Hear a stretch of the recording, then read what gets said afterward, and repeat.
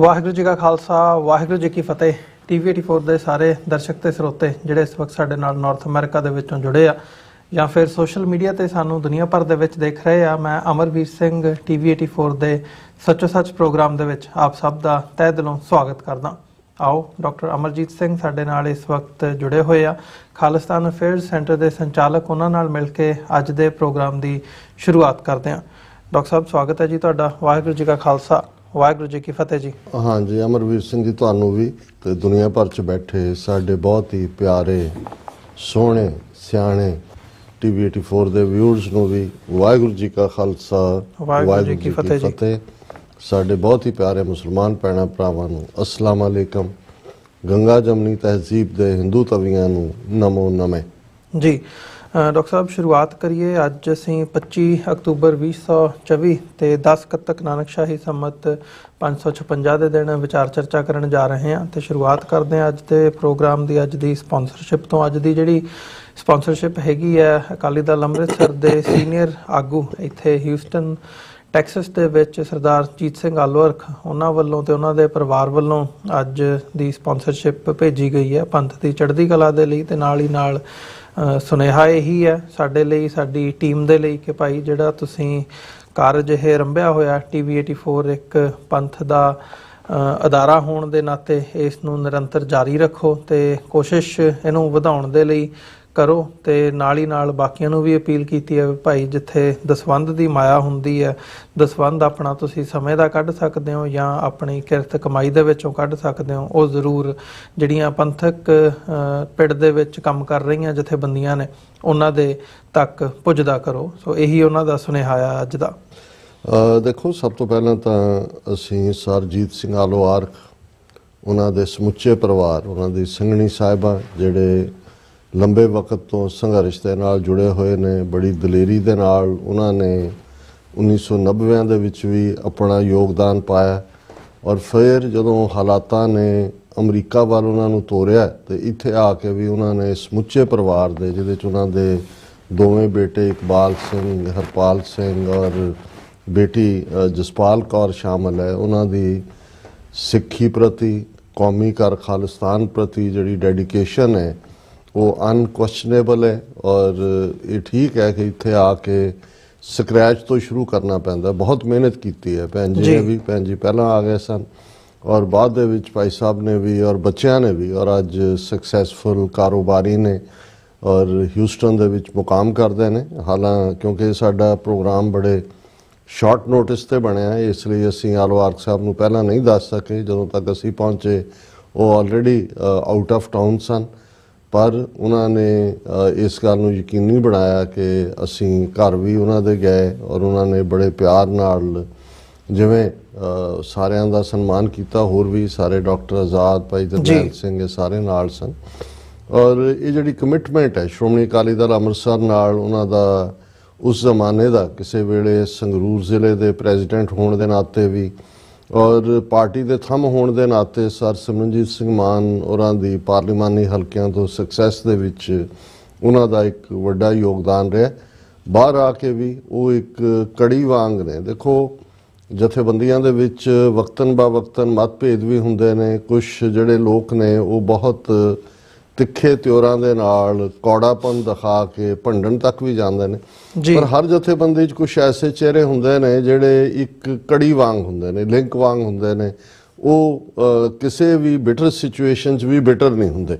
ਔਰ ਮੈਂ ਸਮਝਦਾ ਸਰਜੀਤ ਸਿੰਘ ਆਲੋਆਰਖ ਇੱਕ ਬੜੇ ਨਰਮ ਠੰਡੇ ਸੁਭਾਅ ਦੇ ਪਰ ਕਾਜ਼ ਪ੍ਰਤੀ ਕਮਿਟਡ ਔਰ ਚੰਗੇ ਢੰਗ ਨਾਲ, ਜਿੱਥੇ ਉਹਨਾਂ ਦੀ ਪਾਰਟੀ ਲਾਇਲਟੀ ਜਿਹੜੀ ਹੈ ਉਹ ਮੁਕੰਮਲ ਹੈ, ਉੱਥੇ ਪੰਥਕ ਏਜੰਡੇ ਦੇ ਲਈ ਉਹਨਾਂ ਦੀ ਜਿਹੜੀ ਪਹੁੰਚ ਆ ਓਪਨ ਹੁੰਦੀ ਹੈ। ਅਸੀਂ ਵੀ ਸਮੇਂ-ਸਮੇਂ ਜਿਹੜਾ ਇਸ ਗੱਲ ਨੂੰ ਅਨੁਭਵ ਕੀਤਾ ਹੈ, ਕਿਉਂਕਿ ਜਦੋਂ ਤੁਸੀਂ ਪੰਥਕ ਪਿੜ 'ਚ ਹੁੰਦੇ ਹੋ ਲਗਭਗ 40 ਸਾਲ ਤੋਂ ਜ਼ਿਆਦਾ ਦੇ ਸਮੇਂ ਤੋਂ, ਮੈਂ ਵੀ ਇਹ ਅਨੁਭਵ ਕੀਤਾ ਹੈ ਵੀ ਬੰਦੇ ਉਹੀ ਹੁੰਦੇ ਨੇ। ਕਈ ਵਾਰ ਤੁਹਾਡੇ ਨਾਲ ਉਹ ਨਾਰਾਜ਼ ਵੀ ਹੋ ਜਾਂਦੇ ਨੇ, ਕਿਸੇ ਹੋਰ ਪਾਸੇ ਚਲੇ ਜਾਂਦੇ ਨੇ, ਪਰ ਲੈ ਦੇ ਕੇ ਹਰ ਥਾਂ ਗਿਣੇ ਚੁਣੇ ਲੋਕ ਨੇ, ਉਹਨਾਂ ਦੇ ਵਿੱਚ ਹੀ ਤੁਸੀਂ ਵੱਜਣਾ ਹੁੰਦਾ ਜਾਂ ਉਹਨਾਂ ਨੇ ਤੁਹਾਡੇ 'ਚ ਵੱਜਣਾ ਹੁੰਦਾ ਜੀ। ਸੋ ਉਹਦੇ 'ਤੇ ਮੈਨੂੰ ਹਮੇਸ਼ਾ ਇੱਕ ਸਿਆਣੇ ਬੰਦੇ ਦੀ ਗੱਲ ਕਹੀ ਹਮੇਸ਼ਾ ਯਾਦ ਰਹਿੰਦੀ ਹੈ ਕਿ ਆਪਣੇ ਮੂੰਹੋਂ ਕਦੇ ਵੀ ਐਸਾ ਕੁਝ ਨਾ ਕੱਢੋ ਜਦੋਂ ਤੁਹਾਡੀ ਵਿਗੜ ਜਾਏ ਕਿ ਜਦੋਂ ਤੁਸੀਂ ਦੁਬਾਰਾ ਦੋਸਤ ਬਣੋ ਤੁਹਾਨੂੰ ਆਪਣੀ ਕਈ ਗੱਲ ਤੇ ਸ਼ਰਮਿੰਦਗੀ ਹੋਏ। ਸੋ ਇਸ ਕਿਸਮ ਦਾ ਜਿਹੜਾ ਸਾਂਝਵਾੜਾ ਵਰਤਾਰਾ ਹੈ, ਇਸ ਪੱਖੋਂ ਵੀ ਸਰਜੀਤ ਸਿੰਘ ਆਲੋਆਰਖ ਬਹੁਤ ਹੀ ਆਰਟੀਕੂਲੇਟ ਨੇ, ਔਰ ਅਸੀਂ ਪਿਛਲੇ ਸਮੇਂ 'ਚ ਉਹਨਾਂ ਦੇ ਕੁਝ ਹੈਲਥ ਇਸ਼ੂ ਸਨ, ਪਰ ਇਹਦੇ ਬਾਵਜੂਦ ਉਹਨਾਂ ਦੀ ਪੰਥ ਪ੍ਰਤੀ ਕਮਿਟਮੈਂਟ ਮੁਕੰਮਲ ਰਹੀ, ਔਰ ਹੁਣ ਅਸੀਂ ਆਸ ਵੀ ਕਰਦੇ ਹਾਂ, ਬੇਸ਼ੱਕ ਉਹਨਾਂ ਨਾਲ ਹਿਊਸਟਨ ਮੁਲਾਕਾਤ ਨਹੀਂ ਹੋ ਸਕੀ, ਪਰ ਗੁਰੂ ਗ੍ਰੰਥ ਸਾਹਿਬ ਗੁਰਗੱਦੀ ਦਿਵਸ ਤੇ ਨਗਰ ਕੀਰਤਨ ਦੇ ਸਬੰਧ 'ਚ ਯੂਬਾ ਸਿਟੀ ਉਹਨਾਂ ਨੇ ਵੀ ਆਉਣਾ ਹੈ, ਔਰ ਸ਼੍ਰੋਮਣੀ ਅਕਾਲੀ ਦਲ ਅੰਮ੍ਰਿਤਸਰ ਵੱਲੋਂ ਜਿਹੜੀ ਇੱਕ ਕਾਨਫਰੰਸ ਰੱਖੀ ਹੈ ਉਹਦੇ ਵਿੱਚ ਸਾਨੂੰ ਵੀ ਸੱਦਾ ਦਿੱਤਾ ਗਿਆ, ਔਰ ਉਹਨਾਂ ਦੇ ਨਾਲ ਸਾਡੀ ਮੁਲਾਕਾਤ ਵੀ ਹੋਏਗੀ। ਸਮੁੱਚੇ ਪਰਿਵਾਰ ਦਾ ਬਹੁਤ ਬਹੁਤ ਧੰਨਵਾਦ ਜੀ। ਡਾਕਟਰ ਸਾਹਿਬ, ਹੁਣ ਸਾਡੇ ਅੱਜ ਦੇ ਪਹਿਲੇ ਟੌਪਿਕ ਵੱਲ ਆਈਏ। ਜਦੋਂ ਅਸੀਂ 84 ਤੋਂ ਬਾਅਦ ਦੀ ਸਾਰੇ ਸਿੱਖ ਸੰਘਰਸ਼ ਨੂੰ ਦੇਖਦੇ ਹਾਂ, ਤੇ ਇਹਦੇ ਵਿੱਚ ਹੁਣ ਖਾਸ ਤੌਰ ਤੇ ਜੇ ਪਿਛਲੇ ਦਹਾਕੇ ਦਾ ਟਾਈਮ ਪੀਰੀਅਡ ਦੇਖਣਾ ਹੋਵੇ ਤੇ ਇਹਦੇ ਵਿੱਚ ਬਹੁਤ ਐਮਫੇਸਾਈਜ਼ ਰਿਹਾ ਆ ਵੀ 1984 ਦੇ ਵਿੱਚ ਜਿਹੜੀ ਨਸਲਕੁਸ਼ੀ ਹੋਈ ਹੈ, ਇਹਨੂੰ ਨਸਲਕੁਸ਼ੀ ਵਜੋਂ ਹੀ ਦੇਖਿਆ ਜਾਵੇ। ਇੱਕ ਪਰਸਪੈਕਟਿਵ ਦੀ ਗੱਲ ਹੈ, ਜਾਂ ਇਹ ਕਹ ਲਓ ਵੀ ਨੈਰੇਟਿਵ ਬਿਲਡਿੰਗ ਦੀ ਗੱਲ ਹੈਗੀ ਹੈ। ਜਿਵੇਂ 84 ਦੇ ਵਿੱਚ ਜਾਂ 84 ਤੋਂ ਬਾਅਦ ਇਹਨੂੰ ਉੱਥੇ ਵੀ ਮੀਡੀਆ ਦੇ ਵਿੱਚ ਦੰਗੇ ਕਹਿ ਕੇ ਪ੍ਰਚਾਰਿਆ ਗਿਆ, ਪਰ ਦੰਗੇ ਮਤਲਬ ਦੰਗਿਆਂ ਦੀ ਜਿਹੜੀ ਡੈਫੀਨੇਸ਼ਨ ਅਸੀਂ ਦੇਖਦੇ ਹਾਂ ਉਹ ਉਸ ਹਿਸਾਬ ਨਾਲ ਨਹੀਂ ਬਣਦੀ ਹੈਗੀ ਜਿਸ ਹਿਸਾਬ ਨਾਲ ਇਹ ਇੱਕ ਪਲੈਨਡ ਤਰੀਕੇ ਨਾਲ ਜੈਨੋਸਾਈਡ ਸਿੱਖਾਂ ਦੀ ਕੀਤੀ ਗਈ ਹੈ 84 ਤੋਂ ਬਾਅਦ। ਸੋ ਉਹ ਰੈਕਗਨੀਸ਼ਨ ਨੂੰ ਸਟੈਪ ਬਾਏ ਸਟੈਪ ਅੱਗੇ ਵਧਦਿਆਂ ਅਸੀਂ ਦੇਖਿਆ। ਓਨਟਾਰੀਓ ਦੇ ਵਿੱਚ ਪਹਿਲਾ ਸੂਬਾ ਸੀ ਜਿੱਥੇ ਜਗਮੀਤ ਸਿੰਘ ਵੱਲੋਂ ਜਿਹੜਾ ਇਹ ਰੈਜ਼ੋਲੂਸ਼ਨ ਲਿਆਂਦਾ ਗਿਆ ਉਹ ਸਕਸੈਸਫੁਲ ਨਹੀਂ ਹੋ ਸਕਿਆ। ਉਹ ਤੋਂ ਬਾਅਦ ਬੀਬੀ ਮੱਲੀ ਵੱਲੋਂ ਲਿਆਂਦਾ ਗਿਆ ਤੇ ਉਹ ਸਕਸੈਸਫੁਲ ਹੋਇਆ, ਤੇ ਉਹ ਤੋਂ ਬਾਅਦ ਅਮਰੀਕਾ ਦੇ ਵਿੱਚ ਹੁਣ ਅਸੀਂ ਦੇਖਦੇ ਹਾਂ ਪਿਛਲੇ ਸਾਲਾਂ ਦੇ ਵਿੱਚ ਕਈ ਸਟੇਟਾਂ ਵੱਲੋਂ, ਪੈਨਸਿਲਵੇਨੀਆ, ਕਨੈਟਿਕਟ ਤੋਂ ਲੈ ਕੇ ਕੈਲੀਫੋਰਨੀਆ ਦੇ ਵਿੱਚ ਰੈਜ਼ੋਲੂਸ਼ਨਸ ਪਏ, ਤੇ ਉਹ ਨਿਊ ਜਰਸੀ ਦੇ ਵਿੱਚ ਉਹ ਮੁੜ ਕੇ ਰੈਕਗਨਾਈਜ਼ ਕੀਤਾ ਗਿਆ ਸੂਬਿਆਂ ਦੇ ਵੱਲੋਂ। ਤੇ ਇਹ ਆਸ ਜਾਂ ਇਹਨੂੰ ਦੇਖਿਆ ਜਾ ਰਿਹਾ ਸੀ ਵੀ ਇਹ ਹੌਲੀ ਹੌਲੀ ਗੱਲ ਅੱਗੇ ਵਧਦੀ, ਇਵੈਂਚੁਅਲੀ ਇਹ ਇਸ ਲੈਵਲ ਤੱਕ ਜਾਵੇ ਕਿ ਭਾਈ ਕਿਸੇ ਮੁਲਕ ਵੱਲੋਂ ਵੀ ਜਿਹੜੀ ਫੈਡਰਲ ਲੈਵਲ ਦੇ ਉੱਤੇ ਵੀ ਰੈਕਗਨੀਸ਼ਨ ਮਿਲੇ। ਸੋ ਅੱਜ ਦੀ ਜਿਹੜੀ ਇੱਕ ਅਹਿਮ ਖਬਰ ਅਸੀਂ ਪਹਿਲੀ ਇਹਨੂੰ ਅਸੀਂ ਇਹ ਵੀ ਕਹਿ ਸਕਦੇ ਹਾਂ ਵੀ ਬ੍ਰੇਕ ਕਰਨ ਜਾ ਰਹੇ ਹਾਂ ਇਸ ਲੈਵਲ ਦੇ ਉੱਤੇ ਕਿ ਅਮਰੀਕਾ ਦੇ ਵਿੱਚ ਉਹ ਜਿਹੜਾ ਰੈਜ਼ੋਲੂਸ਼ਨ ਹੈ ਉਹ ਆ ਗਿਆ ਆ।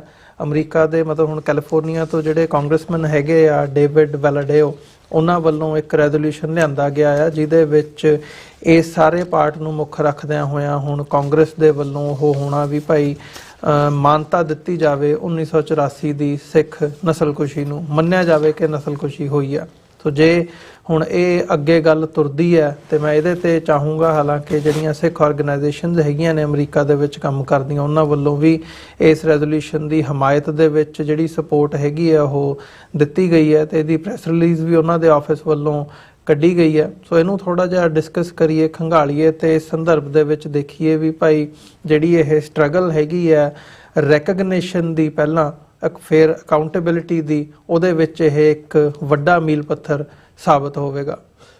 ਦੇਖੋ ਅਮਰਵੀਰ ਸਿੰਘ ਜੀ, ਤੁਸੀਂ ਬਹੁਤ ਖੂਬਸੂਰਤ ਅੰਦਾਜ਼ ਦੇ ਵਿੱਚ ਇਸ ਅੱਜ ਦੀ ਖਬਰ ਨੂੰ TV 84 ਦੇ ਮਾਧਿਅਮ ਰਾਹੀਂ ਸਿੱਖ ਜਗਤ ਤੱਕ ਪਹੁੰਚਾਇਆ। ਸ਼ਾਇਦ ਸਾਡਾ ਇਹ ਪਹਿਲਾ ਚੈਨਲ ਹੋਏਗਾ ਕਿਉਂਕਿ ਇਹ ਅੱਜ ਹੀ ਰੈਜ਼ੋਲੂਸ਼ਨ ਇੰਟਰੋਡਿਊਸ ਹੋਇਆ US ਕਾਂਗਰਸ ਦੇ ਵਿੱਚ। ਅਸੀਂ ਇਸ ਬਾਰੇ ਵੀ ਗੱਲਬਾਤ ਕਰਾਂਗੇ, ਲੇਕਿਨ ਇਹਦੇ 'ਚ ਕੋਈ ਸ਼ੱਕ ਨਹੀਂ ਹੈ, ਜਿਵੇਂ ਤੁਸੀਂ ਇਸ ਦੇ ਪ੍ਰੀਐਂਬਲ ਜਾਂ ਭੂਮਿਕਾ ਦੇ ਵਿੱਚ ਕਿਹਾ ਕਿ ਜਦੋਂ ਕੋਈ ਮਾਈਨੋਰਿਟੀ ਨੇਸ਼ਨ ਔਰ ਖ਼ਾਸ ਤੌਰ ਤੇ ਘੱਟ ਗਿਣਤੀ ਇੱਕ ਬਹੁ ਗਿਣਤੀ ਦੇ ਜ਼ਬਰ ਦਾ ਸ਼ਿਕਾਰ ਹੁੰਦੀ ਹੈ, ਔਰ ਇਸ ਨੂੰ ਹੁਣ ਈਵਨ ਯੂਨਾਈਟਿਡ ਨੇਸ਼ਨਸ ਨੇ ਆਪਣੇ ਜਿਹੜੀ ਇੱਕ ਉਹਨਾਂ ਦੀ ਪ੍ਰਵਾਨਿਤ ਡੈਫੀਨੇਸ਼ਨ ਹੈ ਜੈਨੋਸਾਈਡ ਦੀ ਜੀ, ਉਸ ਦੇ 10 ਸਟੈਪ ਦਿੱਤੇ ਹੋਏ ਨੇ, ਔਰ ਉਹਨਾਂ 10 ਸਟੈਪਸ ਦੇ ਵਿੱਚ ਜਿਹੜਾ ਇੱਕ ਸਟੈਪ ਜਿਹੜਾ ਖਾਸ ਤੌਰ ਤੇ ਅੱਜ ਦੇ ਇਸ ਰੈਜ਼ੋਲੂਸ਼ਨ ਦੇ ਨਾਲ ਸੰਬੰਧਿਤ ਹੈ ਉਹ ਹੈ ਡਿਨਾਇਲ।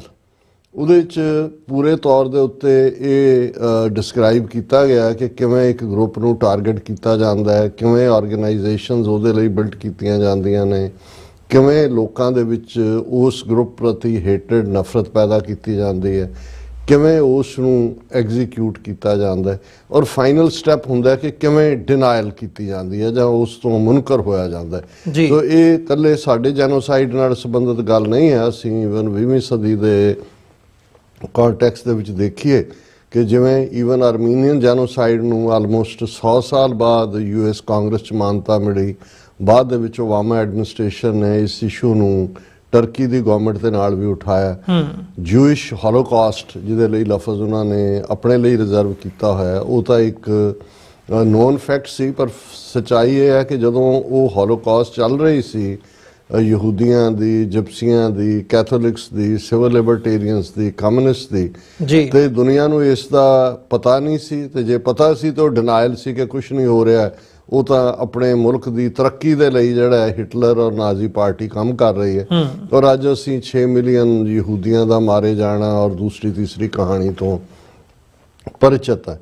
ਇਸੇ ਤਰੀਕੇ ਨਾਲ ਈਵਨ ਅਮਰੀਕਾ ਜਿਸ ਮੁਲਕ 'ਚ ਅਸੀਂ ਬੈਠੇ ਹਾਂ, ਇੱਥੋਂ ਦੇ ਜਿਹੜੇ ਮੂਲ ਨਿਵਾਸੀ ਜਿਨ੍ਹਾਂ ਨੂੰ ਨੇਟਿਵ ਅਮਰੀਕਨਸ ਕਿਹਾ ਜਾਂਦਾ, ਹੁਣ ਕਦੇ ਰੈੱਡ ਇੰਡੀਅਨਸ ਕਿਹਾ ਜਾਂਦਾ ਸੀ, ਉਹਨਾਂ ਦਾ ਜੇ ਤੁਸੀਂ ਕਦੇ ਬਿਰਤਾਂਤ ਜਾਂ ਉਹਨਾਂ ਦੇ ਨਾਲ ਰਿਲੇਟਡ ਹਿਸਟਰੀ ਦੇਖੋ ਤਾਂ ਕੰਬਣੀ ਛੱਡਣ ਵਾਲੀ ਸਿਚੁਏਸ਼ਨ ਹੁੰਦੀ ਹੈ ਕਿ ਕਿਵੇਂ ਸਿਸਟਮੈਟਿਕਲੀ ਈਵਨ 19ਵੀਂ ਸਦੀ ਦੇ ਐਂਡ ਤੱਕ ਜਾਂ 20ਵੀਂ ਸਦੀ ਦੀ ਬਿਗਨਿੰਗ ਤੱਕ ਉਹਨਾਂ ਨੂੰ ਡਿਸਪੋਜ਼ੈਸ ਕੀਤਾ ਜਾਂਦਾ ਰਿਹਾ, ਉਹਨਾਂ ਦੀਆਂ ਜ਼ਮੀਨਾਂ ਤੋਂ ਕਿਵੇਂ ਮਿੱਥ ਕੇ ਉਹਨਾਂ ਨੂੰ ਜਿਹੜਾ ਹੈ ਉਹ ਫਿਨਿਸ਼ ਕੀਤਾ ਗਿਆ। ਔਰ ਇਹੀ ਕਹਾਣੀ ਆਸਟ੍ਰੇਲੀਆ ਦੇ ਐਬੋਰੀਜਨਲਸ ਔਰ ਭਾਰਤ ਦੇ ਵੀ ਨਿਊਜ਼ੀਲੈਂਡ ਦੇ ਮੌਰੀਜ਼ ਔਰ ਭਾਰਤ ਦੇ ਵਿੱਚ ਵੀ ਆਲਰੇਡੀ ਜੇ ਤੁਸੀਂ ਦੇਖੋਗੇ ਕਿ ਕਿਸ ਕਿਸਮ ਦੇ ਨਸਲ ਘਾਤ ਜਿਹੜੇ ਇਹਨਾਂ 76-77 ਸਾਲਾਂ 'ਚ ਇਹਨਾਂ ਨੇ ਕੀਤੇ ਨੇ ਇੰਡੀਅਨ ਰਜੀਮ ਨੇ। ਪਰ ਅੱਜ ਅਸੀਂ ਕਿਉਂਕਿ ਸਿੱਖ ਨਸਲਕੁਸ਼ੀ ਦੇ ਹਵਾਲੇ ਨਾਲ ਗੱਲ ਕਰ ਰਹੇ, ਸੋ ਜਦੋਂ ਅਸੀਂ ਅੱਜ ਦੇ ਇਸ ਵਰੇ 'ਚੋਂ ਗੁਜ਼ਰ ਰਹੇ ਹਾਂ 2024 'ਚੋਂ, ਇਹ 40ਵਾਂ ਵਰਾ ਹੈ ਦੋਵੇਂ ਪਾਸਿਓਂ। ਇੱਕ ਪਾਸੇ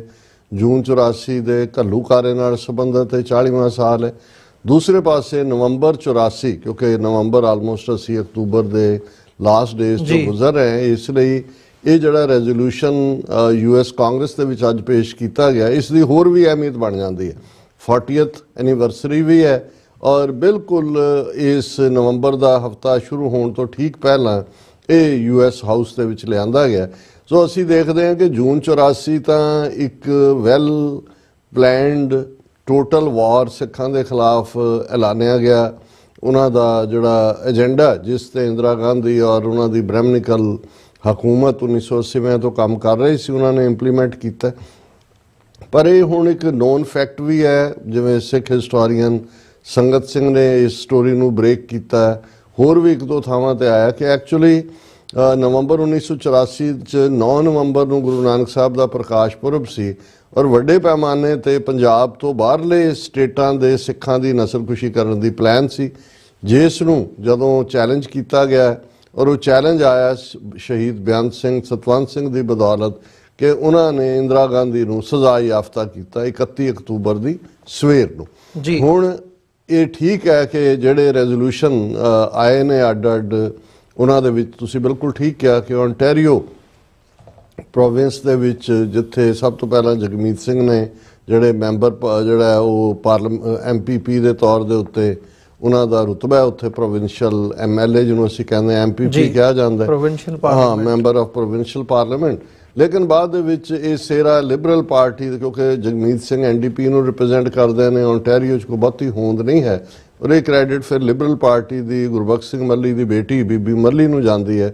ਗੁਰਬਖਸ਼ ਸਿੰਘ ਮੱਲੀ ਵੀ ਸ਼ਾਇਦ 3 ਟਾਈਮ ਜਾਂ 4 ਟਾਈਮ MP ਰਹੇ ਨੇ, ਜੋ ਉਹਨਾਂ ਨੇ ਇੰਟਰੋਡਿਊਸ ਕਰਵਾਇਆ ਔਰ ਈਵਨ ਕੰਜ਼ਰਵੇਟਿਵ ਪਾਰਟੀ ਦੇ ਵੀ MLAs ਨੇ ਜਾਂ MPPs ਨੇ ਹਮਾਇਤ ਕੀਤੀ, ਜਗਮੀਤ ਸਿੰਘ ਨੇ ਵੀ ਕੀਤੀ ਔਰ ਪਾਸ ਹੋਇਆ। ਅਮਰੀਕਾ ਦੇ ਵਿੱਚ ਇਹ ਬੜੀ ਤੇਜ਼ੀ ਦੇ ਨਾਲ, ਔਰ ਇਹ ਮੈਂ ਕ੍ਰੈਡਿਟ ਨਿਊ ਜਰਸੀ ਦੇ ਆਪਣੇ ਵੀਰਾਂ ਭੈਣਾਂ ਨੂੰ ਦਿੰਦਾ ਕਿ ਉਹਨਾਂ ਨੇ ਜਿਹੜੀ ਇੱਕ ਸਟੈਂਡਰਡ ਲੈਂਗੁਏਜ ਸੈੱਟ ਕੀਤੀ, ਕਿਉਂਕਿ ਇੱਕ ਤਾਂ ਕੈਜੂਅਲਟੀਜ਼ ਦੀ ਗੱਲ ਸੀ, ਕਿਉਂਕਿ ਭਾਰਤੀ ਸਟੇਟ ਨੇ ਤਾਂ ਦਿੱਲੀ ਦੇ ਵਿੱਚ ਆਲਮੋਸਟ 4000 ਕਿਲਿੰਗ ਤੇ ਬਾਕੀ ਸਾਰਿਆਂ 'ਚ ਮੜੂ ਕੇ 500-700, ਕੋਈ ਕਾਨਪੁਰ ਇੱਧਰ ਉੱਧਰ 5000 ਦੀ ਫਿਗਰ ਵੀ ਕ੍ਰਾਸ ਨਹੀਂ ਕੀਤੀ ਜੀ, ਜਦੋਂ ਕਿ 30000 ਦੇ ਕਰੀਬ ਸਿੱਖ ਭਾਰਤ ਦੇ ਆਲਮੋਸਟ ਹਰ ਸੂਬੇ ਦੇ ਵਿੱਚ, ਔਰ ਉਹਦੇ 'ਚੋਂ ਕੁਛ ਦਾ ਅਸੀਂ ਜ਼ਿਕਰ ਕਰਾਂਗੇ ਜਿਸ ਦਾ ਇਸ ਰੈਜ਼ੋਲੂਸ਼ਨ 'ਚ ਵੀ ਜ਼ਿਕਰ ਹੈ।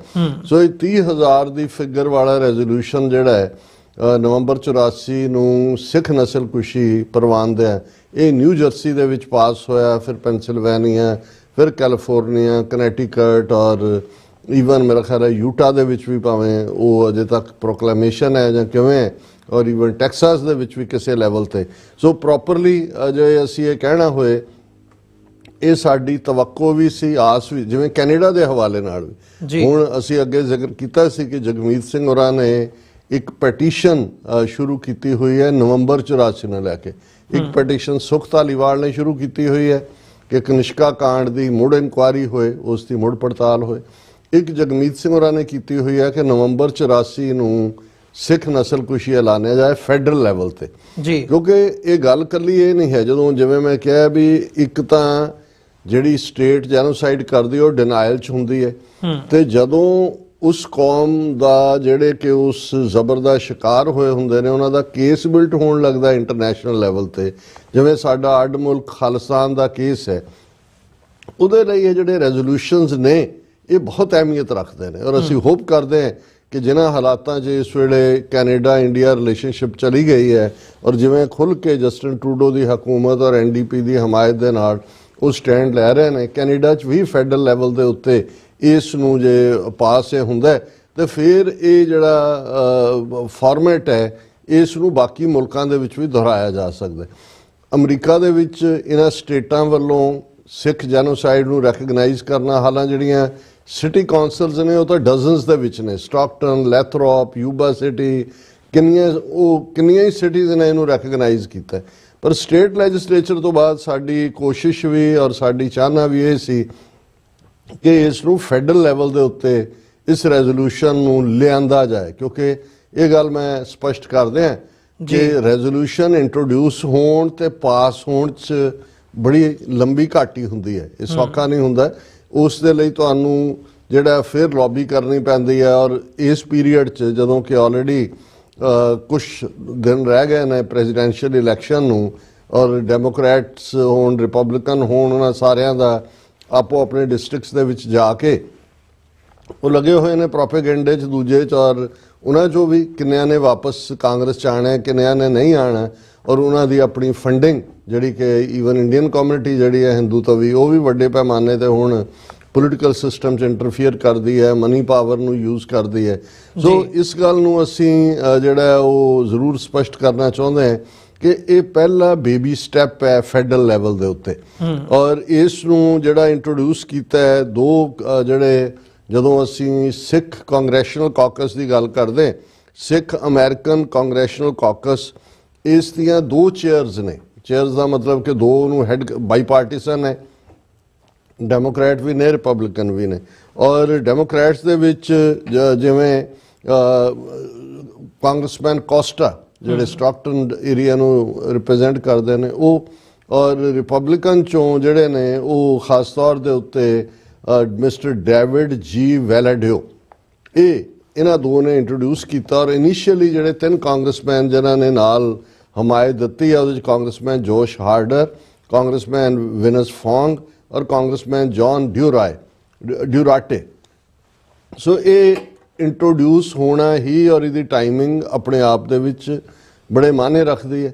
ਔਰ ਦੂਸਰੀ ਗੱਲ ਅਹਿਮੀਅਤ ਵਾਲੀ, ਅਕਸਰ ਇੱਕ ਤਬਕਾ ਜਦੋਂ ਵੀ ਅਸੀਂ ਟਰੈਵਲ ਵੀ ਕਿਤੇ ਕਰਦੇ ਹਾਂ, ਜਿਵੇਂ ਹਾਲ ਵਿੱਚ ਅਸੀਂ ਯੂਰਪ 'ਚ ਸੀ, ਉਸ ਤੋਂ ਪਹਿਲਾਂ UK 'ਚ ਸੀ, ਅਮਰੀਕਾ ਕੈਨੇਡਾ 'ਚ ਵੀ ਇਹ ਗੱਲ ਅਕਸਰ ਸੁਣਨ ਨੂੰ ਮਿਲਦੀ ਹੈ ਕਿ ਜੀ ਸਿੱਖ ਜਥੇਬੰਦੀਆਂ ਜਾਂ ਸਿੱਖ ਆਪਸ 'ਚ ਇਕੱਠੇ ਕਿਉਂ ਨਹੀਂ ਹੁੰਦੇ। ਪਰ ਮੇਰਾ ਹਮੇਸ਼ਾ ਇਹ ਕਹਿਣਾ ਹੁੰਦਾ ਕਿ ਦੇਖੋ, ਤੁਸੀਂ ਕੋਈ ਐਸੀ ਵੱਡੀ ਮੰਜੀ ਨਹੀਂ ਬਣਾ ਸਕਦੇ ਜਿਹਦੇ ਤੇ ਤੁਸੀਂ 35 ਮਿਲੀਅਨ ਸਿੱਖਾਂ ਨੂੰ ਬਿਠਾਉਣਾ। ਹਾਂ, ਅਸੀਂ ਇੰਨੀ ਅੰਡਰਸਟੈਂਡਿੰਗ ਪੈਦਾ ਕਰ ਲਈਏ ਕਿ ਆਪੋ ਆਪਣੀਆਂ ਭਾਵੇਂ ਮਿਸਲਾਂ ਦੇ ਝੰਡਿਆਂ ਵਾਂਗ ਝੰਡੇ ਵੀ ਅੱਡ ਹੋਣ, ਆਪੋ ਆਪਣੇ ਫੀਲਡਸ ਦੇ ਵਿੱਚ ਜੋ ਕੰਮ ਕਰਦਾ ਉਹ ਕਰਦਾ ਰਹੇ, ਲੇਕਿਨ ਜਿਹੜੇ ਸਾਡੇ ਕਾਮਨ ਇੰਟਰਸਟ ਦੇ ਇਸ਼ੂ ਨੇ ਉਹਨਾਂ ਦੇ ਵਿੱਚ ਅਸੀਂ ਸਿਰ ਜੋੜ ਕੇ ਬੈਠੀ। ਔਰ ਮੈਂ ਸਮਝਦਾ ਵੀ ਇਸ ਰੈਜ਼ੋਲੂਸ਼ਨ ਦੇ ਇੰਟਰੋਡਿਊਸ ਹੋਣ ਤੋਂ ਪਹਿਲਾਂ ਖਾਸ ਤੌਰ ਤੇ ਜਿਹੜਾ ਕਾਂਗਰਸਮੈਨ ਵੈਲਾਡਿਓ ਦੇ ਦਫ਼ਤਰ ਵੱਲੋਂ ਪ੍ਰੈਸ ਰਿਲੀਜ਼ ਜਾਰੀ ਕੀਤੀ ਗਈ, ਉਸ ਨੇ ਸਾਨੂੰ ਬੜੀ ਸਟਰੈਂਥ ਦਿੱਤੀ ਹੈ, ਕਿਉਂਕਿ ਜਿੰਨੀਆਂ ਹਿਊਮਨ ਰਾਈਟਸ, ਪੋਲੀਟੀਕਲ ਔਰ ਹਿਊਮਨ ਡਿਵੈਲਪਮੈਂਟ ਨਾਲ ਸੰਬੰਧਿਤ ਪ੍ਰੋਮੀਨੈਂਟ ਆਰਗੇਨਾਈਜੇਸ਼ਨਸ ਨੇ, ਹਾਲਾਂਕਿ ਇਹ ਨਹੀਂ ਹੈ ਵੀ ਸਾਰੀਆਂ ਇਹਦੇ 'ਚ ਆ ਗਈਆਂ, ਬਹੁਤ ਸਾਰੀਆਂ ਨਹੀਂ ਨੇ, ਲੇਕਿਨ ਜਿਹੜਾ ਨੇ ਆਪਣੀ ਪਛਾਣ ਵੀ ਬਣਾਈ ਹੈ ਔਰ ਜਿਹੜੀਆਂ ਵਿਦਨ US ਕਾਂਗਰਸ ਲੌਬੀ ਦੇ ਲਿਹਾਜ਼ ਨਾਲ ਮੈਟਰ ਕਰਦੀਆਂ ਨੇ, ਉਹਨਾਂ ਨੇ ਇਸ ਰੈਜ਼ੋਲੂਸ਼ਨ ਨੂੰ ਫੁੱਲੀ ਬੈਕ ਕੀਤਾ। ਔਰ ਇਹ ਗੱਲ ਮੈਂ ਨਹੀਂ ਕਹਿ ਰਿਹਾ, ਇਹ ਕਾਂਗਰਸਮੈਨ ਵੈਲਾਡਿਓ ਦੇ ਆਫਿਸ ਵੱਲੋਂ ਜਾਰੀ ਪ੍ਰੈਸ ਰਿਲੀਜ਼ ਦੇ ਵਿੱਚ ਕਿਹਾ ਗਿਆ। ਔਰ ਇਸ ਦੇ ਵਿੱਚ ਮੁੱਖ ਤੌਰ ਤੇ ਜਿਹੜੀਆਂ ਜਥੇਬੰਦੀਆਂ ਨੇ ਇਹ ਰੈਜ਼ੋਲੂਸ਼ਨ ਇੰਟਰੋਡਿਊਸ ਕਰਵਾਉਣ 'ਚ ਔਰ ਪਾਸ ਜਿਹੜਾ ਪੇਸ਼ ਕਰਾਉਣ 'ਚ ਰੋਲ ਅਦਾ ਕੀਤਾ, ਉਹਨਾਂ 'ਚ ਅਮਰੀਕਨ ਗੁਰਦੁਆਰਾ ਪ੍ਰਬੰਧਕ ਕਮੇਟੀ ਹੈ, ਔਰ ਅਮਰੀਕਨ ਗੁਰਦੁਆਰਾ ਪ੍ਰਬੰਧਕ ਕਮੇਟੀ ਦੇ ਐਕਟਿੰਗ ਪ੍ਰਧਾਨ ਭਾਈ ਗੁਰਦੇਵ ਸਿੰਘ ਕਲਾਮਾਜ਼ੂ ਮਿਸ਼ੀਗਨ ਉਹਨਾਂ ਦੀ ਸਟੇਟਮੈਂਟ ਵੀ ਜਿਹੜੀ ਹੈ ਇਸ ਪ੍ਰੈਸ ਰਿਲੀਜ਼ ਦਾ ਹਿੱਸਾ ਹੈ। ਇਸੇ ਤਰ੍ਹਾਂ ਅਮਰੀਕਨ ਸਿੱਖ ਕਾਕਸ ਕਮੇਟੀ ਹੈ ਜਿਸ ਦੇ ਕੋਆਰਡੀਨੇਟਰ ਡਾਕਟਰ ਪ੍ਰਿਤਪਾਲ ਸਿੰਘ ਹੋਰਾਂ ਦਾ ਕਮੈਂਟ ਵੀ ਇਸ ਸਟੇਟਮੈਂਟ ਦਾ ਹਿੱਸਾ ਹੈ। ਇਸੇ ਤਰ੍ਹਾਂ ਇਨਸਾਫ ਜਿਨ੍ਹਾਂ ਨੇ ਪੰਜਾਬ ਦੇ ਵਿੱਚ ਬਹੁਤ ਵਧੀਆ ਕੰਮ ਕੀਤਾ ਹੈ, ਜਿੱਥੇ ਕਿ ਉਹਨਾਂ ਨੇ ਡਾਟਾ ਕਲੈਕਸ਼ਨ ਦੇ ਵਿੱਚ ਔਰ ਜਿਹੜੇ ਪੁਲਿਸਮੈਨ ਪੰਜਾਬ 'ਚ ਸਿੱਖ ਕਿਲਿੰਗ ਦੇ ਵਿੱਚ ਇਨਵੋਲਵ ਰਹੇ ਉਹਨਾਂ ਪ੍ਰਤੀ ਬਹੁਤ ਸਾਰੀ ਜਾਣਕਾਰੀ ਉਹਨਾਂ ਨੇ ਜੁਟਾਈ ਹੈ। ਉਹਨਾਂ ਦੇ ਵੀ ਜਿਹੜੇ ਡਾਇਰੈਕਟਰ ਨੇ ਉਹਨਾਂ ਦਾ ਕਮੈਂਟ ਹੈ ਜੈਕਾਰਾ ਮੂਵਮੈਂਟ। ਜੈਕਾਰਾ ਮੂਵਮੈਂਟ ਬੇਸ਼ੱਕ ਇੱਕ ਕੈਂਪ ਮੂਵਮੈਂਟ ਦੇ ਤੌਰ ਤੇ ਜਿੰਨਾ ਮੇਰੇ ਮਾਈਂਡ ਸੀ ਯੰਗਸਟਰਸ ਦੀ ਸ਼ੁਰੂਆਤ ਹੋਈ, ਪਰ ਹੁਣ ਅੱਗੇ ਵੱਧਦੇ ਜਿਹੜੀ ਇੱਕ ਐਕਟੀਵਿਟੀ ਜਿਹਦਾ ਅਸੀਂ ਨੈਕਸਟ ਵੀਕ 'ਚ ਡਿਟੇਲ 'ਚ ਜ਼ਿਕਰ ਕਰਾਂਗੇ ਕਿ ਜੈਕਾਰਾ ਮੂਵਮੈਂਟ ਨੇ ਈਵਨ ਇਸ 40ਵੀਂ ਐਨੀਵਰਸਰੀ ਦੇ ਮੌਕੇ ਘੱਲੂਘਾਰਾ 84 ਦੀ ਇੱਕ ਇਨਸਾਫ ਮਾਰਚ ਵੀ ਸ਼ੁਰੂ ਕੀਤਾ ਹੋਇਆ, ਜਿਹੜਾ ਉਹਨਾਂ ਅੱਡ ਸ਼ਹਿਰਾਂ 'ਚੋਂ ਗੁਜ਼ਰਦਾ ਹੋਇਆ ਜਿੱਦਣ ਅਸੀਂ ਲੈਂਡ ਕਰਨਾ ਹੈ ਕੈਲੀਫੋਰਨੀਆ, ਉਸ ਤੋਂ ਅਗਲੇ ਦਿਨ ਫਰਾਈਡੇ ਵਾਲੇ ਦਿਨ ਸ਼ਾਇਦ 31 ਅਕਤੂਬਰ ਹੈ ਜਾਂ 1 ਨਵੰਬਰ ਹੈ, ਮੈਨੂੰ ਡੇਟ ਯਾਦ, ਉਦਨ ਸੈਕਰਾਮੈਂਟੋ ਕੈਪੀਟਲ ਉਹਨਾਂ ਨੇ ਐਂਡ ਕਰਨਾ ਹੈ ਔਰ ਉਹ ਗੁਰਦੁਆਰਿਆਂ 'ਚੋਂ ਪੈਦਲ ਬਹੁਤ ਸਾਰੇ ਨੌਜਵਾਨ ਬੱਚੇ ਬੱਚੀਆਂ ਮਾਰਚ ਕਰ ਰਹੇ ਨੇ, ਅੱਡ ਗੁਰਦੁਆਰਿਆਂ 'ਚੋਂ ਪੜਾਅ ਕਰਦੇ ਨੇ ਔਰ ਫਿਰ ਜਿਹੜਾ ਹੈ ਉਹ ਅੱਗੇ ਵੱਧਦੇ ਨੇ। ਸੋ ਇਹ ਕਈ ਦਿਨਾਂ ਤੋਂ ਮਾਰਚ ਚੱਲ ਰਿਹਾ, ਸੋ ਅਸੀਂ ਵੀ ਉਸ ਦੇ ਵਿੱਚ ਸ਼ਮੂਲੀਅਤ ਕਰਾਂਗੇ। ਫਾਈਨਲ ਡੇ ਜਿੱਦਣ ਸੈਕਰਾਮੈਂਟੋ ਕੈਪੀਟਲ ਦੇ ਉੱਤੇ ਜਿਹੜੀ ਕੈਲੀਫੋਰਨੀਆ ਦੀ ਕੈਪੀਟਲ ਹੈ 10 ਵਜੇ ਤੋਂ 2 ਵਜੇ ਤੱਕ ਓਪਨ, ਜਿਹਦੇ 'ਚ ਲਾਅ ਮੇਕਰ ਆ ਕੇ ਐਡਰੈਸ ਵੀ ਕਰਨਗੇ ਔਰ ਕਮਿਊਨਿਟੀ ਲੀਡਰ ਵੀ ਕਰਨਗੇ। ਸੋ ਉਹਨਾਂ ਨੇ ਵੀ ਜੈਕਾਰਾ ਨੇ ਵੀ ਇਸ ਰੈਜ਼ੋਲੂਸ਼ਨ ਨੂੰ ਐਂਡੋਰਸ ਕੀਤਾ ਹੈ। Sikh American legal defense and education fund ਜਿਸ ਨੂੰ ਸੈਲਡੈਫ ਕਹਿੰਦੇ ਨੇ, ਹਾਲਾਂ ਬਹੁਤ ਵਾਰ ਜਿਹੜੀ ਸੈਲਡੈਫ ਦੀ ਪੋਜੀਸ਼ਨ ਰਹੀ ਹੈ ਪਿਛਲੇ ਸਾਰੇ ਪੀਰੀਅਡ 'ਚ ਨਾਨ ਪੋਲੀਟੀਕਲ, ਉਹਨਾਂ ਨੇ ਵਿਦਨ ਅਮਰੀਕਾ ਉਹ FBI ਨਾਲ ਮਿਲ ਕੇ ਕੰਮ ਕਰਦੇ ਨੇ, ਡਾਟਾ ਕਲੈਕਸ਼ਨ ਦਾ ਹੈ, ਹੀਟ ਕ੍ਰਾਈਮ ਦੇ ਉੱਤੇ ਹੈ, ਬਟ ਬਹੁਤ ਵਾਰ ਉਹ ਜਦੋਂ ਕੋਈ ਪੋਲੀਟੀਕਲ ਕੰਟੈਂਟ ਵਾਲੀ ਗੱਲ ਆਉਂਦੀ ਹੈ ਤਾਂ ਡਿਸਕਸ ਕਰਦੇ ਨੇ। ਪਰ ਇਹ ਬਹੁਤ ਚੰਗੀ ਗੱਲ ਹੈ ਕਿ ਹੁਣ ਜਦੋਂ ਨਵੰਬਰ 84 ਜਾਂ ਜੂਨ 84 ਨਸਲਕੁਸ਼ੀ ਦੀ ਗੱਲ ਆਉਂਦੀ ਹੈ ਤੇ ਇਹ ਜਿਹੜੇ ਨੇ ਸਾਰੇ ਉਸ ਦਾ ਹਿੱਸਾ ਬਣੇ ਨੇ। ਇਸੇ ਤਰ੍ਹਾਂ ਸਿੱਖ ਕੋਲੀਸ਼ਨ, ਹੁਣ ਸਿੱਖ ਕੋਲੀਸ਼ਨ ਬਹੁਤ ਪਾਵਰਫੁਲ ਖਾਸ ਤੌਰ ਤੇ ਲੀਗਲ ਡਿਫੈਂਸ ਦੇ ਲਈ ਇਹਨਾਂ ਦਾ ਆਪਣਾ ਕੰਮ ਕਰਨ ਦਾ ਢੰਗ ਹੈ। ਉਸਨੇ ਆਪਣਾ ਜਲਵਾ ਵੀ ਦਿਖਾਇਆ ਹੋਇਆ ਬਹੁਤ ਵਾਰ, ਜਿਹੜੇ ਹੇਟ ਕ੍ਰਾਈਮ ਨਾਲ ਸੰਬੰਧਿਤ ਜਾਂ ਜਿਹੜੀਆਂ people's union of civil liberties or PUCL ਇਹਨਾਂ ਸਾਰਿਆਂ ਦੇ ਨਾਲ ਮਿਲ ਕੇ ਉਹਨਾਂ ਨੇ ਵੀ ਇਸ ਨੂੰ ਇੰਟਰੋਡਿਊਸ ਕੀਤਾ ਹੈ।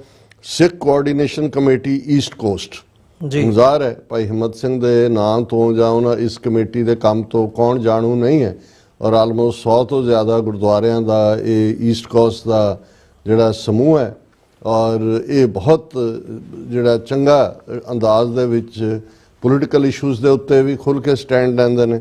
ਔਰ ਯੂਨਾਈਟਿਡ ਸਿੱਖਸ ਜਿਨ੍ਹਾਂ ਦੇ ਆਲਮੋਸਟ ਜੇ ਮੈਂ ਗਲਤ ਨਾ ਹੋਵਾਂ 12-13 ਮੁਲਕਾਂ ਦੇ ਵਿੱਚ ਆਪਣੇ ਚੈਪਟਰ ਨੇ, ਯੂਨਾਈਟਿਡ ਨੇਸ਼ਨਸ ਦੀ ਰੈਕਗਨਾਈਜ਼ਡ NGO ਹੈ ਇੰਟਰਨੈਸ਼ਨਲ ਲੈਵਲ ਦੇ ਉੱਤੇ। ਈਵਨ ਅਸੀਂ ਜੇ ਯੂਕਰੇਨ ਦੀ ਜਦੋਂ ਗੱਲ ਕਰਦੇ ਹਾਂ ਤਾਂ ਈਵਨ ਉਹਨਾਂ ਦੇ ਲਾਅ ਮੇਕਰਸ ਨੂੰ ਇੱਕੋ ਹੀ, ਸਿੱਖਾਂ ਦੀ ਜਦੋਂ ਗੱਲ ਹੁੰਦੀ ਤਾਂ ਉਹਨਾਂ ਨੂੰ ਯੂਨਾਈਟਿਡ ਸਿੱਖਸ ਦਾ ਹੀ ਪਤਾ ਹੈ। ਹੁਣ ਵੀ ਜਿੱਥੇ ਸਾਊਥ ਅਮਰੀਕਾ 'ਚ ਜਾਂ ਜਿੱਥੇ ਵੀ ਕੋਈ ਟਾਈਫੂਨ ਜਾਂ ਕੋਈ ਇਸ ਕਿਸਮ ਦੀ ਕੁਦਰਤੀ ਵਿਪਦਾ ਆਉਂਦੀ ਹੈ ਸਭ ਤੋਂ ਪਹਿਲਾਂ ਹੁੰਦੇ ਨੇ।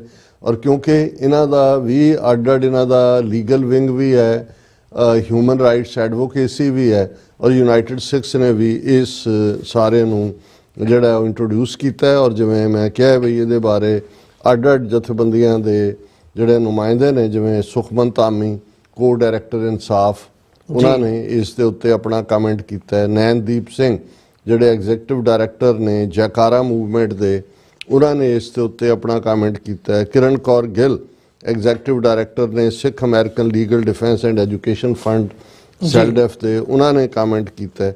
ਇਸੇ ਤਰ੍ਹਾਂ ਹਰਮਨ ਸਿੰਘ ਐਗਜ਼ੀਕਟਿਵ ਡਾਇਰੈਕਟਰ ਨੇ ਸਿੱਖ ਕੋਲੀਸ਼ਨ ਦੇ, ਉਹਨਾਂ ਨੇ ਰੈਜ਼ੋਲੂਸ਼ਨ ਨੂੰ ਐਂਡੋਰਸ ਕੀਤਾ ਹੈ।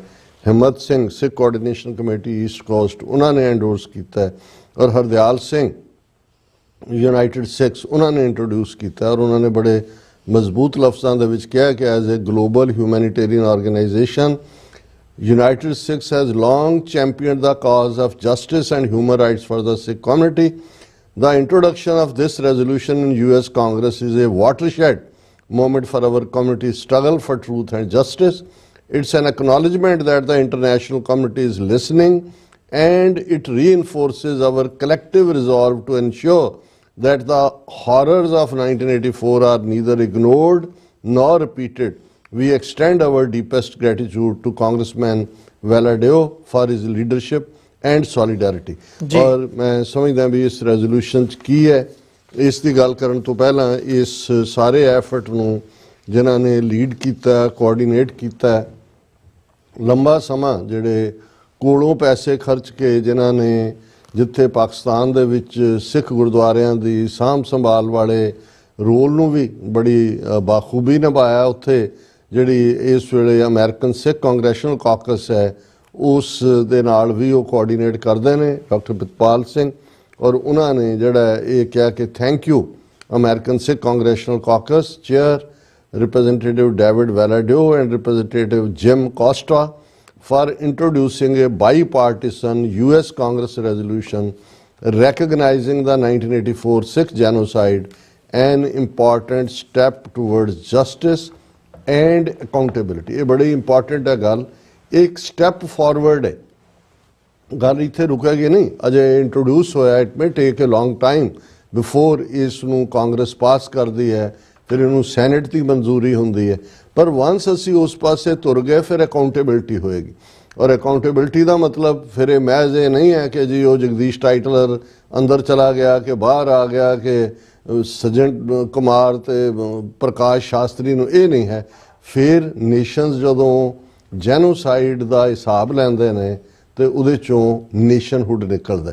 ਸੋ ਇਹ ਸਾਡਾ ਇਹਦੇ ਲਈ ਅਕਾਊਂਟੇਬਿਲਟੀ ਇੰਟਰਨੈਸ਼ਨਲ ਕ੍ਰਿਮੀਨਲ ਕੋਰਟਸ ਦੇ ਵਿੱਚ, ਇੰਡੀਅਨ ਸਟੇਟ ਰੈਪਰੇਸ਼ਨਸ, ਐਂਡ ਫਾਈਨਲੀ ਜਿਵੇਂ ਅਸੀਂ ਕੱਲ੍ਹ ਜਦੋਂ ਵਰਲਡ ਸਿੱਖ ਪਾਰਲੀਮੈਂਟ ਦੀ ਸਟੇਟਮੈਂਟ ਦੀ ਗੱਲ ਕੀਤੀ ਤੇ ਅਸੀਂ ਉਹਨਾਂ ਨੇ ਬੜੀ ਕ੍ਰਿਸਪ ਅੰਦਾਜ਼ ਦੇ ਵਿੱਚ ਕਿਹਾ ਸੀ ਕਿ ਭਾਈ ਅਸੀਂ ਵਿਕਟਮ ਹੈ, ਸਾਡਾ ਤੁਹਾਨੂੰ ਸਭ ਨੂੰ ਪਤਾ ਹੈ, ਹੁਣ ਜਿਹੜਾ ਤੁਸੀਂ ਜਿਹੜੇ ਗਲੋਬਲ ਪਾਲਿਸੀ ਮੇਕਰ ਨੇ ਉਹ ਸਿੱਖ ਨੇਸ਼ਨ ਸਾਡਾ ਰਾਈਟ ਆਫ ਸੈਲਫ ਡਿਟਰਮੀਨੇਸ਼ਨ ਇਹਨੂੰ ਰੈਕਗਨਾਈਜ਼ ਕਰਨ। ਔਰ ਮੈਂ ਦੇਖ ਰਿਹਾ ਸੀ ਕਿ ਨੈਟੋ ਦੇ ਮਿਸਟਰ ਗੁੰਥਰ ਫੈਲਿੰਗਰ ਜਾਨ, ਉਹਨਾਂ ਨੇ ਅੱਜ ਕਮੈਂਟ ਕਰਕੇ ਕਿਹਾ ਕਿ I endorse the Sikh nations drive for independence to break away from genocidal BRICS India. ਇੱਕ ਵੱਖਰੀ ਡਿਬੇਟ ਹੈ ਕਿ ਬ੍ਰਿਕਸ ਦੇ ਬਹਾਨੇ ਇੰਡੀਆ ਜਿਹੜਾ ਹੁਣ ਰੂਸ ਦੀ ਔਰ ਚੀਨ ਦੀ ਕੱਛ 'ਚ ਆ ਵੜਿਆ, ਸੋ ਇਹ ਹਮਾਇਤ ਦੀ ਗੱਲ ਹੈ। ਰੈਜ਼ੋਲੂਸ਼ਨ ਬੜਾ ਜਿਹੜਾ ਫੈਕਟਸ ਦੇ ਉੱਤੇ ਬੇਸਡ ਹੈ, ਔਰ ਜਿਵੇਂ ਵੇਅਰ ਐਜ਼ ਦੇ ਨਾਲ ਇਹਦੀ ਸ਼ੁਰੂਆਤ ਹੁੰਦੀ ਹੈ ਕਿ ਸਿੱਖ ਧਰਮ ਪੰਜਵਾਂ ਦੁਨੀਆ ਦਾ ਵੱਡਾ ਧਰਮ ਹੈ ਔਰ ਸਾਊਥ ਏਸ਼ੀਆ ਦੇ ਵਿੱਚ ਇਹ ਪੈਦਾ ਹੋਇਆ, ਔਰ ਇਹ ਇੱਕ ਰੱਬ 'ਚ ਯਕੀਨ ਰੱਖਣ ਵਾਲਾ, ਔਰ ਇਸ ਦੀਆਂ ਵੈਲਿਊਜ਼ ਸੱਚ, ਇਨਸਾਨੀਅਤ ਦੀ ਸੇਵਾ ਅਤੇ ਨਿਆਂ, ਜਸਟਿਸ ਦੇ ਉੱਤੇ ਖੜੀਆਂ ਨੇ। ਔਰ ਫਿਰ ਉਹਨਾਂ ਨੇ ਇੱਕ ਫਿਗਰ ਜ਼ਰੂਰ, ਮੈਂ ਜਿਹਦੇ ਨਾਲ ਸਹਿਮਤ ਨਹੀਂ ਹੈ, ਪਰ ਕਿਉਂਕਿ ਅਮਰੀਕਾ ਦੇ ਵਿੱਚ ਧਰਮ ਦਾ ਖਾਨਾ ਨਹੀਂ ਹੁੰਦਾ ਜਦੋਂ ਸੈਂਸਸ ਹੁੰਦੀ ਹੈ, ਹਾਲਾਂਕਿ ਮੇਰਾ ਆਪਣਾ ਅੰਦਾਜ਼ਾ ਕਿ ਇਸ ਵੇਲੇ over a million, may be close to 1.5 million Sikh America 'ਚ ਹੋਣ, ਲੇਕਿਨ ਕਿਉਂਕਿ ਇੱਕ ਫਿਗਰ ਉਹ ਆਪਣੇ ਢੰਗ ਨਾਲ ਉਹਨਾਂ ਨੇ 5 ਲੱਖ ਓਵਰ 500,000, ਸੋ ਤੁਸੀਂ 5 ਲੱਖ ਤੋਂ 10 ਲੱਖ ਤੱਕ ਲਿਜਾ ਸਕਦੇ ਹੋ, ਪਰ ਅਸੀਂ ਇਹ ਸਮਝਦੇ ਹਾਂ ਵੀ ਇਹ ਸਾਨੂੰ ਅਲਟੀਮੇਟਲੀ ਕਿਸੇ ਨਾ ਕਿਸੇ ਹਵਾਲੇ ਨਾਲ ਇਹਨੂੰ ਕਰੈਕਟ ਕਰਨਾ ਹੋਏਗਾ ਕਿ ਬਈ ਫਿਗਰ ਸਾਡੀ ਠੀਕ ਆਏ। ਉਹਨਾਂ ਨੇ ਕਿਹਾ ਵੀ, ਪਰ ਉਹਨਾਂ ਨੇ ਬੈਕਗਰਾਊਂਡ ਦਿੱਤਾ ਕਿ ਲਗਭਗ 120 ਸਾਲ ਪਹਿਲਾਂ ਸਿੱਖ ਅਮਰੀਕਾ ਦੇ ਵਿੱਚ ਆਏ ਔਰ ਉਹਨਾਂ ਨੇ ਫਾਰਮਸ ਦੇ ਵਿੱਚ ਕੰਮ ਕੀਤਾ, ਲੰਬਰ ਮਿਲਸ ਕੀਤਾ, ਮਾਈਨਸ ਕੀਤਾ, ਵੈਸਟਰਨ ਪੈਸੀਫਿਕ ਰੇਲ ਰੋਡ ਬਣਾਉਣ ਦੇ ਵਿੱਚ ਆਪਣਾ ਯੋਗਦਾਨ ਪਾਇਆ, ਔਰ ਸਬਸੀਕੁਐਂਟਲੀ ਇਹ ਅਮਰੀਕਾ ਦੀ ਆਲਮੋਸਟ ਹਰ ਸਟੇਟ ਔਰ ਟੈਰੀਟਰੀ 'ਚ ਸੈਟਲ ਹੋਏ, ਜਿਹਦੇ 'ਚ ਉਹਨਾਂ ਨੇ ਅਮਰੀਕਾ ਦੇ ਸੋਸ਼ਲ, ਕਲਚਰਲ ਅਤੇ ਇਕਨੋਮਿਕਲ ਇਹਨਾਂ ਤਿੰਨੋਂ ਸ਼ੋਬਿਆਂ ਦੇ ਵਿੱਚ ਜਿਹੜਾ ਵੱਡਾ ਯੋਗਦਾਨ ਪਾਇਆ ਉਹਦੀ ਪ੍ਰੋਗਰੈਸ ਦੇ ਵਿੱਚ। ਇਸੇ ਤਰ੍ਹਾਂ ਸਿੱਖ ਅੱਡ ਫੀਲਡਸ ਦੇ ਵਿੱਚ ਵੀ ਉਹਨਾਂ ਦੀ ਬੜੀ ਯੂਨੀਕ ਕੰਟਰੀਬਿਊਸ਼ਨ ਹੈ, ਜਿਹਦੇ 'ਚ art, music, trucking, agriculture, information technology, law, medicine and many more. ਸੋ ਇਹ ਫਿਰ ਉਹਨਾਂ ਨੇ ਕਿਹਾ ਕਿ ਵੀ ਇਹ ਜਿਹੜਾ were as systematic and orchestrated genocidal violence was perpetrated against Sikhs in 1984 in the capital territory of Delhi, the states of Jharkhand, Madhya Pradesh, Haryana, Uttarakhand, Bihar, Uttar Pradesh, West Bengal, Himachal Pradesh, Rajasthan, Odisha, Chhattisgarh, Tripura, Tamil Nadu, Gujarat, Andhra, Kerala and Maharashtra and India administered Jammu and Kashmir. ਸੋ ਇਹਦੇ ਥੱਲੇ almost Bharat ਦੀਆਂ majority status ਜਿਹੜੀਆਂ ਨੇ majority community ਵਾਲੀਆਂ ਉਹ cover ਹੋਈਆਂ ਕਿ ਭਾਈ ਕਿਵੇਂ ਉਹਨਾਂ ਨੇ ਔਰ ਲਫ਼ਜ਼ ਉਹਨਾਂ ਨੇ ਵਰਤੇ ਨੇ ਸਿਸਟਮੈਟਿਕ ਐਂਡ ਆਰਕੈਸਟ੍ਰੇਟਡ ਜੈਨੋਸਾਈਡ। ਆਰਕੈਸਟ੍ਰੇਟਡ ਹੈ, ਪਬਲਿਕ ਫੁੱਲ ਗਲੇਅਰ 'ਚ ਔਰ ਕੈਮਰੇ ਉਹਨੂੰ ਕਵਰ ਕਰ ਰਹੇ ਨੇ, ਧਮਕੀਆਂ ਦਿੱਤੀਆਂ ਜਾ ਰਹੀਆਂ ਨੇ, ਘਰਾਂ ਨੂੰ ਅੱਗਾਂ ਲਾਈਆਂ ਜਾ ਰਹੀਆਂ ਨੇ, ਗਲੀਆਂ ਚੌਰਾਹਿਆਂ ਦੇ ਵਿੱਚ ਮਾਸ ਰੇਪ ਕੀਤੇ ਜਾ ਰਹੇ ਨੇ। ਇਸ ਲੈਵਲ ਦਾ ਜਿਹੜਾ ਪਾਰਟ ਹੈ ਉਹ ਪਹਿਲਾਂ ਉੱਥੇ ਸ਼ਾਇਦ ਹੀ ਕਦੇ ਉਹ ਰਿਕਾਰਡਡ ਹੋਇਆ ਹੋਏ। Whereas during the Sikh genocide, Sikhs were assaulted, tortured, burned alive and murdered, and Sikh women, many of whom lost their families during the genocide, were sexually assaulted and raped by groups of attackers। already ਅਸੀਂ ਦੇਖ ਹੀ ਰਹੇ।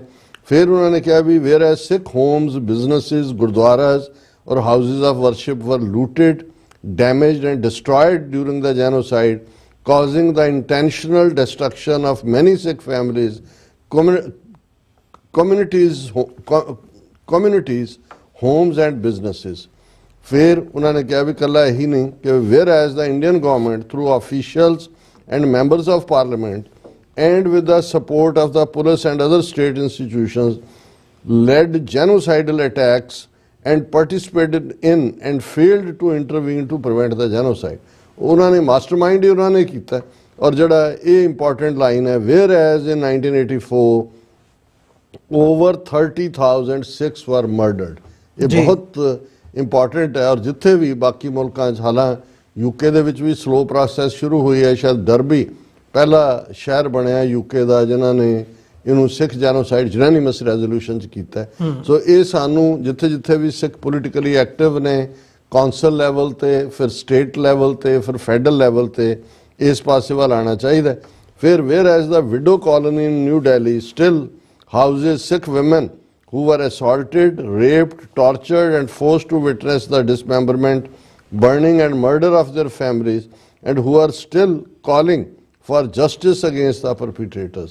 इत्थे तो film भी सामने आई है और ये साडे लई बहुत शर्म की गल है। जो मैं लफज विडो कॉलोनी कहना ये दुनिया की हिस्टरी शायद ही किते होए कि मारन वाले जिन्होंने जेनोसाइड किया उन्होंने सानू पक्का ही दिखाने के लिए देख लो तुहाडी औकात की है। विडो कॉलोनी के नाम थले उन्होंने सारिया हज़ारां विधवावां नूं जिहड़ा है वो ह्यूमिलेट अजे भी उन्होंने जिहड़ी लाइफ है वो सारे गम च ही है।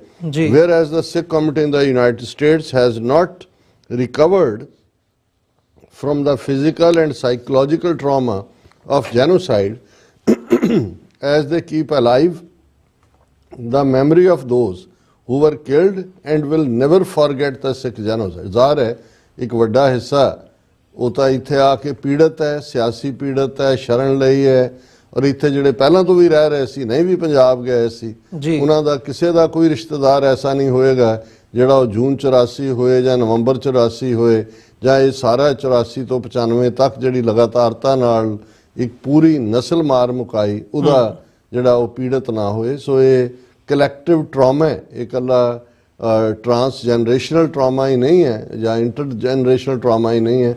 ਇਹ ਕਮਿਊਨਿਟੀ ਦੇ ਲਈ ਬਹੁਤ ਵੱਡਾ ਔਰ ਅਖੀਰ 'ਚ ਉਹਨਾਂ ਨੇ ਕਿਹਾ whereas recognising the state sponsored violence that targeted Sikhs across India is an important and historic step towards justice, accountability and reconciliation which should be an example to other governments कि भाई American Congress ये पास करके बाकी जाबर हुकूमतां नूं ये message दे कि भाई तुसीं escape नहीं कर सकते, accountability होएगी, justice होएगा और ultimately जिहड़ी reconciliation होएगी। और चार नुकते तीन नुकते जिहदे ते उन्होंने उन्होंने रिजॉल्व किया है। रिजॉल्व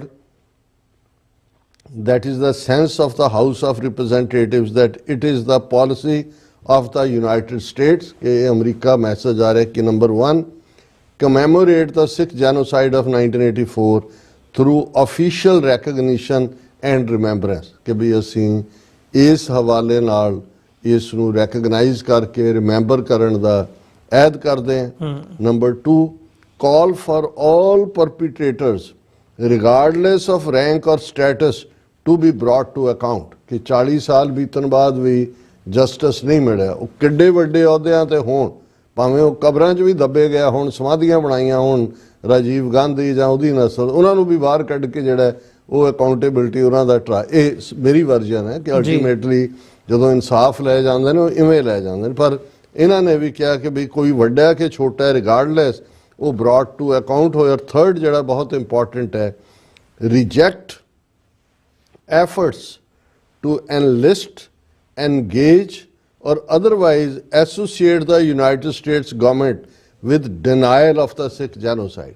ਇਹ ਕਿ ਉਹ ਸਾਰੇ ਯਤਨਾਂ ਨੂੰ ਰਿਜੈਕਟ ਕੀਤਾ ਜਾਏ ਜਿਹਦੇ 'ਚ ਕਿ ਅਮਰੀਕਾ ਦੇ ਉੱਤੇ ਦਬਾਅ ਹੋਏ ਕਿ ਜੀ ਉਹ ਸਿੱਖ ਜੈਨੋਸਾਈਡ ਨੂੰ ਰੈਕਗਨਾਈਜ਼ ਨਾ ਕਰੇ। ਸੋ ਇਹ ਇੱਕ ਬੜਾ ਇੰਪੋਰਟੈਂਟ ਨੁਕਤਾ ਹੈ ਕਿਉਂਕਿ ਆਲਰੇਡੀ ਦੋਨੋਂ ਹਾਊਸਿਸ ਦੇ ਵਿੱਚ ਟਰਾਂਸਨੈਸ਼ਨਲ ਰਿਪਰੈਸ਼ਨ ਦੇ ਲੈਜਿਸਲੇਸ਼ਨ ਪਏ ਨੇ ਔਰ ਜੋ ਵਰਤਾਰਾ ਚੱਲ ਰਿਹਾ ਹੈ, ਜਿਵੇਂ ਅਮਰੀਕਾ ਨੇ ਅਕਾਊਂਟੇਬਿਲਟੀ ਮੰਗੀ ਹੈ, ਜੋ ਅਮਰੀਕਾ ਦੇ ਵਿੱਚ Gurpatwant Pannu murder plot file ਹੋਇਆ, ਐਰਿਕ ਗਾਰਸੈਟ ਅਮਰੀਕਨ ਐਂਬੈਸਡਰ ਨੇ ਬੀਤੇ ਕੱਲ੍ਹ ਹੀ ਟਾਈਮਜ਼ ਆਫ ਇੰਡੀਆ ਨੂੰ ਦਿੱਤੇ ਇੰਟਰਵਿਊ 'ਚ ਕਿਹਾ ਕਿ ਵੀ ਇਹ ਐਵੇਂ ਕਿਵੇਂ ਦੀ ਗੱਲ ਨਹੀਂ ਹੈ, ਇਹ ਕਹਿ ਕੇ ਨਹੀਂ ਸਰਨਾ ਕਿ ਅਸੀਂ ਮੁੜ ਕੇ ਨਹੀਂ ਕਰਾਂਗੇ, ਇਹਦਾ ਹਿਸਾਬ ਕਿਤਾਬ ਹੋਏਗਾ ਔਰ ਇਹ ਬਹੁਤ ਕੁਛ ਐਟ ਸਟੇਕ ਹੈ। ਉਹਨਾਂ ਨੇ ਕਿਹਾ ਕਿ ਇੰਡੀਆ ਔਰ ਅਮਰੀਕਾ ਦੇ ਰਿਲੇਸ਼ਨ। ਸੋ ਇਸ ਸਾਰੇ ਮਾਹੌਲ ਵਾਤਾਵਰਣ ਦੇ ਵਿੱਚ ਅਸੀਂ ਮੁਬਾਰਕਬਾਦ ਦਿੰਦੇ ਹਾਂ US ਕਾਂਗਰੈਸ਼ਨਲ ਸਿੱਖ ਕਾਕਸ ਨੂੰ, ਉਹਨਾਂ ਦੇ ਖਾਸ ਤੌਰ 'ਤੇ Sikh caucus committee, doctor Pritpal Singh, ਉਹਨਾਂ ਦੀ ਸਮੁੱਚੀ ਟੀਮ, ਡਾਕਟਰ ਇਕਤਾਰ ਕਰਾਮਤ ਚੀਮਾ, ਜਿਹੜੇ ਇੰਟਰਨੈਸ਼ਨਲ ਪਲੇਟਫਾਰਮ UN ਦੇ ਵਿੱਚ ਖਾਸ ਤੌਰ 'ਤੇ ਜਿਹੜਾ ਜੈਨੋਸਾਈਡਲ ਪਾਰਟ ਦੇ ਨਾਲ ਸੰਬੰਧਿਤ ਹੋਣ ਕਰਕੇ ਗਾਈਡ ਵੀ ਕਰਦੇ ਨੇ ਸਾਨੂੰ ਸਭ ਨੂੰ। ਔਰ ਇਹਦੇ ਨਾਲ ਨਾਲ ਉਹਨਾਂ ਸਾਰਿਆਂ ਦਾ ਹੀ ਜਿਨ੍ਹਾਂ ਨੇ ਆਪਣੇ ਰਿਸਪੈਕਟਿਵ ਹਲਕਿਆਂ ਦੇ ਵਿੱਚ ਆਪਣੇ ਕਾਂਗਰਸਮੈਨ ਨੂੰ ਰਾਜ਼ੀ ਕੀਤਾ ਕਿ ਉਹ ਇਸ ਰੈਜ਼ੋਲੂਸ਼ਨ ਨੂੰ ਇੰਟਰੋਡਿਊਸ ਕਰਨ। ਬਾਈ ਪਾਰਟੀਸਨ ਰੈਜ਼ੋਲੂਸ਼ਨ ਹੈ। ਆਉਣ ਵਾਲੇ ਪੀਰੀਅਡ 'ਚ ਅਸੀਂ ਦੇਖਦੇ ਹਾਂ ਕਿ ਵੀ ਇਹ ਕਿਵੇਂ ਮੂਵ ਫਾਰਵਰਡ ਕਰਦਾ ਹੈ। ਸੋ ਸਭ ਨੂੰ ਇਸ ਦੀ ਮੁਬਾਰਕਬਾਦ। ਜੀ ਡਾਕਟਰ ਸਾਹਿਬ, ਬਿਲਕੁਲ। ਸੋ ਇਹਨਾਂ ਹੀ ਸ਼ਬਦਾਂ ਦੇ ਨਾਲ ਵਿਊਅਰਸ ਇੱਕ ਛੋਟੇ ਜਿਹੇ ਕਮਰਸ਼ੀਅਲ ਬ੍ਰੇਕ ਦੇ ਲਈ ਇੱਥੇ ਰੁਕਾਂਗੇ। ਬ੍ਰੇਕ ਤੋਂ ਬਾਅਦ ਗੱਲਬਾਤ ਨੂੰ ਅੱਗੇ ਤੋਰਦੇ ਹਾਂ।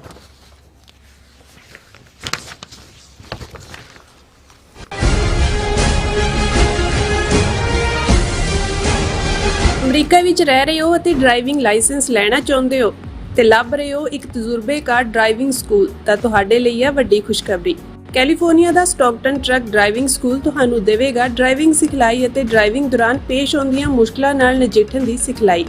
25 ਸਾਲ ਤੋਂ ਵੀ ਵੱਧ ਦੇ ਤਜਰਬੇ ਨਾਲ ਤੁਹਾਨੂੰ ਮਿਲੇਗੀ ਡਰਾਈਵਿੰਗ ਨਾਲ ਸੰਬੰਧਿਤ ਹਰ ਤਰ੍ਹਾਂ ਦੀ ਸਿਖਲਾਈ, ਉਹ ਵੀ ਵਾਜਿਬ ਕੀਮਤ ਵਿੱਚ। ਫਿਰ ਦੇਰ ਕਿਸ ਗੱਲ ਦੀ, ਅੱਜ ਹੀ ਸੰਪਰਕ ਕਰੋ 2097883308 ਜਾਂ ਫਿਰ 2093139919 ਨੰਬਰਾਂ ਤੇ ਅਤੇ ਪਾਓ ਆਪਣਾ ਡਰਾਈਵਿੰਗ ਲਾਇਸੈਂਸ। ਕੀ ਤੁਸੀਂ ਰੋਜ਼ਾਨਾ ਕੰਮ ਤੇ ਆਪਣਾ ਵਧੇਰੇ ਸਮਾਂ ਬਿਤਾਉਣ ਤੋਂ ਪਰੇਸ਼ਾਨ ਹੋ? ਆਪਣੀ ਪੂੰਜੀ ਨੂੰ ਕੰਮ ਤੇ ਲਗਾਓ, ਸਾਡੇ ਨਾਲ ਇਨਵੈਸਟ ਕਰੋ। ਅਸੀਂ ਤੁਹਾਡੀ ਪੂੰਜੀ ਤੋਂ ਤੁਹਾਡੇ ਲਈ ਵਧੇਰੇ ਪੈਸੇ ਬਣਾ ਸਕਦੇ ਹਾਂ। ਅਸੀਂ ਪ੍ਰਾਈਵੇਟ ਇਕੁਇਟੀ ਇਨਵੈਸਟਮੈਂਟ ਫਰਮ ਹਾਂ ਤੇ ਕਮਰਸ਼ੀਅਲ ਰੀਅਲ ਏਸਟੇਟ ਵਿੱਚ ਮਾਹਿਰ ਹਾਂ। Property management, leasing, asset management, commercial real estate investment ਵਿੱਚ ਸਾਰੀਆਂ ਸੇਵਾਵਾਂ ਲਈ ਅਮਰੀਕਾ ਭਰ ਵਿੱਚੋਂ ਤੁਸੀਂ ਸਾਡੇ ਤੱਕ ਪਹੁੰਚ ਕਰ ਸਕਦੇ ਹੋ। ਆਜ਼ਾਦ ਕਮਰਸ਼ੀਅਲ ਰੀਅਲਟੀ ਸਰਵਿਸਿਜ਼ ਤੇ Azad family trust, 701 north coast road, suite number 204, Houston, Texas. ਤੁਸੀਂ ਸਾਨੂੰ ਸਾਡੇ ਫੋਨ ਨੰਬਰ 7136861277 ਤੇ ਸੰਪਰਕ ਕਰ ਸਕਦੇ ਹੋ। ਆਜ਼ਾਦ ਕਮਰਸ਼ੀਅਲ ਰੀਅਲਟੀ ਸਰਵਿਸ। ਯੂਨਾਈਟਿਡ ਸਿੱਖ ਸੰਸਥਾ ਨੇ ਦੱਖਣੀ ਅਮਰੀਕਾ ਵਿੱਚ ਬੇਰਲ ਤੂਫਾਨ ਦੇ ਪੀੜਤਾਂ ਲਈ ਤੁਰੰਤ ਮਦਦ ਮੁਹਿੰਮ ਸ਼ੁਰੂ ਕੀਤੀ ਹੈ। ਇਸ ਭਿਆਨਕ ਤੂਫਾਨ ਨੇ ਸੈਂਟ ਵਿੰਸੈਂਟ ਅਤੇ ਗ੍ਰੇਨੇਡੀਨਸ, ਗ੍ਰੇਨੇਡਾ, ਡੋਮਿਨਿਕਾ ਤੇ ਬਾਰਬਾਡੋਸ ਨੂੰ ਬਹੁਤ ਨੁਕਸਾਨ ਪਹੁੰਚਾਇਆ ਹੈ। ਯੂਨਾਈਟਿਡ ਸਿੱਖ ਦੀਆਂ ਟੀਮਸ ਲੋੜਵੰਦ ਲੋਕਾਂ ਲਈ ਜ਼ਰੂਰੀ ਸਮਾਨ ਅਤੇ ਖਾਣ-ਪੀਣ ਦੀਆਂ ਚੀਜ਼ਾਂ ਪਹੁੰਚਾ ਰਹੀਆਂ ਹਨ। ਤੁਹਾਡੇ ਸਹਿਯੋਗ ਦੀ ਲੋੜ ਹੈ। ਕਿਰਪਾ ਕਰਕੇ ਇਹ ਸਮਾਨ ਦਾਨ ਕਰੋ। ਖਾਣ-ਪੀਣ ਦੀਆਂ ਚੀਜ਼ਾਂ, ਤਿਰਪਾਲ, ਜਨਰੇਟਰ, ਕੱਪੜੇ, ਤੰਬੂ, ਟਾਇਲਟ ਪੇਪਰ, ਬਰਸਾਤੀ ਕੋਟ, ਸੈਨੇਟਰੀ ਪੈਡ, ਹਰੇਕ ਸਾਈਜ਼ ਦੇ ਡਾਈਪਰ ਆਦਿ। ਡੋਨੇਟ ਕਰਨ ਲਈ contact@unitedsikhs.org ਤੇ ਸੰਪਰਕ ਕਰੋ। ਮਦਦ ਕਰਨ ਲਈ ਕਿਰਪਾ ਕਰਕੇ ਸਾਡੀ ਵੈਬਸਾਈਟ ਤੇ ਡੋਨੇਟ ਕਰੋ।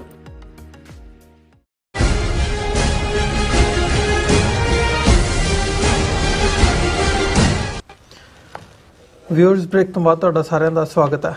ਗੱਲਬਾਤ ਨੂੰ ਅੱਗੇ ਤੋਰਦੇ ਹਾਂ। ਡਾਕਟਰ ਸਾਹਿਬ, ਹੁਣ ਅਸੀਂ ਗੱਲ ਕਰੀਏ ਜਿੱਥੇ ਅਸੀਂ ਇੰਟਰਨੈਸ਼ਨਲ ਰਿਲੇਸ਼ਨਸ ਦੀ ਜਾਂ ਜੀਓਪੋਲਿਟਿਕਸ ਦੀ ਹਮੇਸ਼ਾ ਗੱਲ ਕਰਦੇ ਆ ਇਸ ਸ਼ੋਅ ਦੇ ਵਿੱਚ। ਸੋ ਭਾਰਤ ਦੇ ਹਵਾਲੇ ਨਾਲ ਇਸ ਵਕਤ ਜਿਹੜੀਆਂ ਬੀਤੇ ਹਫਤੇ ਦੀਆਂ ਖਾਸ ਤੌਰ ਤੇ ਡਿਵੈਲਪਮੈਂਟਸ ਹੈਗੀਆਂ ਨੇ ਜਾਂ 2 ਹਫ਼ਤੇ ਕਹਿ ਲਓ, ਇਹ ਕਾਫੀ ਇੰਪੋਰਟੈਂਟ ਨੇ। ਜਿਵੇਂ ਕੈਨੇਡਾ ਦੇ ਵਿੱਚੋਂ ਇੱਕ ਰਿਐਕਸ਼ਨ ਵੱਡੇ ਲੈਵਲ ਦੇ ਉੱਤੇ ਦੇਖਿਆ ਗਿਆ। ਭਾਰਤ ਨੂੰ ਇੱਕ ਨਮੋਸ਼ੀ ਦਾ ਸਾਹਮਣਾ ਕਰਨਾ ਪਿਆ ਜਦੋਂ ਜਿਹੜੇ ਵਰਮਾ ਹੈਗੇ ਆ ਹਾਈ ਕਮਿਸ਼ਨਰ, ਉਹਨਾਂ ਨੂੰ ਕੱਢਿਆ ਗਿਆ ਤੇ ਉਹ ਤੋਂ ਬਾਅਦ ਦੀ ਜਿਹੜੀ ਸਾਰੀ ਇਹ ਸਿਚੁਏਸ਼ਨ ਹੈਗੀ ਹੈ ਉਹ ਇਵੋਲਵ ਹੋਈ ਹੈ। ਇਹਨੇ ਮਤਲਬ ਇੱਕ ਵੱਖਰੀ ਕਿਸਮ ਦਾ ਮੋੜ ਜਿਹੜਾ ਹੈਗਾ ਸਾਰੇ ਰਿਲੇਸ਼ਨਸ਼ਿਪ ਨੂੰ, ਆਪਸੀ ਭਾਰਤ ਤੇ ਕੈਨੇਡਾ ਦੇ, ਉਹਨੂੰ ਇੱਕ ਵੱਖਰਾ ਮੋੜ ਦਿੱਤਾ ਆ।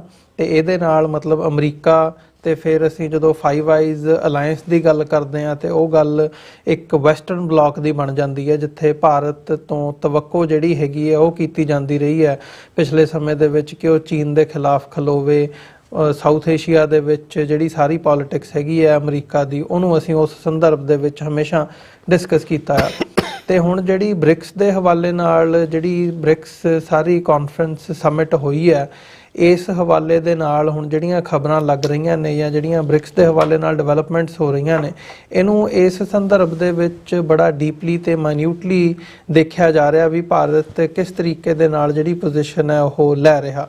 ਉਹ ਗੱਲਾਂ ਅਸੀਂ ਪਹਿਲਾਂ ਵੀ ਡਿਸਕਸ ਕੀਤੀਆਂ ਨੇ ਵੀ ਰਸ਼ੀਆ ਤੋਂ ਕਿਵੇਂ ਕਰੂਡ ਆਇਲ ਲੈ ਕੇ ਉਹਨੂੰ ਅੱਗੇ ਪ੍ਰੋਸੈਸ ਕਰਕੇ ਯੂਰਪ ਦੀ ਮੰਡੀ 'ਚ ਵੇਚਿਆ, ਜਾਂ ਸਾਈਡ ਬਾਏ ਸਾਈਡ ਹੋਰ ਰਾਹਾਂ ਦੇ ਨਾਲ ਵੀ ਜਿਹੜਾ ਹੈਗਾ ਟਰੇਡ ਰਸ਼ੀਆ ਦੇ ਨਾਲ ਜਾਰੀ ਰਿਹਾ, ਫਾਇਦਾ ਨੁਕਸਾਨ। ਸੋ ਭਾਰਤ ਦੀ ਪੋਜੀਸ਼ਨ ਇਸ ਕਿਸਮ ਦੀ ਰਹੀ ਹੈ ਕਿ ਉਹ ਦੋਵੇਂ ਪਾਸਿਓਂ, ਉਹ ਚੀਨ ਰਸ਼ੀਆ ਦਾ ਬਲਾਕ ਹੋਵੇ ਜਾਂ ਇੱਧਰ ਵੈਸਟਰਨ ਬਲਾਕ ਹੋਵੇ, ਜਿੱਥੋਂ ਵੀ ਫਾਇਦਾ ਮਿਲਦਾ ਉਹ ਫਾਇਦਾ ਲੈਣ ਦੀ ਤਵੱਕੋ ਵੀ ਹੁੰਦੀ ਹੈ ਭਾਰਤ ਦੀ ਰਹੀ ਹੈ। ਪਰ ਹੁਣ ਮਤਲਬ ਬ੍ਰਿਕਸ ਦੇ ਹਵਾਲੇ ਨਾਲ ਕਿਤੇ ਨਾ ਕਿਤੇ ਆ ਕੈਨੇਡਾ ਦੀ ਡਿਵੈਲਪਮੈਂਟ ਤੋਂ ਬਾਅਦ ਕੈਨੇਡੀਅਨ ਮੀਡੀਆ 'ਚ ਵੀ ਜਾਂ ਕੈਨੇਡਾ ਵੱਲੋਂ ਇਸ ਕਿਸਮ ਦਾ ਰੁਖ ਅਖਤਿਆਰ ਕੀਤਾ ਜਾ ਰਿਹਾ ਜਾਂ ਇਸ ਕਿਸਮ ਨਾਲ ਦੇਖਿਆ ਜਾ ਰਿਹਾ ਵੀ ਭਾਰਤ ਨੂੰ ਦੂਜੇ ਪਾਸੇ ਸੁੱਟਿਆ ਜਾ ਰਿਹਾ ਵੀ ਭਾਰਤ ਜਿਹੜਾ ਆ ਉਹ ਰਸ਼ੀਆ ਤੇ ਚਾਈਨਾ ਦੇ ਨਾਲ ਅਲਾਇੰਸ ਦੇ ਵਿੱਚ ਦੇਖਿਆ ਜਾ ਰਿਹਾ। ਸੋ ਇਹ ਬ੍ਰਿਕਸ ਦੇ ਹਵਾਲੇ ਨਾਲ ਡਿਵੈਲਪਮੈਂਟਸ ਹੋ ਰਹੀਆਂ ਨੇ, ਖਬਰਾਂ ਲੱਗ ਰਹੀਆਂ ਨੇ, ਕਿਵੇਂ ਦੇਖ ਰਹੇ ਹੋ ਜਾਂ ਕਿਵੇਂ ਸਮਝ ਰਹੇ ਹੋ ਭਾਰਤ ਦੀ ਪੋਜੀਸ਼ਨ ਨੂੰ, ਤੇ ਉਹਨੂੰ ਫਿਰ ਜਿਹੜਾ ਵੈਸਟਰਨ ਬਲਾਕ ਹੈ ਉਹ ਕਿਵੇਂ ਦੇਖ ਰਿਹਾ? ਦੇਖੋ, ਗੱਲ ਜੇ ਅਸੀਂ ਇੱਕ ਆਮ ਆਦਮੀ ਦੀ ਸਮਝ ਤੋਂ ਕਰੀਏ, ਜਿਹਨੂੰ ਲੇਮੈਨਸ ਵਿਜ਼ਡਮ ਕਹਿੰਦੇ ਨੇ, ਤੇ ਲੇਮੈਨ ਵਿਜ਼ਡਮ ਸਾਡੇ ਖਿੱਤੇ ਦੇ ਵਿੱਚ ਇੱਕ ਅਖਾਣ ਬੜਾ ਪਪੂਲਰ ਰਿਹਾ ਕਿ ਵੀ 2 ਘਰਾਂ ਦਾ ਪ੍ਰਾਹੁਣਾ ਭੁੱਖਾ ਰਹਿੰਦਾ ਜੀ, ਤੇ ਇਹ ਵੀ ਹੈ ਕਿ 2 ਬੇੜੀਆਂ 'ਚ ਪੈਰ ਰੱਖਣ ਵਾਲਾ ਡੁੱਬਦਾ। ਹੁਣ ਦੋਵੇਂ ਗੱਲਾਂ ਦੇ ਵਿੱਚ ਬੜਾ ਵੇਟ ਹੈ। ਇਹ ਨਿੱਜੀ ਜ਼ਿੰਦਗੀ ਦੇ ਫੈਸਲੇ ਵੀ ਹੁੰਦੇ ਨੇ, ਜਿਸ ਨੂੰ ਅਸੀਂ ਦੁਬਿਧਾ ਕਹਿੰਦੇ ਹਾਂ। ਉਹ ਬੇਸ਼ੱਕ ਰੂਹਾਨੀ ਦੁਨੀਆ 'ਚ ਵੀ, ਜਦੋਂ ਕਬੀਰ ਸਾਹਿਬ ਨੇ ਫਰਮਾਇਆ ਕਿ ਸ਼ਬਦ ਲਾਗ ਮਨੈ ਛਾੜ ਦੁਬਿਧਾ ਕੀ ਕੁਰੀਆ, ਕਿ ਭਾਈ ਇਹ ਜਿਹੜੀ ਦੁਬਿਧਾ ਹੈ, ਔਰ ਇੱਕ ਥਾਂ ਤੇ ਹੋਰ ਕਬੀਰ ਵਿਚਕ ਗ੍ਰੰਥ 'ਚ ਉਹਨਾਂ ਨੇ ਕਿਹਾ ਕਿ ਵੀ ਦੁਬਿਧਾ ਮੇਂ ਦੋਨੋਂ ਗਏ ਮਾਇਆ ਮਿਲੀ ਨਾ ਰਾਮ। ਜਿਹੜੇ ਹੁਣ ਡਿਸਾਈਡ ਹੀ ਨਹੀਂ ਕਰ ਸਕਦੇ ਕਿ ਕੀ ਅਸੀਂ worldly life, materialistic life style 'ਚ ਰਹਿਣਾ ਜਾਂ ਆਪਣਾ ਖਾਸਾ ਰੱਬ ਵੱਲ ਰੱਖਣਾ। ਤੇ ਜਿਹੜੇ ਉਸ ਦੁਬਿਧਾ ਦੇ ਵਿੱਚ ਹੀ ਕਦੇ ਇੱਧਰੋਂ 76 ਪਏ ਉੱਧਰ ਹੋ ਗਏ, ਉੱਧਰੋਂ ਪਏ ਇੱਧਰ ਹੋ ਗਏ, ਉਹ ਕਬੀਰ ਸਾਹਿਬ ਨੇ ਯਾਦ ਦਹਾਨੀ ਕਰਵਾਈ ਕਿ ਭਾਈ ਉਹਦੇ 'ਚ ਨਾ ਤਾਂ ਤੁਸੀਂ ਚੱਜ ਨਾਲ ਮਾਇਆ ਕਮਾ ਸਕੋਗੇ, ਮੈਟੀਰੀਅਲਿਸਟਿਕ ਪਲੇਜ਼ਰ ਇੰਜੋਏ ਕਰ ਸਕੇ, ਤੇ ਨਾ ਹੀ ਰੱਬ ਦਾ ਰਸਤਾ ਜਾਂ ਰੱਬ ਦਾ ਦਰਵਾਜ਼ਾ ਤੁਹਾਡੇ ਲਈ ਖੁੱਲੇ। ਹੁਣ ਇਹਦੇ 'ਚ ਕੋਈ 2 ਰਾਵਾਂ ਨਹੀਂ ਨੇ। ਜਿਵੇਂ ਅਸੀਂ ਕੱਲ੍ਹ ਦੇ ਪ੍ਰੋਗਰਾਮ 'ਚ ਵੀ ਜ਼ਿਕਰ ਕੀਤਾ ਸੀ ਕਿ ਪੋਸਟ ਸੈਕੰਡ ਵਰਲਡ ਵਾਰ, ਜੇ ਤੁਸੀਂ ਹਿਊਮਨ ਹਿਸਟਰੀ ਖਾਸ ਤੌਰ ਤੇ 18ਵੀਂ 19ਵੀਂ ਸਦੀ 'ਚ ਦੇਖੋ, ਹਾਲਾਂ ਜੇ 6-7 ਹਜ਼ਾਰ ਸਾਲ ਪਹਿਲਾਂ ਜਾਈਏ ਤਾਂ ਕਈ ਵਾਰੀ ਇੱਕ ਪਹੀਏ ਤੋਂ ਦੂਜੇ ਤੱਕ ਪਹੁੰਚਣ 'ਚ 1000 ਸਾਲ ਲੱਗਦਾ ਸੀ। ਸਿਵਲਾਈਜੇਸ਼ਨ ਇੰਨੀ ਸਲੋਲੀ ਮੂਵ ਕਰਦੀ ਸੀ ਕਿ ਉਦੋਂ ਸੁਸਾਇਟੀ ਵੀ ਯੂਜ਼ ਟੂ ਹੋ ਜਾਂਦੀ ਸੀ, ਮੈਂਟਲੀ ਵੀ, ਦੂਜਾ ਵੀ।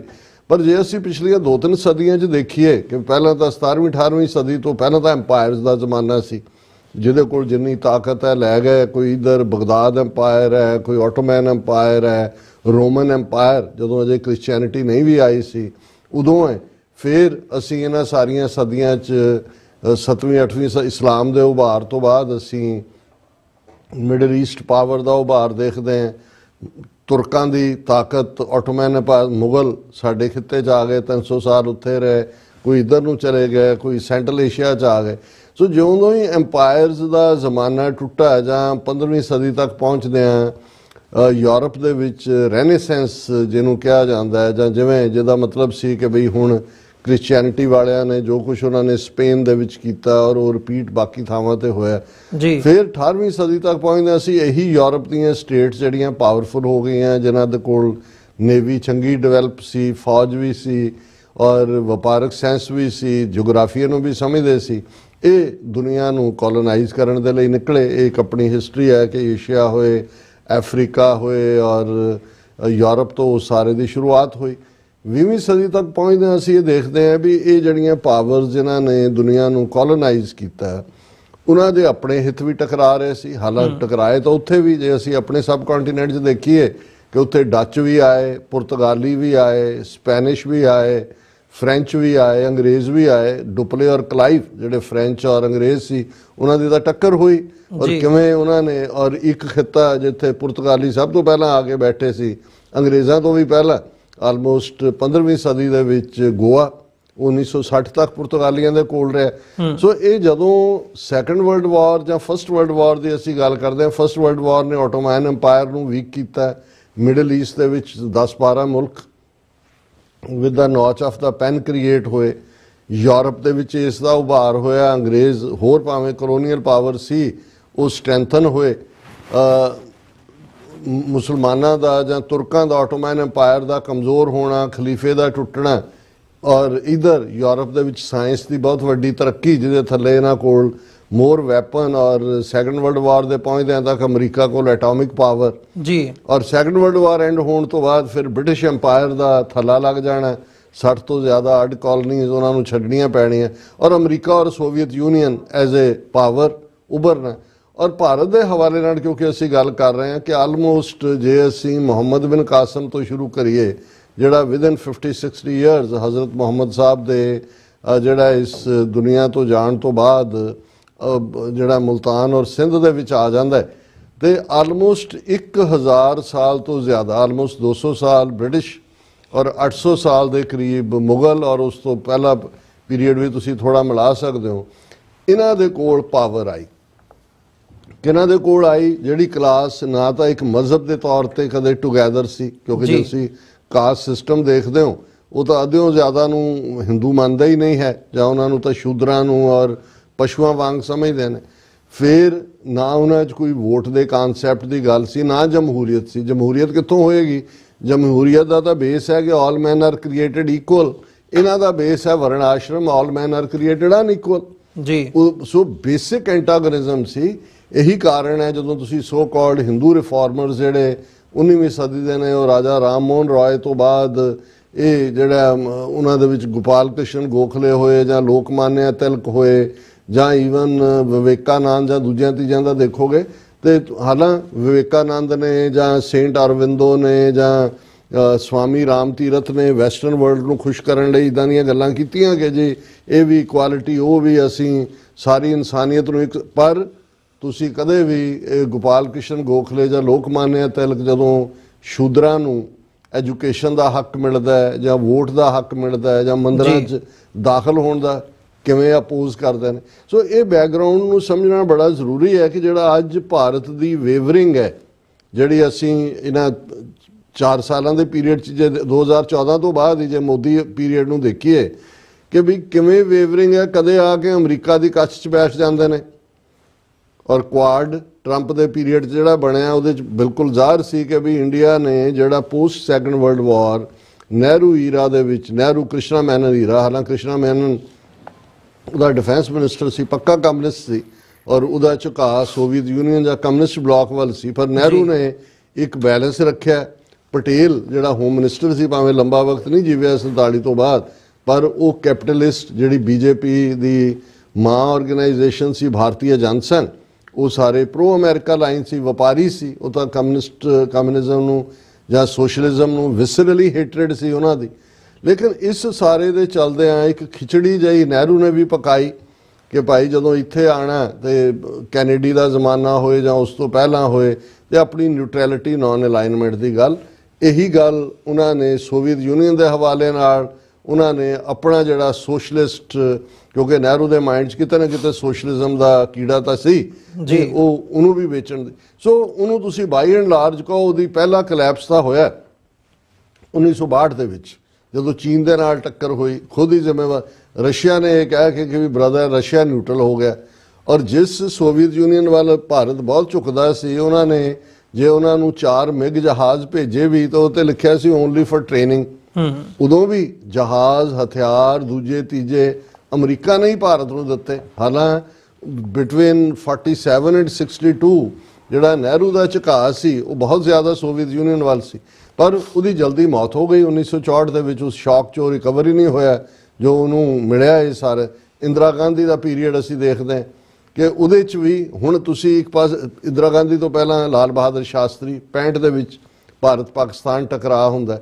ਹੁਣ ਤੁਸੀਂ ਦੇਖੋ ਜਿਹੜਾ ਸਮਝੌਤਾ ਕਰਵਾਇਆ ਜਾਂਦਾ ਭਾਰਤ ਔਰ ਪਾਕਿਸਤਾਨ ਦੇ ਵਿਚਾਲੇ, ਉਹ ਤਾਸ਼ਕੰਦ ਦੇ ਵਿੱਚ ਸੋਵੀਅਤ ਯੂਨੀਅਨ ਕਰਵਾਉਂਦਾ, ਕੌਸੀਗਨ ਜਾਂ ਕੌਸੀਜਨ ਜੋ ਵੀ ਉਹਨੂੰ ਪ੍ਰੋਨਾਉਂਸ ਕੀਤਾ ਜਾਂਦਾ ਕਿ ਆਪਣੀਆਂ ਟੈਰੀਟਰੀਜ਼ ਵਾਪਸ ਕਰੋ। ਸੋ ਉਹਦਾ ਮਤਲਬ ਇਹ ਹੈ ਕਿ ਉਸ ਪੀਰੀਅਡ 'ਚ ਭਾਵੇਂ ਪਾਕਿਸਤਾਨ ਆਲਰੇਡੀ ਅਮਰੀਕਾ ਦੇ ਬਲੌਕ ਸੀ, ਪਰ ਸਮਝੌਤੇ ਵੇਲੇ ਕਿਉਂਕਿ ਇੰਡੀਆ ਮੇਨ ਪਾਰਟੀ ਸੀ ਤਾਂ ਸੋਵੀਅਤ ਯੂਨੀਅਨ ਨੇ ਉਸ ਦਾ ਸਮਝੌਤਾ ਕਰਵਾਇਆ। 71 ਤੱਕ ਪਹੁੰਚਦੇ ਇੰਦਰਾ ਗਾਂਧੀ ਪੂਰੀ ਤਰ੍ਹਾਂ ਸੋਵੀਅਤ ਬਲੌਕ ਚਲੀ ਗਈ, ਜਦੋਂ ਕਿ ਉਹਨੇ ਡਿਫੈਂਸ ਪੈਕਟ ਸਾਈਨ। ਕਿਉਂਕਿ ਅੱਜ ਜਦੋਂ ਅਸੀਂ ਮੋਦੀ ਜਾਂ ਜੈ ਸ਼ੰਕਰ ਜਾਂ ਅਜੀਤ ਡੋਵਲ ਦੀ ਗੱਲ ਕਰਾਂਗੇ ਤੇ ਸਾਨੂੰ ਇਹ ਦੇਖਣਾ ਹੋਏਗਾ ਵੀ ਇਹ ਇਹਨਾਂ ਦੀਆਂ ਇਸ ਕਿਸਮ ਦਾ ਜਿਹਨੂੰ ਤੁਸੀਂ ਵੈਸੀਲੇਸ਼ਨ ਕਹਿ ਸਕਦੇ ਹੋ ਇਹ ਰਹੀਆਂ ਨੇ। ਔਰ ਇੰਦਰਾ ਗਾਂਧੀ ਨੇ ਉਹ ਡਿਫੈਂਸ ਪੈਕਟ ਸੋਵੀਅਤ ਯੂਨੀਅਨ ਨਾਲ ਕੀਤਾ ਜੋ ਜਿਹਾ ਚੈਕੋਸਲੋਵਾਕੀਆ, ਹੰਗਰੀ ਔਰ ਪੋਲੈਂਡ ਨੇ ਕੀਤਾ ਸੀ।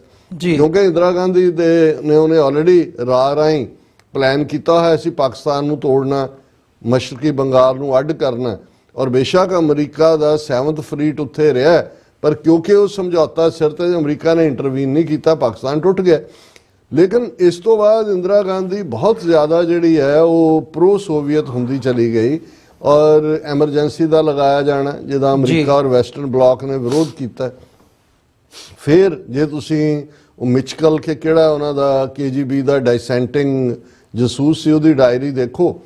ਕਰਪਸ਼ਨ ਉਹ ਕਹਿੰਦਾ ਵੀ ਈਵਨ ਰੈੱਡ ਲਾਈਟ ਦੇ ਉੱਤੇ ਜਿੱਥੇ ਕਿਤੇ ਗੱਡੀ ਰੁਕਦੀ ਸੀ ਪੈਸਿਆਂ ਦੇ ਸੂਟਕੇਸ ਪੁਸ਼ ਕੀਤੇ ਜਾਂਦੇ ਸੀ, ਇੰਦਰਾ ਗਾਂਧੀ ਦੇ ਸੂਟਕੇਸ ਵੀ ਵਾਪਸ ਨਹੀਂ ਸੀ ਕਰਦੀ। ਸੋ ਇਸ ਲੈਵਲ ਦੀ ਇੰਟਰਫੇਅਰੈਂਸ। ਜੇ ਤੁਸੀਂ ਬਾਰਬਰਾ ਕ੍ਰਾਸੈਟ ਜਿਹਨੇ ਇੰਡੀਆ ਇਨ ਦਾ 21st ਸੈਂਚੁਰੀ ਕਿਤਾਬ ਲਿਖੀ ਹੈ ਉਹਦਾ ਦੇਖੋਗੇ, ਉਹਨੇ ਕਿਹਾ ਕਿ ਜਿੰਨੇ ਮਿਡਲ ਈਸਟ KGB ਦਾ ਹੈੱਡਕੁਆਟਰ ਹੀ ਦਿੱਲੀ ਬਣਿਆ ਹੋਇਆ ਸੀ, ਸਾਰੇ ਜਿਹੜੇ ਨੇ ਉਹਨੂੰ ਰਨ ਕਰਦਾ ਸੀ।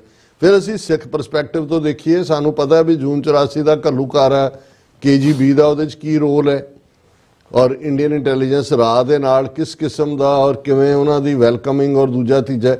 ਹਾਂ, ਜਦੋਂ ਸੋਵੀਅਤ ਯੂਨੀਅਨ ਦਾ ਕਲੈਪਸ ਹੋਇਆ 1989 ਦੇ ਵਿੱਚ 15 ਹਿੱਸਿਆਂ 'ਚ ਵੰਡਿਆ ਗਿਆ, then all of a sudden India ਨੂੰ ਵੀ ਲੱਗਾ ਕਿ ਵੀ ਹੁਣ ਕਿਉਂਕਿ ਬ੍ਰਾਹਮਣ ਦਿਮਾਗ ਤਾਂ ਛਾਤਰ ਹੈ ਕਿ ਵੀ ਕਿੱਧਰ ਆਪਣੀ ਮਾਰਕੀਟ ਦੇਖੀਏ, ਕੀ ਕਰੀਏ। ਸੋ ਹੌਲੀ ਝੁਕਾ ਉਹਨਾਂ ਦੀ ਮਜਬੂਰੀ ਸੀ। ਪਰ ਪੋਸਟ 9/11 ਜਦੋਂ ਕਿ ਅਮਰੀਕਾ ਖੁਦ ਆਪਣੀ ਮੇਨਲੈਂਡ ਦੇ ਉੱਤੇ ਹਮਲੇ ਦਾ ਸ਼ਿਕਾਰ ਹੋਇਆ, ਪਰਮੂਟੇਸ਼ਨ ਕੰਬੀਨੇਸ਼ਨ ਬਦਲੇ, ਆਲਰੇਡੀ ਅਮਰੀਕਾ ਨੇ ਹੌਲੀ ਭਾਰਤ ਵੱਲ ਕਦਮ ਵਧਾਏ। ਜਿਹੜੀ ਉਹਦੀ ਫੋਰਨ ਪਾਲਿਸੀ ਸੀ ਜਿਹਦੇ 'ਚ ਇੰਡੀਆ ਔਰ ਪਾਕਿਸਤਾਨ ਦੀ ਪਾਲਿਸੀ ਦੇ ਵਿਚਾਲੇ ਹਾਈਫਨ ਸੀ, ਉਹਨੂੰ ਡੀਹਾਈਫਨੇਟ ਕੀਤਾ ਔਰ ਨਤੀਜੇ ਦੇ ਤੌਰ ਤੇ Indo US nuclear deal Manmohan Singh ਦੀ ਸਰਕਾਰ ਦੇ ਪਹੁੰਚਦਿਆਂ ਜੂਨੀਅਰ ਬੁਸ਼ ਨੇ ਸਾਈਨ ਕੀਤੀ। ਔਰ ਫਿਰ ਅਮਰੀਕਾ ਨੂੰ ਟਰੰਪ ਤੱਕ ਪਹੁੰਚਦਿਆਂ ਜੇ ਕੁਆਡ ਤੱਕ ਇੰਡੀਆ ਨੂੰ ਉਹ ਲੈ ਆਏ ਤੇ ਅਮਰੀਕਾ ਨੂੰ ਲੱਗਦਾ ਸੀ ਕਿ ਇਸ ਪੀਰੀਅਡ 'ਚ ਚਾਈਨਾ ਗਰੋ ਹੋਇਆ ਡਿਫੈਂਸ ਵਾਈਜ਼, ਇਕਨੋਮਿਕਲੀ, ਔਰ ਉਸ ਸਾਰੇ 'ਚ ਉਹਨਾਂ ਨੂੰ ਲੱਗਦਾ ਸੀ ਕਿ ਸਟ੍ਰੈਟੇਜਿਕ ਪਾਰਟਨਰ ਜਿਹੜਾ ਕੁਆਡ ਸੀ ਆਸਟ੍ਰੇਲੀਆ, ਜਾਪਾਨ, ਇੰਡੀਆ ਔਰ ਅਮਰੀਕਾ। ਲੇਕਿਨ ਇਸ ਪੀਰੀਅਡ 'ਚ ਹੁਣ ਸਾਡਾ ਜਿਹੜਾ ਤੁਹਾਡਾ ਸਵਾਲ ਹੈ ਉਸ ਦਾ ਦਾਇਰਾਕਾਰ ਦੇ ਵਿੱਚ ਇਹ ਗੱਲ ਆਉਂਦੀ ਹੈ। ਗਲਵਾਨ 2020 ਇਹ ਪਹਿਲਾ ਟੈਸਟ ਸੀ ਕਿ ਵੀ ਅਮਰੀਕਾ ਨੇ ਕਾਊਂਟ ਕੀਤਾ ਵੀ ਇਹ ਚਾਈਨਾ ਦੇ ਬਰਾਬਰ ਐਜ਼ ਏ ਬੁਲਵਾਕ ਖਲੋਣ ਦੀ ਹਿੰਮਤ ਰੱਖਦਾ ਹੈ, ਵੱਡਾ ਮੁਲਕ ਹੈ, ਇੰਨੇ ਬਿਲੀਅਨ 1 ਬਿਲੀਅਨ ਇੰਨੀ ਉਹਨਾਂ ਦਾ ਕੰਜ਼ਿਊਮਰ ਮਾਰਕੀਟ ਇਹ ਉਹ ਜੋ ਉਹਨਾਂ ਦਾ ਸੈਲਿੰਗ ਚਿਪ ਹੁੰਦਾ ਜੀ। ਲੇਕਿਨ ਉਹਨੇ ਅਮਰੀਕਾ ਨੂੰ ਡਿਸਅਪਾਇੰਟ ਕੀਤਾ। ਉਹਨਾਂ ਨੇ ਦੇਖਿਆ ਵੀ ਨਾ ਤਾਂ ਇਹ ਮਿਲੀਟੈਰਲੀ ਉੱਥੇ ਖਲੋ ਸਕੇ ਨੇ, ਨਾ ਇਹਨਾਂ ਕੋਲ ਇੰਟੈਲੀਜੈਂਸ ਸੀ। ਚਾਈਨਾ ਨੇ ਮਰਜ਼ੀ ਨਾਲ ਔਰ ਇਹਨਾਂ ਦਾ ਆਪਣਾ ਮੰਨਣਾ 4000 ਸਕੁਅਰ ਕਿਲੋਮੀਟਰ ਤੋਂ ਜ਼ਿਆਦਾ ਟੈਰੀਟਰੀ ਇਹ ਸੁਬਰਾਮਨੀਅਮ ਸਵਾਮੀ ਕੋਟ ਕਾ ਪਾਲਾ 2000 ਤੋਂ 4000 ਤੱਕ, ਪਰ ਇਹਦੇ 'ਚ ਕੋਈ ਔਰ ਇਹਨਾਂ ਦੀ ਕਾਵਰਡਿਸ ਇੰਨੀ ਕਿ ਮੋਦੀ ਇਹ ਵੀ ਮੰਨਣ ਨੂੰ ਤਿਆਰ ਨਹੀਂ ਕਦੇ ਹੋਇਆ ਕਿ ਭਾਈ ਕੋਈ ਸਾਡੀ ਜ਼ਮੀਨ ਕੋਈ ਅਗਰੈਸਰ ਹੈ, ਕੋਈ ਦੂਜਾ। ਵੈਸੇ ਰਸ਼ੀਆ ਦਾ ਵੀ ਪੈਰ ਫੜੇ ਜਾ ਕੇ ਸਮਝੌਤਾ ਕਰਾਓ, 3 ਵਾਰੀ ਜੈ ਸ਼ੰਕਰ ਉੱਥੇ ਗਿਆ। ਅਮਰੀਕਾ ਦੇ ਉੱਤੇ ਵੀ ਇਹ ਰਿਹਾ ਕਿ ਜੀ ਕਿਵੇਂ ਨਾ ਕਿਵੇਂ ਹੋਏ। ਇੰਟੈਲੀਜੈਂਸ ਵੀ ਅਮਰੀਕਾ ਦਿੰਦਾ ਰਿਹਾ। ਸੋ ਇਸ ਸਾਰੀ ਬੈਕਗਰਾਉਂਡ 'ਚ ਅਮਰੀਕਾ ਨੇ ਤਾਂ ਭਾਰਤ ਦੇ ਨਾਲ ਮੈਂ ਸਮਝਦਾ ਵੀ ਵਫਾ ਪੁਗਾਈ, ਵਫਾ ਨਿਭਾਈ। ਭਾਰਤ ਨੇ ਕੀ ਕੀਤਾ, ਤੁਸੀਂ ਮੈਂਸ਼ਨ ਕੀਤਾ ਹੈ ਕਿ ਭਾਈ ਇੱਕ ਪਾਸੇ ਯੂਕਰੇਨ ਵਾਰ ਸ਼ੁਰੂ ਹੋਈ, ਇਹ ਫਿਰ ਨਿਊਟਰਲ ਹੋ ਕੇ ਬਹਿ ਗਏ। ਰਾਦਰ ਰਸ਼ੀਆ ਦੇ ਉੱਤੇ ਜਿਹੜੀਆਂ ਇਕਨੋਮਿਕਲ ਸੈਂਕਸ਼ਨਸ ਅਮਰੀਕਾ ਨੇ ਥਰੂ ਯੂਰਪੀਅਨ ਯੂਨੀਅਨ ਲਾਈਆਂ, ਇਹ ਇਹਨਾਂ ਨੇ ਵਾਇਲੇਟ ਕੀਤੀਆਂ। ਕਿੱਥੇ $2 ਬਿਲੀਅਨ ਦੀ ਆਇਲ ਟ੍ਰੇਡ ਸੀ, ਇਹਨਾਂ 2 ਸਾਲਾਂ 'ਚੋਂ ਵੱਧ ਕੇ 22 ਬਿਲੀਅਨ ਤੱਕ ਚਲੀ ਗਈ, ਕਿਉਂਕਿ ਉਹਨਾਂ ਨੂੰ ਜਿਹੜਾ ਉਹ ਪ੍ਰੋਸੈਸ ਕਰਕੇ ਸਟਫ ਯੂਰਪ ਦੀ ਮਾਰਕੀਟ 'ਚ ਵੇਚਿਆ। ਔਰ ਵਰਸਟ ਜਿਹੜਾ ਅਮਰੀਕਾ ਔਰ ਕੈਨੇਡਾ ਦੋਨਾਂ ਨੇ ਦੀ ਧਰਤੀ ਦੇ ਉੱਤੇ ਟਰਾਂਸਨੈਸ਼ਨਲ ਰਿਪਰੈਸ਼ਨ ਕੀਤਾ, ਜਿਹੜਾ ਅਨਟੋਲਰੇਬਲ ਪਹਿਲਾਂ ਦੁਸ਼ਮਣ ਮੁਲਕ ਨੇ ਵੀ ਨਹੀਂ ਕੀਤਾ। ਰਸ਼ੀਆ ਦੇ ਨਾਲ, ਚਾਈਨਾ ਦੇ ਨਾਲ, ਈਰਾਨ ਦੇ ਨਾਲ, ਜਿੱਥੇ ਈਰਾਨ 'ਚ ਕਿੰਨਾ ਅਰਸਾ ਅਮਰੀਕਾ ਦੇ ਹੌਸਟੇਜ ਉਹਨਾਂ ਨੇ ਫੜ ਕੇ ਰੱਖੇ ਸੀ, ਲੇਕਿਨ ਉਹਨਾਂ ਨੇ ਵੀ ਡੇਅਰ ਨਹੀਂ ਕੀਤਾ।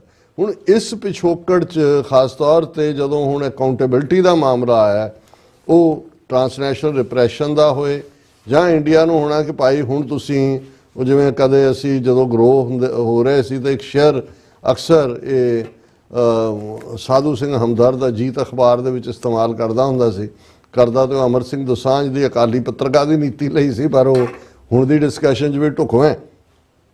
ਅਮਰੀਕਾ ਨੇ ਕਿਹਾ ਵੀ ਇੱਕ ਗੱਲ ਕਲੀਅਰ ਕਰੋ ਕਿ 2 ਰੰਗੀ ਛੋੜ ਕਰ ਯਕ ਰੰਗ ਹੋ ਜਾ, ਸਰਾਸਰ ਮੋਮ ਹੋ ਜਾਂ ਸੰਗ ਹੋ ਜਾ। ਸੰਗ ਪੱਥਰ ਨੂੰ ਕਹਿੰਦੇ ਨੇ, ਜਾਂ ਮੋਮ ਜਾਂ ਬਣ ਜਾ ਪੱਥਰ, ਇਹ 2 ਰੰਗੀ ਨਹੀਂ ਚੱਲਣੀ। ਸੋ ਜਦੋਂ ਇਸ ਸਿਚੁਏਸ਼ਨ 'ਚ ਖਾਸ ਤੌਰ ਤੇ ਟਰਾਂਸਨੈਸ਼ਨਲ ਰਿਪਰੈਸ਼ਨ ਦੇ ਕੈਨੇਡਾ 'ਚ ਜਸਟਿਨ ਟਰੂਡੋ ਦਾ, ਖਾਸ ਤੌਰ ਤੇ America justice department indictment, Nikhil Gupta, Vikas Yadav, ਇਹ ਸਾਰਾ ਆਇਆ। ਔਰ ਇਹ ਤਾਂ ਸਾਨੂੰ ਪਤਾ ਜੋ ਮੀਡੀਆ 'ਚ ਆਇਆ, ਅੰਦਰ ਕੀ ਚੱਲ ਰਿਹਾ ਹੈ, ਅਮਰੀਕਾ ਨੇ ਇੰਡੀਆ ਦਾ ਐਸਾ ਕੀ ਦੇਖਿਆ ਔਰ ਕਿਵੇਂ ਉਹਨਾਂ ਤੇ ਦਬਾਅ ਬਣਾਇਆ। ਜਿਵੇਂ ਮੈਂ ਐਰਿਕ ਗਾਰਸੈਟੀ ਦਾ ਜ਼ਿਕਰ ਕੀਤਾ, ਉਹਨੇ ਕਿਹਾ ਵੀ ਬਹੁਤ ਕੁਝ ਐਟ ਸਟੇਕ ਹੈ। ਤੇ ਇਨ ਪੈਨਿਕ ਪਹਿਲਾਂ 3 ਮਹੀਨੇ ਪਹਿਲਾਂ ਵੀ ਜਾ ਕੇ ਚੰਬੜ ਗਿਆ ਸੀ ਪੁਤਿਨ ਨੂੰ, ਔਰ ਪੁਤਿਨ ਨੇ ਵੀ ਹਾਈਐਸਟ ਅਵਾਰਡ ਦਾ ਮੇਕ ਸ਼ੋਰ ਕੀਤਾ। ਔਰ ਇਹ ਉਹ ਪੀਰੀਅਡ ਸੀ ਕਿ ਵਾਸ਼ਿੰਗਟਨ DC ਦੇ ਵਿੱਚ ਪ੍ਰੈਜ਼ੀਡੈਂਟ ਬਾਈਡਨ ਨੇ ਜਿਹੜਾ ਯੂਕਰੇਨ ਦੀ ਹਮਾਇਤ ਦੇ ਵਿੱਚ ਨੈਟੋ ਦੇ 34 ਮੈਂਬਰ ਇੱਥੇ ਇਕੱਠੇ ਕੀਤੇ ਹੋਏ ਸੀ, ਉਹ ਜਾ ਕੇ ਪੁਤਿਨ ਦੇ ਗਲ ਮਿਲ ਰਿਹਾ ਸੀ। ਹੁਣ ਅਗੇਨ ਉਹੀ ਦੁਹਰਾ। ਔਰ ਹੁਣ ਕਿਉਂਕਿ ਇਹ ਮੈਚ ਬ੍ਰਿਕਸ 5 ਮੁਲਕਾਂ ਦਾ ਅਲਾਇੰਸ ਨਹੀਂ ਹੈ ਜਿਵੇਂ ਇਹਦੀ ਸ਼ੁਰੂਆਤ ਹੋਈ ਸੀ, 36 ਮੁਲਕ ਉਹਦੇ 'ਚ ਸ਼ਾਮਲ ਹੋਏ, ਔਰ ਉਹਦੇ 'ਚੋਂ ਵੀ ਇੱਕ ਮਿਨੀ ਅਲਾਇੰਸ ਜਿਹੜਾ ਅੱਗੋਂ ਰਸ਼ੀਆ, ਚਾਈਨਾ ਔਰ ਈਰਾਨ ਔਰ ਨਾਰਥ ਕੋਰੀਆ ਜਿਨ੍ਹਾਂ ਦੀ, ਔਰ ਇਹ ਵੀ ਸਾਹਮਣੇ ਆਇਆ ਵੀ ਜਿਹੜਾ ਹੁਣ ਬ੍ਰਿਕਸ ਦੇ ਵਿੱਚ ਆਇਆ ਨਾਰਥ ਕੋਰੀਆ, ਔਰ ਦੂਜਾ ਨਾਰਥ ਕੋਰੀਆ ਦੇ ਫੌਜੀ ਲੜ ਰਹੇ ਨੇ ਯੂਕਰੇਨ ਦੇ ਖਿਲਾਫ ਰਸ਼ੀਆ ਦੇ ਵਿੱਚ। ਇੰਡੀਆ ਦੇ ਫੌਜੀ ਮਰੇ ਵੀ ਨੇ, ਲੜੇ ਵੀ ਨੇ। ਸੋ ਇਸ ਸਾਰੀ ਬੈਕਗਰਾਉਂਡ 'ਚ ਇੰਡੀਆ ਦਾ ਨਿਕਲਣਾ, ਬ੍ਰਿਕਸ ਜਿਹੜਾ ਹੈ, ਜੇ ਤੁਸੀਂ ਦੂਜੇ ਜਿਹੜੇ ਨਵੇਂ ਮੈਂਬਰ ਆਏ ਨੇ ਜਾਂ ਜਿਨ੍ਹਾਂ ਨੂੰ ਲੱਗਦਾ ਜੀ ਕਿ ਪੈਰਲਲ ਕਰੰਸੀ ਆ ਜਾਏਗੀ ਤੇ ਅਮਰੀਕਾ ਨੂੰ ਅਸੀਂ ਅੱਖਾਂ ਦਿਖਾਵਾਂਗੇ, ਅੱਜ ਦਾ ਵਰਲਡ ਆਰਡਰ, ਵਰਲਡ ਬੈਂਕ ਔਰ IMF ਤੋਂ ਬਿਨਾਂ ਆ G7 ਨੂੰ ਛੱਡ ਦਿਓ। G7 ਉਹ ਮੁਲਕ ਨੇ ਜਿਹੜੇ ਲੋਨ ਲੈਂਦੇ ਨਹੀਂ ਹੈ, ਲੋਨ ਦਿੰਦੇ ਨੇ, ਇਹੀ ਫਰਕ ਹੈ ਇਹਨਾਂ ਦਾ। ਬਾਕੀ ਸਾਰੇ ਤੁਸੀਂ ਉੱਥੇ ਉਹਨਾਂ 'ਚ ਕੱਢ ਲਓ। ਚਾਈਨਾ ਨਹੀਂ ਲੈਂਦਾ, ਲੋ ਚਾਈਨਾ ਨੇ ਆਪਣਾ ਬੈਂਕ ਡਿਵੈਲਪ ਕਰ ਲਿਆ ਜਾਂ ਆਪਣੀ ਕਰੰਸੀ ਬਣਾਉਣਾ ਚਾਹੁੰਦੇ ਨੇ। ਬਾਕੀ ਜਿਹੜੇ 36 ਮੁਲਕ ਕੀਤੇ ਨੇ, ਵਰਲਡ ਬੈਂਕ, IMF ਜ਼ਰਾ ਦੇ ਇੱਕ ਮਰੋੜਾ, ਇਹ ਖਲੋਣਗੇ ਕਿਤੇ ਵੀ। ਸੋ ਮੈਂ ਸਮਝਦਾ ਵੀ ਇਹ ਪੈਨਿਕ ਦੇ ਵਿੱਚ ਜੋ, ਕਿਉਂਕਿ ਅਜੀਤ ਡੋਵਲ ਦੇ ਖਿਲਾਫ ਇੱਥੇ ਸੰਮਣ ਨੇ, ਬੁਰਾ ਹਾਲ ਬੌਂਕੇ ਦਿਹਾੜੇ ਇਹਨਾਂ ਦੇ ਅੰਦਰੂਨੀ, ਇਹਨਾਂ ਦੀ ਇਕਨੋਮੀ ਦਾ ਵੀ ਹਾਲ ਮਾੜਾ ਹੈ। ਔਰ ਇਸ ਕਿਸਮ ਦੇ ਚੱਲਦਿਆਂ ਮੈਂ ਸਮਝਦਾ ਵੀ ਇਹਨੂੰ ਇਵੇਂ ਹੀ ਕਿਹਾ ਜਾਏ ਕਿ ਵੀ ਇੱਕ ਪਾਸੇ ਇਹਨਾਂ ਕੋਲ, ਜੇ ਐਜ਼ ਏ ਇੰਡੀਅਨ ਇਹ ਕਹਿਣਾ ਹੋਏ ਕਿ ਇਹਨਾਂ ਕੋਲ ਓਪਰਚੁਨਿਟੀ ਸੀ, ਜੇ ਅਮਰੀਕਾ ਨੇ ਦੋਸਤੀ ਦਾ ਹੱਥ, ਦੇਖੋ ਅਮਰੀਕਾ ਦੀਆਂ ਇੰਸਟੀਟਿਊਸ਼ਨਸ, ਅਮਰੀਕਨਸ ਇਨ ਸਪਾਈਟ ਆਫ ਕਿ ਦੁਨੀਆ 'ਚ ਰਾਈਜ਼ ਐਂਡ ਫਾਲ ਹੁੰਦਾ ਹੈ ਜੀ, ਵੱਡੇ ਵੱਡੇ ਐਮਪਾਇਰ ਉਹਨਾਂ ਦੇ ਜ਼ਮਾਨੇ ਮੁੱਕ ਜਾਂਦੇ ਨੇ, ਪਰ ਅਜੇ ਇਹ ਸੋਚਣਾ ਕਿ ਜੀ ਬ੍ਰਿਕਸ ਜਾਂ ਬਾਕੀ ਚੈਲੰਜਸ ਰਾਹੀਂ ਅਮਰੀਕਾ ਜਾਂ ਵੈਸਟਰਨ ਵਰਲਡ ਨੂੰ ਦਾ ਥੱਲਾ ਲਾਇਆ ਜਾ, ਅੱਗੇ ਮੈਨੂੰ ਨਹੀਂ ਲੱਗਦਾ ਕਿ ਅਗਲੇ 50-60 ਸਾਲ ਅਮਰੀਕਾ ਦੀ ਡੋਮੀਨੈਂਸ ਨੂੰ ਕੋਈ ਉਸ ਕਿਸਮ, ਹਾਲਾਂਕਿ ਥੋੜੀ ਬਹੁਤ ਐਰੋਜਨ ਹੁੰਦੀ ਰਹੇਗੀ, ਵੈਲਿਊਜ਼ ਦੀ ਐਰੋਜਨ ਵੀ ਹੋ ਰਹੀ ਹੈ, 3rd ਕਲਾਸ ਲੀਡਰਸ਼ਿਪ ਅੱਗੇ ਆ ਰਹੀ ਹੈ, ਲੇਕਿਨ ਇਹ ਜਿਹੜਾ ਇਹਦੇ 'ਚ ਇੰਡੀਆ ਦਾ ਆਪਣਾ ਪਤਨ ਹੋਏਗਾ। ਰਸ਼ੀਆ ਨੂੰ ਵੀ ਪਤਾ ਲੱਗ ਚੁੱਕਿਆ ਕਿ ਭਾਈ ਇਹਨੂੰ ਤਾਂ ਮੌਕਾ ਮਿਲਿਆ ਨਹੀਂ ਤੇ ਇਹ ਬਾਂਦਰ ਇੱਕ ਪਾਸਿਓਂ ਜੰਪ ਕਰਕੇ ਦੂਜੇ ਪਾਸੇ ਪਹੁੰਚ ਗਿਆ। ਚਾਈਨਾ ਨੇ ਤਾਂ ਪਹਿਲਾਂ ਹੀ ਅੱਖਾਂ ਦਿਖਾ ਦਿੱਤੀਆਂ, ਔਰ ਇਸ ਸਾਰੇ ਦੀ ਇਹਨਾਂ ਦੀ ਘਬਰਾਹਟ ਦਾ ਨਤੀਜਾ ਹੈ, ਜਿਵੇਂ ਮੈਂ ਕੱਲ ਵੀ ਕਿਹਾ ਸੀ ਕਿ ਚੀਨਮ ਸ਼ਰਣਮ ਗੱਛਾਮੀ, ਜਾ ਕੇ ਚੀਨ ਦੇ ਪੈਰਾਂ 'ਚ ਲਿਟ ਗਏ ਨੇ।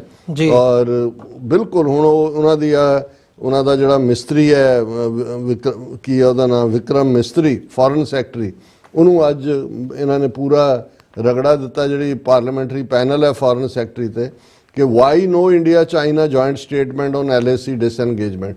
ਐਸ ਜयशंकर ਵੀ ਕਹਿ ਰਿਹਾ ਜੀ ਡੈਪਸੋਂਗ ਚੋਂ ਉਹਨਾਂ ਨੇ ਕਿਹਾ ਸਟੇਟਮੈਂਟ ਕਿੱਥੇ ਹੈ ਜੁਆਇੰਟ, ਕੋਈ ਪ੍ਰੈਸ ਕਾਨਫਰੰਸ, ਕੋਈ ਸਟੇਟਮੈਂਟ, ਕੋਈ ਦੂਜਾ। ਸੋ ਮਤਲਬ ਇਹ ਹੈ ਵੀ ਆਪਣੇ ਲੋਕਾਂ ਨਾਲ ਵੀ ਧੋਖਾ ਕਰ ਰਹੇ ਨੇ।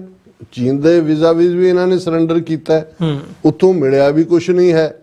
ਔਰ ਅਮਰੀਕਾ ਦੀ ਜਿਹੜੀ ਨਾਰਾਜ਼ਗੀ ਹੈ ਕਿਉਂਕਿ ਜੋ ਹੀ ਬ੍ਰਿਕਸ ਖਤਮ ਹੋਈ, ਜੋ ਐਰਿਕ ਗਾਰਸੈਟੀ ਨੇ ਇੰਟਰਵਿਊ ਦਿੱਤਾ ਹੈ, ਜੋ ਤੁਸੀਂ ਵੈਸਟਰਨ ਅੱਜ ਦੀ ਨਿਊਯਾਰਕ ਟਾਈਮਜ਼ ਦੀ ਸਟੋਰੀ ਦੇਖ ਲਓ, ਉਹਨਾਂ ਨੇ ਬੜੀ ਡੀਟੇਲ ਦੇ ਵਿੱਚ ਲੇਆਊਟ ਕੀਤਾ ਵੀ ਕੈਨੇਡਾ ਅਮਰੀਕਾ 'ਚ ਇੰਡੀਆ ਨੇ ਕੀ ਕੀਤਾ, ਈਵਨ ਸਿੱਖ ਐਕਟਿਵਿਸਟ ਦੀਆਂ ਫੋਟੋਜ਼ ਦੇ ਕੇ। ਸੋ ਮੈਂ ਸਮਝਦਾ ਵੀ ਇਹ ਸਾਰਾ ਜਿਹੜਾ ਇਹਨਾਂ ਦਾ ਆਪਣਾ ਹੀ ਸਲੋਕ ਕਹਿ ਕੇ ਮੈਂ ਇਸ ਸੈਗਮੈਂਟ ਨੂੰ ਕਲੋਜ਼ ਕਰਦਾ। ਵਿਨਾਸ਼ ਕਾਲੇ ਵਿਪਰੀਤ ਬੁੱਧੀ, ਕਿ ਜਦੋਂ ਬੰਦੇ ਦਾ ਵਿਨਾਸ਼ ਆਉਂਦਾ, ਤਬਾਹੀ ਆਉਂਦੀ ਹੈ, ਉਹਦੀ ਅਕਲ ਪੁੱਠੀ ਹੋ ਜਾਂਦੀ ਹੈ। ਸੋ ਉਹਨਾਂ ਦੀ ਅਕਲ ਪੁੱਠੀ ਹੋਣਾ ਸਾਡੇ ਹੱਕ 'ਚ ਜਾਂਦਾ ਹੈ ਔਰ ਇਹ ਅਕਲ ਇਵੇਂ ਹੀ ਪੁੱਠੀ ਰਹੇ ਔਰ ਅਸੀਂ ਦਰਿਆਏ ਜਮਨਾ ਤੋਂ ਵਾਹਗਾ ਤੱਕ ਇੰਡੀਪੈਂਡੈਂਟ ਸੋਵਰਨ ਨੇਸ਼ਨ ਖਾਲਿਸਤਾਨ ਬਹੁਤ ਜਲਦੀ ਦੁਨੀਆ ਦੇ ਮੈਪ ਤੇ ਲੈ ਕੇ ਆ ਸਕੀਏ। ਜੀ ਡਾਕਟਰ ਸਾਹਿਬ, ਬਿਲਕੁਲ। ਸੋ ਵਿਊਅਰਸ, ਇੱਕ ਛੋਟੇ ਜਿਹੇ ਕਮਰਸ਼ੀਅਲ ਬ੍ਰੇਕ ਦੇ ਲਈ ਇੱਥੇ ਰੁਕਦੇ ਹਾਂ। ਬ੍ਰੇਕ ਤੋਂ ਬਾਅਦ ਦੁਬਾਰਾ ਗੱਲਬਾਤ ਅੱਗੇ ਤੋਰਦੇ ਹਾਂ।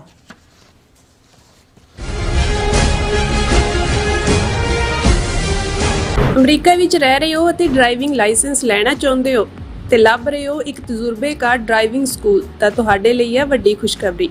ਕੈਲੀਫੋਰਨੀਆ ਦਾ ਸਟਾਕਟਨ ਟਰੱਕ ਡਰਾਈਵਿੰਗ ਸਕੂਲ ਤੁਹਾਨੂੰ ਦੇਵੇਗਾ ਡਰਾਈਵਿੰਗ ਸਿਖਲਾਈ ਅਤੇ ਡਰਾਈਵਿੰਗ ਦੌਰਾਨ ਪੇਸ਼ ਆਉਂਦੀਆਂ ਮੁਸ਼ਕਲਾਂ ਨਾਲ ਨਜਿੱਠਣ ਦੀ ਸਿਖਲਾਈ। 25 ਸਾਲ ਤੋਂ ਵੀ ਵੱਧ ਦੇ ਤਜਰਬੇ ਨਾਲ ਤੁਹਾਨੂੰ ਮਿਲੇਗੀ ਡਰਾਈਵਿੰਗ ਨਾਲ ਸੰਬੰਧਿਤ ਹਰ ਤਰ੍ਹਾਂ ਦੀ ਸਿਖਲਾਈ, ਉਹ ਵੀ ਵਾਜਿਬ ਕੀਮਤ ਵਿੱਚ। ਫਿਰ ਦੇਰ ਕਿਸ ਗੱਲ ਦੀ, ਅੱਜ ਹੀ ਸੰਪਰਕ ਕਰੋ 209788330308 ਜਾਂ ਫਿਰ 2093139919 ਨੰਬਰਾਂ ਤੇ ਅਤੇ ਪਾਓ ਆਪਣਾ ਡਰਾਈਵਿੰਗ ਲਾਇਸੈਂਸ।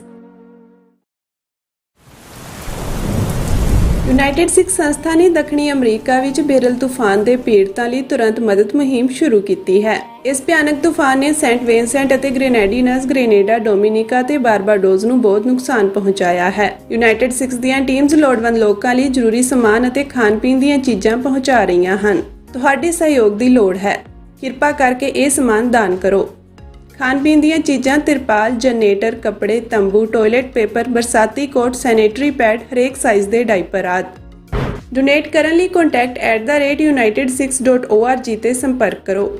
ਮਦਦ ਕਰਨ ਲਈ ਕਿਰਪਾ ਕਰਕੇ ਸਾਡੀ ਵੈਬਸਾਈਟ ਤੇ ਡੋਨੇਟ ਕਰੋ। ਕੀ ਤੁਸੀਂ ਆਪਣੇ ਟੈਕਸਸ ਨੂੰ ਲੈ ਕੇ ਚਿੰਤਤ ਹੋ? ਤੁਸੀਂ ਆਪਣੀ ਕਮਾਈ ਲਈ ਮਿਹਨਤ ਕਰਦੇ ਹੋ, ਭਾਵੇਂ ਤੁਸੀਂ ਨੌਕਰੀ ਵਿੱਚ ਹੋਵੋ ਜਾਂ ਆਪਣਾ ਬਿਜ਼ਨਸ ਚਲਾਉਂਦੇ ਹੋ। ਜਦੋਂ ਟੈਕਸ ਭਰਨ ਦਾ ਸਮਾਂ ਆਉਂਦਾ ਹੈ ਤਾਂ ਤੁਹਾਨੂੰ ਇੱਕ ਭਰੋਸੇਯੋਗ ਟੈਕਸ ਅਕਾਊਂਟੈਂਟ ਦੀ ਲੋੜ ਹੈ ਜੋ ਟੈਕਸ ਬੈਲੈਂਸ ਦਾ ਤੁਹਾਡੇ ਪੱਖ ਵਿੱਚ ਜਾਣਾ ਯਕੀਨੀ ਬਣਾਵੇ। ਸਿਆਟਲ ਦੀ ਜਾਣੀ ਪਛਾਣੀ company accurate accountants and taxes ਤੁਹਾਡੀ ਸੇਵਾ ਵਿੱਚ ਹਾਜ਼ਰ ਹੈ। ਅਸੀਂ ਹਰ ਤਰ੍ਹਾਂ ਦੇ ਟੈਕਸ ਭਰਨ ਵਿੱਚ ਤੁਹਾਡੀ ਮਦਦ ਕਰਾਂਗੇ। ਟੈਕਸ ਸੰਬੰਧੀ ਕਿਸੇ ਵੀ ਤਰ੍ਹਾਂ ਦੇ ਸਵਾਲ ਲਈ ਅੱਜ ਹੀ ਸਾਡੇ ਤੱਕ ਪਹੁੰਚ ਕਰੋ। Accurate accountants and Texas.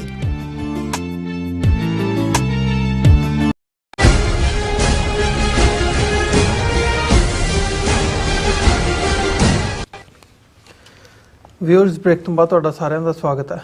ਗੱਲਬਾਤ ਅੱਗੇ ਤੋਰਦੇ ਹਾਂ। ਡਾਕਟਰ ਸਾਹਿਬ, ਹੁਣ ਅਸੀਂ ਗੱਲ ਕਰੀਏ ਜਿੱਥੇ ਅਸੀਂ ਭਾਰਤ ਦੀ ਫੋਰਨ ਪਾਲਿਸੀ ਦੇ ਹਵਾਲੇ ਨਾਲ ਗੱਲ ਕੀਤੀ ਹੈ ਜਾਂ ਜਿਹੜਾ ਇਹ ਕੈਨੇਡਾ ਦੇ ਨਾਲ ਡਿਵੈਲਪਮੈਂਟਸ ਹੋਈਆਂ ਨੇ, ਜਦੋਂ ਅਸੀਂ ਇਹਨਾਂ ਨੂੰ ਦੇਖਦੇ ਹਾਂ ਤੇ ਮਤਲਬ ਹੁਣ ਭਾਰਤ ਨੇ ਵੀ ਜਿਹੜਾ ਬਿਆਨਬਾਜ਼ੀ ਦਾ ਰੁਖ ਹੈ ਉਹ ਕੈਨੇਡਾ ਦੇ ਵੱਲ ਨੂੰ ਉਹ ਸਖਤ ਰੁਖ ਅਪਣਾਇਆ ਹੋਇਆ। ਜਿਹੜਾ ਉਹਨਾਂ ਦਾ ਏਜੰਡਾ ਜਾਂ ਜਿਹੜੀ ਉਹਨਾਂ ਦੀ ਨੀਤੀ ਪਹਿਲਾਂ ਤੋਂ ਚੱਲਦੀ ਆ ਰਹੀ ਹੈ, ਉਸੇ ਦੇ ਥੱਲੇ ਜਿਹੜੀਆਂ ਬਿਆਨਬਾਜ਼ੀਆਂ ਨੇ ਉਹ ਹੋ ਰਹੀਆਂ ਨੇ। ਬੀਤੀ ਕੱਲ੍ਹ ਅਸੀਂ ਇਹਨਾਂ ਦੇ ਜਿਹੜੇ ਸੀਗੇ ਹਾਈ ਕਮਿਸ਼ਨਰ ਸੰਜੇ ਵਰਮਾ, ਉਹਨਾਂ ਦੇ ਇੰਟਰਵਿਊ ਦਾ ਜ਼ਿਕਰ ਕੀਤਾ। ਉਹਨਾਂ ਦੀ ਵੀ ਉਹੀ ਲਾਈਨ ਸੀਗੀ, ਉਹੀ ਗੱਲਾਂ ਸੀਗੀਆਂ। ਵੋਟ ਪੋਲੀਟਿਕਸ ਨੂੰ ਲੈ ਕੇ ਵੀ ਇਹ ਸਿੱਖਾਂ ਨੂੰ ਰਿਝਾਉਣ ਤੇ ਲੱਗਿਆ ਹੋਇਆ ਟਰੂਡੋ, ਤੇ ਇਸ ਕਿਸਮ ਦਾ ਜਿਹੜਾ ਵਰਤਾਰਾ ਹੈਗਾ। ਸੋ ਅੱਜ ਮਤਲਬ ਕੈਪਟਨ ਅਮਰਿੰਦਰ, ਜਿਹੜੇ ਪਹਿਲਾਂ ਕਾਂਗਰਸ ਵੱਲੋਂ ਮੁੱਖ ਮੰਤਰੀ ਵੀ ਰਹੇ ਆ ਪੰਜਾਬ ਦੇ, ਭਾਜਪਾ ਦੇ ਵਿੱਚ ਸ਼ਾਮਲ ਹੋਏ ਕਿੰਨਾ ਸਰਕਮਸਟੈਂਸਸ ਦੇ ਵਿੱਚ, ਉਹ ਇੱਕ ਵੱਖਰਾ ਵਿਸ਼ਾ ਹੈਗਾ। ਪਰ ਹੁਣ ਮਤਲਬ ਕਾਫੀ ਸਮੇਂ ਬਾਅਦ ਉਹਨਾਂ ਦਾ ਬਿਆਨ ਆਉਂਦਾ ਤੇ ਸਿੱਧਾ ਉਹਨਾਂ ਨੇ ਟਰੂਡੋ ਦੇ ਉੱਤੇ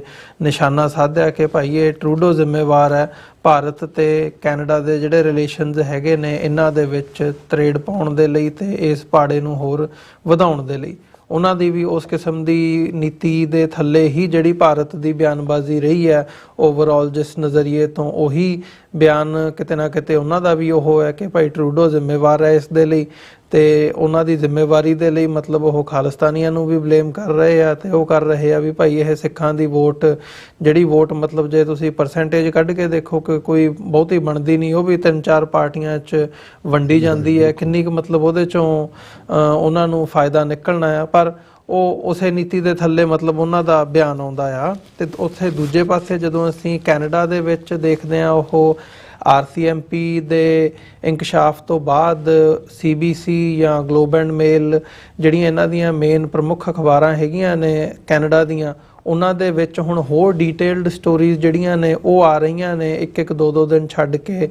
ਕੋਈ ਕਿਸੇ ਐਂਗਲ ਨੂੰ ਐਕਸਪਲੋਰ ਕਰ ਰਿਹਾ ਹੈ, ਕੋਈ ਕਿਸੇ ਐਂਗਲ ਨੂੰ ਐਕਸਪਲੋਰ ਕਰ ਰਿਹਾ ਹੈ ਕਿ ਭਾਰਤ ਨਾਲ ਜਿਹੜੀ ਰਿਲੇਸ਼ਨਸ਼ਿਪ ਹੈਗੀ ਹੈ ਉਹ ਕਿਵੇਂ ਵਿਗੜੀ ਹੈ, ਤੇ ਕਿਵੇਂ ਭਾਰਤ ਨੂੰ ਪਿਛਲੇ ਸਾਲ ਦੇ ਵਿੱਚ ਕਿਸ ਥਾਂ ਦੇ ਉੱਤੇ ਕਿੰਨੇ ਮੌਕੇ ਦਿੱਤੇ ਗਏ। ਅਜੀਤ ਡੋਵਲ ਦੇ ਨਾਲ ਅਸੀਂ ਮੀਟਿੰਗ ਦਾ ਜ਼ਿਕਰ ਕੀਤਾ ਸਿੰਗਾਪੁਰ ਦੇ ਵਿੱਚ, ਜਿਹੜੀ ਸਾਹਮਣੇ ਆਉਂਦੀ ਹੈ। ਸੋ ਇਹ ਮਤਲਬ ਇਸ ਵਕਤ ਚੱਲ ਰਿਹਾ। ਸੋ ਜਿਹੜੀ ਇਹ ਭਾਰਤ ਦੀ ਨੀਤੀ ਕੈਨੇਡਾ ਨੂੰ ਲੈ ਕੇ ਹੈਗੀ ਹੈ, ਉਹ ਉਹਦੇ ਤੋਂ ਖੱਬੇ ਸੱਜੇ ਨਹੀਂ ਹੋ ਰਹੇ, ਉਸੇ ਤਰੀਕੇ ਦੇ ਨਾਲ ਬਿਆਨਬਾਜ਼ੀਆਂ ਦਾ ਸਿਲਸਿਲਾ ਚੱਲ ਰਿਹਾ ਹੈ। ਕੀ ਨਜ਼ਰ ਆਉਂਦਾ ਵੀ ਇਹ ਪੋਲਰਾਈਜੇਸ਼ਨ ਹੋਣਾ ਲੱਗ ਰਿਹਾ ਵੀ ਜਿਹੜੀ ਅਸੀਂ ਭਾਰਤ ਦੀ ਪੋਲਿਟਿਕਸ ਦੇ ਵਿੱਚ ਪੋਲਰਾਈਜੇਸ਼ਨ ਦੀ ਗੱਲ ਕਰਦੇ ਸੀ, ਹੁਣ ਜਿਹੜੇ ਅਮਰੀਕਾ ਕੈਨੇਡਾ ਰਿਲੇਸ਼ਨਸ਼ਿਪ ਦੇ ਵਿੱਚ ਵੀ ਇਹ ਨਾਰਥ ਪੋਲ ਸਾਊਥ ਪੋਲ ਵਾਲੀ ਉਹ ਬਣਦੀ ਜਾ ਰਹੀ ਹੈ ਵੀ ਉਹ ਉਸ ਪਾਸੇ ਜਾ ਖਲੋਤੇ ਆ ਤੇ ਇੱਧਰ ਟਰੂਡੋ ਸਾਹਿਬ ਬਿਲਕੁਲ ਦੂਜੇ ਪਾਸੇ ਜਾ ਕੇ ਖਲੋਤੇ ਆ। ਦੇਖੋ, ਅਕਸਰ ਮੱਕੜੀ ਬਾਰੇ ਜਦੋਂ ਮੱਕੜੀ ਆਪਣਾ ਜਾਲ ਬੁਣ ਰਹੀ ਹੁੰਦੀ ਹੈ, ਤੁਹਾਨੂੰ ਉਹ ਇੱਕ ਬਹੁਤ ਚੰਗੇ ਜੁਲਾਏ ਤੋਂ ਵੀ ਚੰਗੀ ਕਿਰਤ ਕਰਦੀ ਨਜ਼ਰ ਆਉਂਦੀ ਹੈ। ਪਰ ਅਲਟੀਮੇਟਲੀ ਇਹ ਕਿਹਾ ਜਾਂਦਾ ਹੈ ਵੀ ਮੱਕੜੀ ਜਦੋਂ ਜਾਲ ਉਹਦਾ ਮੁਕੰਮਲ ਹੋ ਜਾਂਦਾ ਹੈ ਤੇ ਉਸ ਨੂੰ ਪਤਾ ਨਹੀਂ ਲੱਗਦਾ ਵੀ ਉਸ ਜਾਲ 'ਚੋਂ ਨਿਕਲਣਾ ਕਿਵੇਂ ਹੈ, ਤੇ ਉਸੇ ਜਾਲ 'ਚ ਹੀ ਉਹ ਫਸ ਜਾਂਦੀ ਹੈ। ਸੋ ਜੇ ਕੈਨੇਡਾ ਇੰਡੀਆ ਰਿਲੇਸ਼ਨਸ਼ਿਪ ਨੂੰ ਜਾਂ ਇਹ ਬੱਚਾ ਜਮੂਰਾ ਬਦ ਅਖਲਾਕ ਬਦ ਕਿਰਦਾਰ ਕੈਪਟਨ ਅਮਰਿੰਦਰ ਦੀ ਬਿਆਨਬਾਜ਼ੀ ਜਾਂ ਇਸ ਦੇ ਵੱਡੇ ਆਕਾ ਉਹ ਮੋਦੀ ਹੋਏ ਜਾਂ ਮੋਦੀ ਨੇ ਤਾਂ ਇਸ ਵੇਲੇ ਮੌਨ ਰੱਖਿਆ ਹੋਇਆ, ਐਸ ਜੈ ਸ਼ੰਕਰ ਹੋਏ, ਜਾਂ ਉਹਨਾਂ ਦੇ ਫੋਰਨ ਸੈਕਟਰੀ ਹੋਣ, ਜਾਂ ਜਿਹੜਾ ਹਾਈ ਕਮਿਸ਼ਨਰ UK ਇੱਥੋਂ ਕੱਢਿਆ ਕੈਨੇਡਾ 'ਚੋਂ ਪਰਸਨ ਆਫ ਇੰਟਰਸਟ, ਕਿਉਂਕਿ 6 ਡਿਪਲੋਮੈਟ ਜਿਨ੍ਹਾਂ 'ਚੋਂ ਹਾਈ ਕਮਿਸ਼ਨਰ ਸ਼ਾਮਲ ਹੈ ਇਹ ਹੁਣ ਕ੍ਰਿਮੀਨਲ ਕਲਾਸ ਦੇ ਵਿੱਚ ਨੇ। ਇਹਨਾਂ ਨੂੰ ਜੋ ਇਹਨਾਂ ਦੀ ਡਿਪਲੋਮੈਟਿਕ ਜੇ ਰਿਟਾਇਰ ਹੋਣਗੇ ਤਾਂ ਕੈਨੇਡਾ ਇਹਨਾਂ ਨੂੰ ਕਿਤੇ ਵੀ ਚੁੱਕ ਕੇ ਲਿਆ ਸਕਦਾ, ਕਿਉਂਕਿ ਜਦੋਂ ਵੀ ਟਰਾਇਲ ਜਾਏਗਾ ਇਹਨਾਂ ਦਾ ਵੱਡਾ ਰੋਲ ਹੈ। ਸੋ ਇਹ ਸਾਰੇ ਅਸਲ 'ਚ ਇਹਨਾਂ ਨੇ ਜਦੋਂ ਆਪਣਾ ਸਪਾਈ ਨੈਟਵਰਕ ਕੈਨੇਡਾ ਦੇ ਵਿੱਚ 1970s ਦੇ ਅਖੀਰ 'ਚ ਹੀ ਪਸਾਰਿਆ, ਇਹ ਉਹ ਪੀਰੀਅਡ ਸੀ ਕਿ ਰਾਹ ਦਾ ਚੀਫ RN ਕੌ, ਇੱਕ ਕਸ਼ਮੀਰੀ ਪੰਡਤ ਜਿਹਨੂੰ ਇੰਟੈਲੀਜੈਂਸ ਬਿਊਰੋ 'ਚੋਂ ਕੱਢ ਕੇ ਜਿਹਨੇ ਇਨਫੈਕਟ ਰਾਹ ਨੂੰ ਫਾਊਂਡ ਕੀਤਾ, ਉਹਨਾਂ ਨੇ ਜਦੋਂ ਦਰਬਾਰ ਸਾਹਿਬ ਤੇ ਹਮਲਾ ਜਾਂ ਸਿੱਖਾਂ ਨੂੰ ਸਬਕ ਸਿਖਾਉਣ ਦੇ ਲਈ ਟੋਟਲ ਵਾਰ ਸਿੱਖਾਂ ਦੇ ਖਿਲਾਫ ਵਿੱਢਣ ਦਾ ਜਦੋਂ ਜਿਸ ਏਜੰਡੇ ਤੇ ਉਹ ਕੰਮ ਕਰ ਰਹੇ ਸੀ 1980s ਤੋਂ, ਜਦੋਂ ਇੰਦਰਾ ਗਾਂਧੀ ਵਾਪਸ ਐਮਰਜੈਂਸੀ ਤੋਂ ਬਾਅਦ ਜਨਤਾ ਪਾਰਟੀ ਦੀ ਹਕੂਮਤ ਬਣੀ, ਫਿਰ ਚੋਣਾਂ ਹੋਈਆਂ, ਫਿਰ ਇੰਦਰਾ ਗਾਂਧੀ ਬਣੀ। ਸੋ ਉਹਦੇ 'ਚ ਮੇਰਾ ਖਿਆਲ ਹੈ ਵੀ ਉਹਨਾਂ ਨੇ ਕੈਲਕੂਲੇਟ ਕੀਤਾ ਕਿ ਵੀ ਬਾਹਰਲੇ ਮੁਲਕਾਂ 'ਚ ਸਭ ਤੋਂ ਜ਼ਿਆਦਾ ਰਿਐਕਸ਼ਨ ਕਿੱਥੇ ਹੋ ਸਕਦਾ ਹੈ। ਜ਼ਾਹਰ ਹੈ ਕੈਨੇਡਾ 'ਚ ਪਰਸੈਂਟੇਜ ਵਾਈਜ਼ ਸਿੱਖਾਂ ਦੀ ਪਾਪੂਲੇਸ਼ਨ ਸੀ, ਔਰ ਉਸ ਤੋਂ ਪਹਿਲਾਂ ਵੀ ਇੱਕ ਬੋਟ ਰਾਹੀਂ ਲੇਟ ਅਰਲੀ 1980s 81 82 'ਚ ਬਹੁਤ ਸਾਰੇ 100-150 ਨੌਜਵਾਨ ਆਏ ਸੀ, ਉਹਨਾਂ ਨੇ ਰਿਫਿਊਜੀ ਸਟੇਟਸ ਅਪਲਾਈ ਕੀਤਾ ਸੀ। ਉਹ ਪਹਿਲਾ ਇੱਕ ਆਈ ਓਪਨਰ ਵੀ ਸੀ ਇੰਡੀਆ ਲਈ, ਔਰ ਇਹ ਰਿਫਿਊਜੀਜ਼ ਦੇ ਕੇਸ ਦੀ ਕਹਾਣੀ ਵੀ ਉੱਥੋਂ ਸ਼ੁਰੂਆਤ ਹੁੰਦੀ ਹੈ। ਸੋ ਜੇ ਤੁਸੀਂ ਸੌਫਟ ਟਾਰਗੇਟ, ਜਿਹਨੂੰ ਮੈਂ ਹਾਲਾਂਕਿ ਇਹ ਨਹੀਂ ਹੈ ਵੀ ਹਰ ਗੱਲ ਹੀ ਉਹਦੀ ਠੀਕ ਹੈ ਜੋ ਸੌਫਟ ਟਾਰਗੇਟ 'ਚ ਹੈ, ਪਰ ਜਦੋਂ ਤੁਸੀਂ ਦੇਖਦੇ ਹੋ ਤਾਂ ਲੇਟ 70 ਜਾਂ ਅਰਲੀ 80s 'ਚ ਕੈਨੇਡਾ ਦੇ ਵਿੱਚ ਇਹਨਾਂ ਦਾ ਸਪਾਈ ਨੈਟਵਰਕ ਇੰਡੀਅਨ ਏਜੰਸੀਆਂ ਦਾ ਗੁਰਦੁਆਰਿਆਂ ਦੇ ਵਿੱਚ, ਸਿੱਖ ਜਥੇਬੰਦੀਆਂ ਦੇ ਵਿੱਚ, ਖਾਸ ਤੌਰ 'ਤੇ ਉਸ ਵੇਲੇ ਜਿਹੜੀਆਂ ਜਥੇਬੰਦੀਆਂ ਐਕਟਿਵ ਸੀ ਪੰਜਾਬ 'ਚ ਪਿੰਡਾਂ ਵਾਲਿਆਂ ਦਾ, ਉਹ ਉਹਨਾਂ ਨੇ ਆਪਣਾ ਆਧਾਰ ਬਣਾ ਲਿਆ ਸੀ। ਕੈਨੇਡਾ ਕਿਉਂਕਿ ਫॉर ਲੌਂਗ ਅਮਰੀਕਾ ਤੇ ਹੀ ਡਿਪੈਂਡ ਕਰਦਾ ਰਿਹਾ। ਕੈਨੇਡਾ ਦੀ ਕੋਈ ਬਹੁਤ ਵੱਡੀ ਸਟੈਂਡਿੰਗ ਆਰਮੀ ਨਹੀਂ ਹੈ, ਕੋਈ ਨਿਊਕਲੀਅਰ ਨਹੀਂ ਹੈ, ਕੋਈ ਅਦਰ, ਉਹ ਤਾਂ ਅਮਰੀਕਾ ਦੇ ਹੀ ਅੰਬਰੇਲਾ ਥੱਲੇ ਹੈ। ਸੋ ਉਹਨਾਂ 'ਚ ਕੈਨੇਡਾ ਇੱਕ ਓਪਨ ਸੁਸਾਇਟੀ ਵਾਂਗ ਸੀ, ਹਿਊਮਨ ਰਾਈਟਸ ਦੀ ਚੈਂਪੀਅਨ। ਸੋ ਉਹਨਾਂ ਦੀ ਇੰਟੈਲੀਜੈਂਸ ਏਜੰਸੀਜ਼, ਸੀਸਸ ਜਾਂ RCMP ਜਾਂ ਦੂਜੀਆਂ ਕੋਈ state of the art institutions ਨਹੀਂ ਸੀ। ਤੇ ਇੰਡੀਆ ਦੀ ਕਿਉਂਕਿ ਇੰਟੈਲੀਜੈਂਸ ਬਿਊਰੋ ਤਾਂ ਇਹਨਾਂ ਨੇ ਇਨਹੈਰਿਟ ਕੀਤਾ ਅੰਗਰੇਜ਼ਾਂ ਤੋਂ, 47 ਤੋਂ ਪਹਿਲਾਂ ਸੀ, ਪਾਕਿਸਤਾਨ 'ਚ ਵੀ ਹੈ ਇੰਟੈਲੀਜੈਂਸ ਬਿਊਰੋ, ਇੰਡੀਆ 'ਚ ਵੀ ਹੈ। ਪਰ ਇਸ ਪੀਰੀਅਡ 'ਚ ਇੰਦਰਾ ਗਾਂਧੀ ਨੇ ਜਿਹੜੇ ਕੋਵਰਟ ਆਪਰੇਸ਼ਨ ਕੀਤੇ, ਜਿਹਦੇ 'ਚ ਸਿੱਕਮ ਦੇ ਚੌਗਿਆਲ ਦੇ ਨਾਲ ਬੰਗਲਾਦੇਸ਼ ਇੱਕ ਮੁਲਕ ਤੋੜ ਦੇਣਾ, ਰਾਹ ਦਾ ਬਹੁਤ ਵੱਡੀ ਇਹ ਸਕਸੈਸ ਸੀ। ਨੇਪਾਲ ਇੱਕ ਪੂਰਾ ਟੱਬਰ ਮਾਰਤਾ ਉਹਨਾਂ ਦਾ, ਬਾਦਸ਼ਾਹਾਂ ਦਾ, ਆਪਣੇ ਲੋਕ ਲੈ ਆਂਦੇ। ਭੂਟਾਨ ਦੇ ਵਿੱਚ ਭਾਵੇਂ ਬਲੱਡ ਸ਼ੈਡ ਨਹੀਂ ਹੋਇਆ, ਪਰ ਕਿਵੇਂ ਭੂਟਾਨ ਨੂੰ ਆਪਣੇ ਕਾਬੂ ਥੱਲੇ ਰੱਖਿਆ। ਔਰ ਇਸ ਦੇ ਨਾਲ ਨਾਲ ਪਾਕਿਸਤਾਨ ਬਣਨ ਤੋਂ ਇੱਕਦਮ ਬਾਅਦ ਅਫਗਾਨਿਸਤਾਨ ਦੇ ਵਿੱਚ ਇਹਨਾਂ ਦੀ ਪ੍ਰੈਜ਼ੈਂਸ ਪਾਕਿਸਤਾਨ ਦੇ ਖਿਲਾਫ ਇੱਕ ਉਹ ਸਾਰਾ ਹਿੱਸਾ ਬਣਨਾ। ਸੋ ਇਹ ਸਟੇਟ ਆਫ ਦਾ ਆਰਟ ਜਿਹੜਾ ਰਾਹ ਹੈ ਉਹ ਆਰ ਐਨ ਕੌ ਜਿਹੜਾ ਕਾਫੀ ਸੀਜ਼ਨਡ ਸਪਾਈ ਸੀ। ਇਹ ਤਾਂ ਐਵੇਂ ਅਜੀਤ ਡੋਵਲ ਤਾਂ ਟਕੇ ਦਾ ਵੀ ਇਹ ਨਹੀਂ ਹੈ, ਹੀ ਵਾਜ਼ ਦਾ ਮੈਨ। ਔਰ ਸਿੱਖਾਂ ਨੂੰ ਸਬਕ ਸਿਖਾਉਣ ਦੀ ਪਲਾਨ ਉਹਦੇ ਪੀਰੀਅਡ 'ਚ ਹੀ ਹੋਈ। ਸੋ ਕਟਿੰਗ ਦਾ ਸਟੋਰੀ ਸ਼ਾਰਟ, ਆਲਰੇਡੀ ਕੈਨੇਡਾ ਦੇ ਵਿੱਚ ਜਿਹੜੀ ਗਲੀਬਲ RCMP ਔਰ ਸੀਸਸ ਸੀ, ਉਹਨੂੰ ਇੰਡੀਅਨ ਏਜੰਸੀਜ਼ ਨੇ ਡੋਮੀਨੇਟ ਕਰਕੇ ਫੂਲ ਕਰਨਾ ਸ਼ੁਰੂ ਕੀਤਾ। ਜੋ ਉਹਨਾਂ ਨੂੰ ਜਾਣਕਾਰੀ ਦੇਈ ਗਏ ਉਹ ਵੀ ਉਹਨੂੰ ਦੈਵੀ ਟਰੂਥ ਸਮਝ ਕੇ ਮੰਨੀ ਗਏ। ਨਤੀਜਾ 1985 ਦੇ ਵਿੱਚ 에ਅਰ ਇੰਡੀਆ ਡਿਜ਼ਾਸਟਰ। ਸੋ ਹੁਣ ਕਿਉਂਕਿ ਇਸ ਪੀਰੀਅਡ 'ਚ ਹਾਲਾਂਕਿ ਕੈਨੇਡਾ ਦੀ ਬਹੁਤ ਵੱਡੀ ਫੇਲਿਅਰ ਸੀ ਕਿ ਕੈਨੇਡਾ ਦੀ ਧਰਤੀ ਤੇ ਆ ਕੇ ਇੰਡੀਅਨ ਇੰਟੈਲੀਜੈਂਸ ਨੇ ਕੈਨੇਡੀਅਨ ਸਿਟੀਜ਼ਨਸ ਨੂੰ ਵਰਤ ਕੇ ਇੰਨਾ ਵੱਡਾ ਹਾਦਸਾ ਕਰਾਇਆ। ਸੋ ਜਦੋਂ ਤੱਕ ਕੈਨੇਡਾ ਇਸ 'ਚੋਂ ਉਭਰਿਆ ਜਾਂ ਉਸਨੇ ਦੁਬਾਰਾ ਸ਼ੁਰੂ ਕੀਤਾ, ਅੱਜ ਕੈਨੇਡਾ ਦੀ RCMP ਜਾਂ ਸੀਸਸ ਉਹ ਨਹੀਂ ਹੈ ਜਿਹੜੀ 1980s ਦੀ ਸੀ। ਹੁਣ ਇਹਨਾਂ ਦੇ ਹੌਸਲੇ ਇੰਨੇ ਕੁ ਵਧੇ ਹੋਏ ਸੀ ਕਿ ਵੀ ਇਹਨਾਂ ਨੂੰ ਲੱਗਦਾ ਸੀ ਕਿ ਬਈ ਸਾਨੂੰ ਤਾਂ ਨਾ ਕੋਈ ਦੇਖ ਰਿਹਾ, ਨਾ ਸਾਨੂੰ ਕੋਈ ਸੁਣ ਰਿਹਾ। ਔਰ ਇਸ ਸਾਰੇ ਦੇ ਚੱਲਦਿਆਂ ਉਹਨਾਂ ਨੇ ਇੱਕ ਪਾਸੇ ਤਾਂ ਅੰਦਰੂਨੀ ਦਬਾਅ ਰੱਖਿਆ। ਜੇ ਹੁਣ 26 ਬੰਦਿਆਂ ਦੀ ਲਿਸਟ ਦਿੱਤੀ ਹੈ, ਜੇ ਇਹਨੂੰ ਐਕਸਟਰਾਡਾਈਟ ਕਰੋ, ਅਸੀਂ 126 ਦੀ ਦੇ ਸਕਦੇ ਹਾਂ ਜਿਨ੍ਹਾਂ ਨੇ ਸਾਡੇ ਤੇ ਜ਼ੁਲਮ ਕੀਤੇ ਨੇ। ਲੇਕਿਨ ਕੈਨੇਡਾ ਤੇ ਦਬਾਅ ਬਣਾਉਣ ਲਈ ਇਹ ਸਾਰਾ ਉਹ ਕੰਮ ਕਰੀ ਗਏ। ਕੈਨੇਡਾ ਨੇ ਥੋੜਾ ਜਿਹਾ ਲੋ ਅਪਰੋਚ ਰੱਖੀ ਕਿਉਂਕਿ ਡਾਇਸਪੋਰਾ ਵੀ ਰਹਿੰਦੇ ਨੇ ਕੈਨੇਡਾ ਦੇ ਵਿੱਚ, ਇਕੱਲੇ ਸਿੱਖ ਨਹੀਂ ਰਹਿੰਦੇ, ਗੁਜਰਾਤੀ ਵੀ ਵੱਡੀ ਗਿਣਤੀ 'ਚ ਨੇ, ਦੂਜੇ ਵੀ ਨੇ। ਲੇਕਿਨ ਕੈਨੇਡਾ ਦੀ ਜਿਹੜੀ ਸੌਫਟ ਲਾਈਨ, ਔਰ ਕਿਉਂਕਿ ਫਰੀडम ਲਵਿੰਗ ਮੁਲਕ ਹੈ, ਆਲਰੇਡੀ ਉਹਨਾਂ ਨੇ ਜਿਹੜੇ ਉੱਥੇ ਜੋ ਵੀ ਗੱਲ ਕਰਨਾ ਚਾਹੁੰਦੇ ਸੀ ਉਹਨਾਂ ਨੂੰ ਵੀ ਫਰੀडम ਦਿੱਤੀ। ਅਸਾਈਲਮ ਲਈ ਵੀ ਬਹੁਤ ਵੱਡਾ ਮੁਲਕ ਹੈ ਏਰੀਆ ਵਾਈਜ਼, ਬੰਦੇ ਵੀ ਚਾਹੀਦੇ ਨੇ ਉਹਨਾਂ ਨੂੰ, ਲੇਬਰ ਵੀ ਚਾਹੀਦੀ ਹੈ, ਕੰਮ ਵਾਲੇ ਵੀ ਚਾਹੀਦੇ ਨੇ।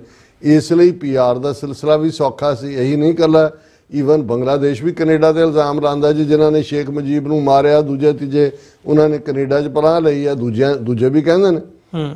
ਕਿਉਂਕਿ ਕੈਨੇਡਾ ਦਾ ਇੱਕ ਇਹ ਐਟੀਟਿਊਡ ਸੀ ਕਿ ਬਈ ਦੁਨੀਆ 'ਚ ਪਰਸੀਕਿਊਸ਼ਨ, ਹੁਣ ਵੀ ਜਦੋਂ ਸੀਰੀਆ ਦੂਜੇ 'ਚੋਂ ਨਿਕਲੇ, ਕੈਨੇਡਾ ਸਭ ਤੋਂ ਪਹਿਲੇ ਮੁਲਕਾਂ 'ਚੋਂ ਸੀ, ਯੂਰਪ ਦੇ ਕੁਝ ਮੁਲਕਾਂ ਨੂੰ ਛੱਡ ਕੇ ਜਿਨ੍ਹਾਂ ਨੇ ਉਹਨਾਂ ਨੂੰ ਪਨਾਹ ਦਿੱਤੀ। ਸੋ ਇਸ ਸਭ ਦੇ ਚੱਲਦੇ ਆ ਕਿਉਂਕਿ ਜਸਟਿਨ ਟਰੂਡੋ ਦੀ ਹਕੂਮਤ ਨੇ ਜਦੋਂ ਔਰ ਅਜੀਤ ਡੋਵਲ ਜਦੋਂ ਉਹਨਾਂ ਦੀ ਇੰਟੈਲੀਜੈਂਸ ਨੇ ਜਿਹਨੂੰ ਐਗਰੈਸਿਵ ਡਿਪਲੋਮੇਸੀ, ਜਿਹਨੂੰ ਬਾਅਦ ਪ੍ਰਾਈਮ ਮਿਨਿਸਟਰ RS ਜੈਸ਼ੰਕਰ ਨੇ ਘੁਸ ਕੇ ਮਾਰेंगे ਕਿਹਾ, ਜਿਹਦੀ ਸ਼ੁਰੂਆਤ ਬੇਸ਼ੱਕ ਇੰਟੈਲੀਜੈਂਸ ਇੰਟਰਫੀਰੈਂਸ ਤਾਂ 40 ਸਾਲਾਂ ਤੋਂ ਸੀ, 에ਅਰ ਇੰਡੀਆ ਉਹਦੀ ਉਦਾਹਰਣ। ਪਰ ਪਿਛਲੇ ਲਗਭਗ 2 ਸਾਲ ਤੋਂ ਇਹਨਾਂ ਨੇ ਕਿਲਿੰਗ ਅੰਦਰ ਜਾ ਕੇ ਮਾਰਨ ਦੀ ਜਿਹੜੀ ਗੱਲ CIA ਦੀ ਉਸ ਬੀਬੀ ਸਾਰਾ ਰਾਹੀਂ ਵੀ ਸਾਹਮਣੇ ਆਈ ਕਿ ਐਕਸ ਤਾਲਿਬਾਨ ਨੂੰ ਹਾਇਰ ਕੀਤਾ। ਇੰਟਰਸੈਪਟ ਨੇ ਵੀ ਕਿਹਾ, ਔਰ ਅਸੀਂ ਦੇਖਦੇ ਹਾਂ ਕਿ ਪਿਛਲੇ ਵਰ੍ਹਿਆਂ ਦੇ ਵਿੱਚ ਲਾਹੌਰ ਦੇ ਵਿੱਚ ਹੈਪੀ ਦਾ ਮਾਰਿਆ ਜਾਣਾ, ਹੋਰ ਵੀ ਨਿਕਲ ਆਇਆ ਕਸ਼ਮੀਰੀ, ਕੋਈ ਨਮਾਜ਼ ਪੜ੍ਹਦੇ ਆ, ਕੋਈ ਰਾਵਲਾਕੋਟ 'ਚ ਮਾਰਿਆ, ਕੋਈ ਸਿਆਲਕੋਟ 'ਚ ਮਾਰਿਆ। ਤੇ ਮਈ ਦੇ ਮਹੀਨੇ 'ਚ ਭਾਈ ਪਰਮਜੀਤ ਸਿੰਘ ਪੰਜਵੜ, ਉਹ ਵਾਕਿਆ ਅਸੀਂ ਦੱਸਦੇ ਹੀ ਹਾਂ, 15 ਜੂਨ 2023, ਅਵਤਾਰ ਸਿੰਘ ਖੰਡਾ 18 ਜੂਨ 2023। 3 ਮਹੀਨੇ ਬਾਅਦ ਜਸਟਿਨ ਟਰੂਡੋ ਨੇ ਬਿਲਕੁਲ, ਅਮਰੀਕਾ ਨੇ ਟਿਪ ਆਫ ਵੀ ਕੀਤਾ ਹੋਇਆ ਸੀ। ਇਹਦੇ 'ਚ ਜ਼ਰੂਰ ਕੈਨੇਡਾ ਦੀ ਫੇਲਿਅਰ ਹੈ ਕਿ ਉਹ ਹਰਦੀਪ ਸਿੰਘ ਨਿੱਜਰ ਨੂੰ ਸਿਕਿਉਰ ਨਹੀਂ ਕਰ ਸਕੇ ਜਿਵੇਂ ਅਮਰੀਕਨ ਏਜੰਸੀਆਂ ਨੇ ਗੁਰਪਤਵੰਤ ਸਿੰਘ ਪੰਨੂ ਨੂੰ ਕੀਤਾ ਜੀ। ਨਤੀਜੇ ਦੇ ਤੌਰ ਤੇ ਇਹ ਡਿਪਲੋਮੈਟਿਕ ਰਿਫਟ ਜਿਹੜੀ ਡਿਪਲੋਮੈਟਾਂ ਦੇ ਵਾਪਸ ਆਣ ਜਾਣ, ਔਰ 14 ਅਕਤੂਬਰ ਨੂੰ ਜਿਹੜਾ ਇੰਕਸ਼ਾਫ ਫਿਰ RCMP ਨੇ ਕੀਤਾ, ਉਹਨੇ ਜਿਹੜੀ ਇੰਡੀਆ ਦੀ ਇੰਟਰਫੀਅਰੈਂਸ ਹੈ ਸਿਰਫ ਟਰਾਂਸਨੈਸ਼ਨਲ ਕਿਲਿੰਗ ਦੇ ਰੂਪ 'ਚ ਨਹੀਂ ਹੈ, ਫਰੌਤੀਆਂ, ਗੈਂਗ ਕਲਚਰ ਖੜਾ ਕਰਨਾ, ਰੈਂਸਮ ਲੈਣੇ ਔਰ ਨੈਗੇਟਿਵਿਟੀ, ਔਰ ਜਿਹਦਾ ਅਸੀਂ ਕੱਲ ਜ਼ਿਕਰ ਕੀਤਾ ਸੀ ਕਿ ਸੌਫਟ ਟਰਾਂਸਨੈਸ਼ਨਲ ਰਿਪਰੈਸ਼ਨ, ਜਿਸ ਲੈਵਲ ਦਾ ਪ੍ਰੋਪੇਗੈਂਡਾ ਲਾਂਚ ਕੀਤਾ ਹੋਇਆ, ਉਹਦੀ ਵੀ ਅਸੀਂ ਗੱਲ ਕਰਾਂਗੇ ਅੱਜ ਵੀ।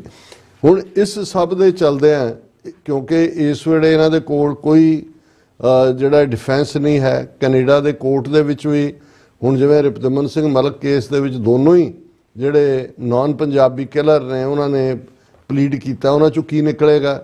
ਹੋ ਸਕਦਾ ਉਹਨਾਂ ਨੇ ਮੰਨਿਆ ਹੋਏ ਕਿ ਜੀ ਅਸੀਂ ਕਿਹਦੀ ਡਾਇਰੈਕਸ਼ਨ ਤੇ ਕੀਤਾ, ਔਰ ਅੱਜ ਵੀ ਇੱਕ ਤਾਂ 14 ਅਕਤੂਬਰ ਦੀ ਅੱਜ ਵੀ RCMP ਦੇ ਡਾਇਰੈਕਟਰ ਨੇ ਮੀਡੀਆ ਨੂੰ, ਜਿਹਨੂੰ ਕੈਨੇਡੀਅਨ ਬ੍ਰਾਡਕਾਸਟਿੰਗ ਕਾਰਪੋਰੇਸ਼ਨ ਨੇ ਕਵਰ ਕੀਤਾ ਹੈ, ਉਹਦੇ 'ਚ ਉਹਨਾਂ ਨੇ ਕਿਹਾ ਕਿ ਵੀ ਸਾਡੇ ਕੋਲ ਬੜੇ ਪੁਖਤਾ ਸਬੂਤ ਨੇ ਔਰ ਇਕੱਲੇ ਇੰਟੈਲੀਜੈਂਸ ਗੈਦਰਿੰਗ ਨਹੀਂ ਹੈ, ਸਾਡੇ ਕੋਲ ਫਰਦਰ ਕੋਰਟ ਦੇ ਲਈ ਵੀ। ਈਵਨ ਨਿਊਯਾਰਕ ਟਾਈਮਜ਼ ਦੀ ਸਟੋਰੀ ਨੇ ਕਿਹਾ ਵੀ ਅਸੀਂ 100 ਤੋਂ ਜ਼ਿਆਦਾ ਪੇਜ ਖੰਗਾਲੇ ਨੇ ਜਿਹੜੇ ਕੋਰਟ ਰੈਕਡ ਦੇ ਨੇ।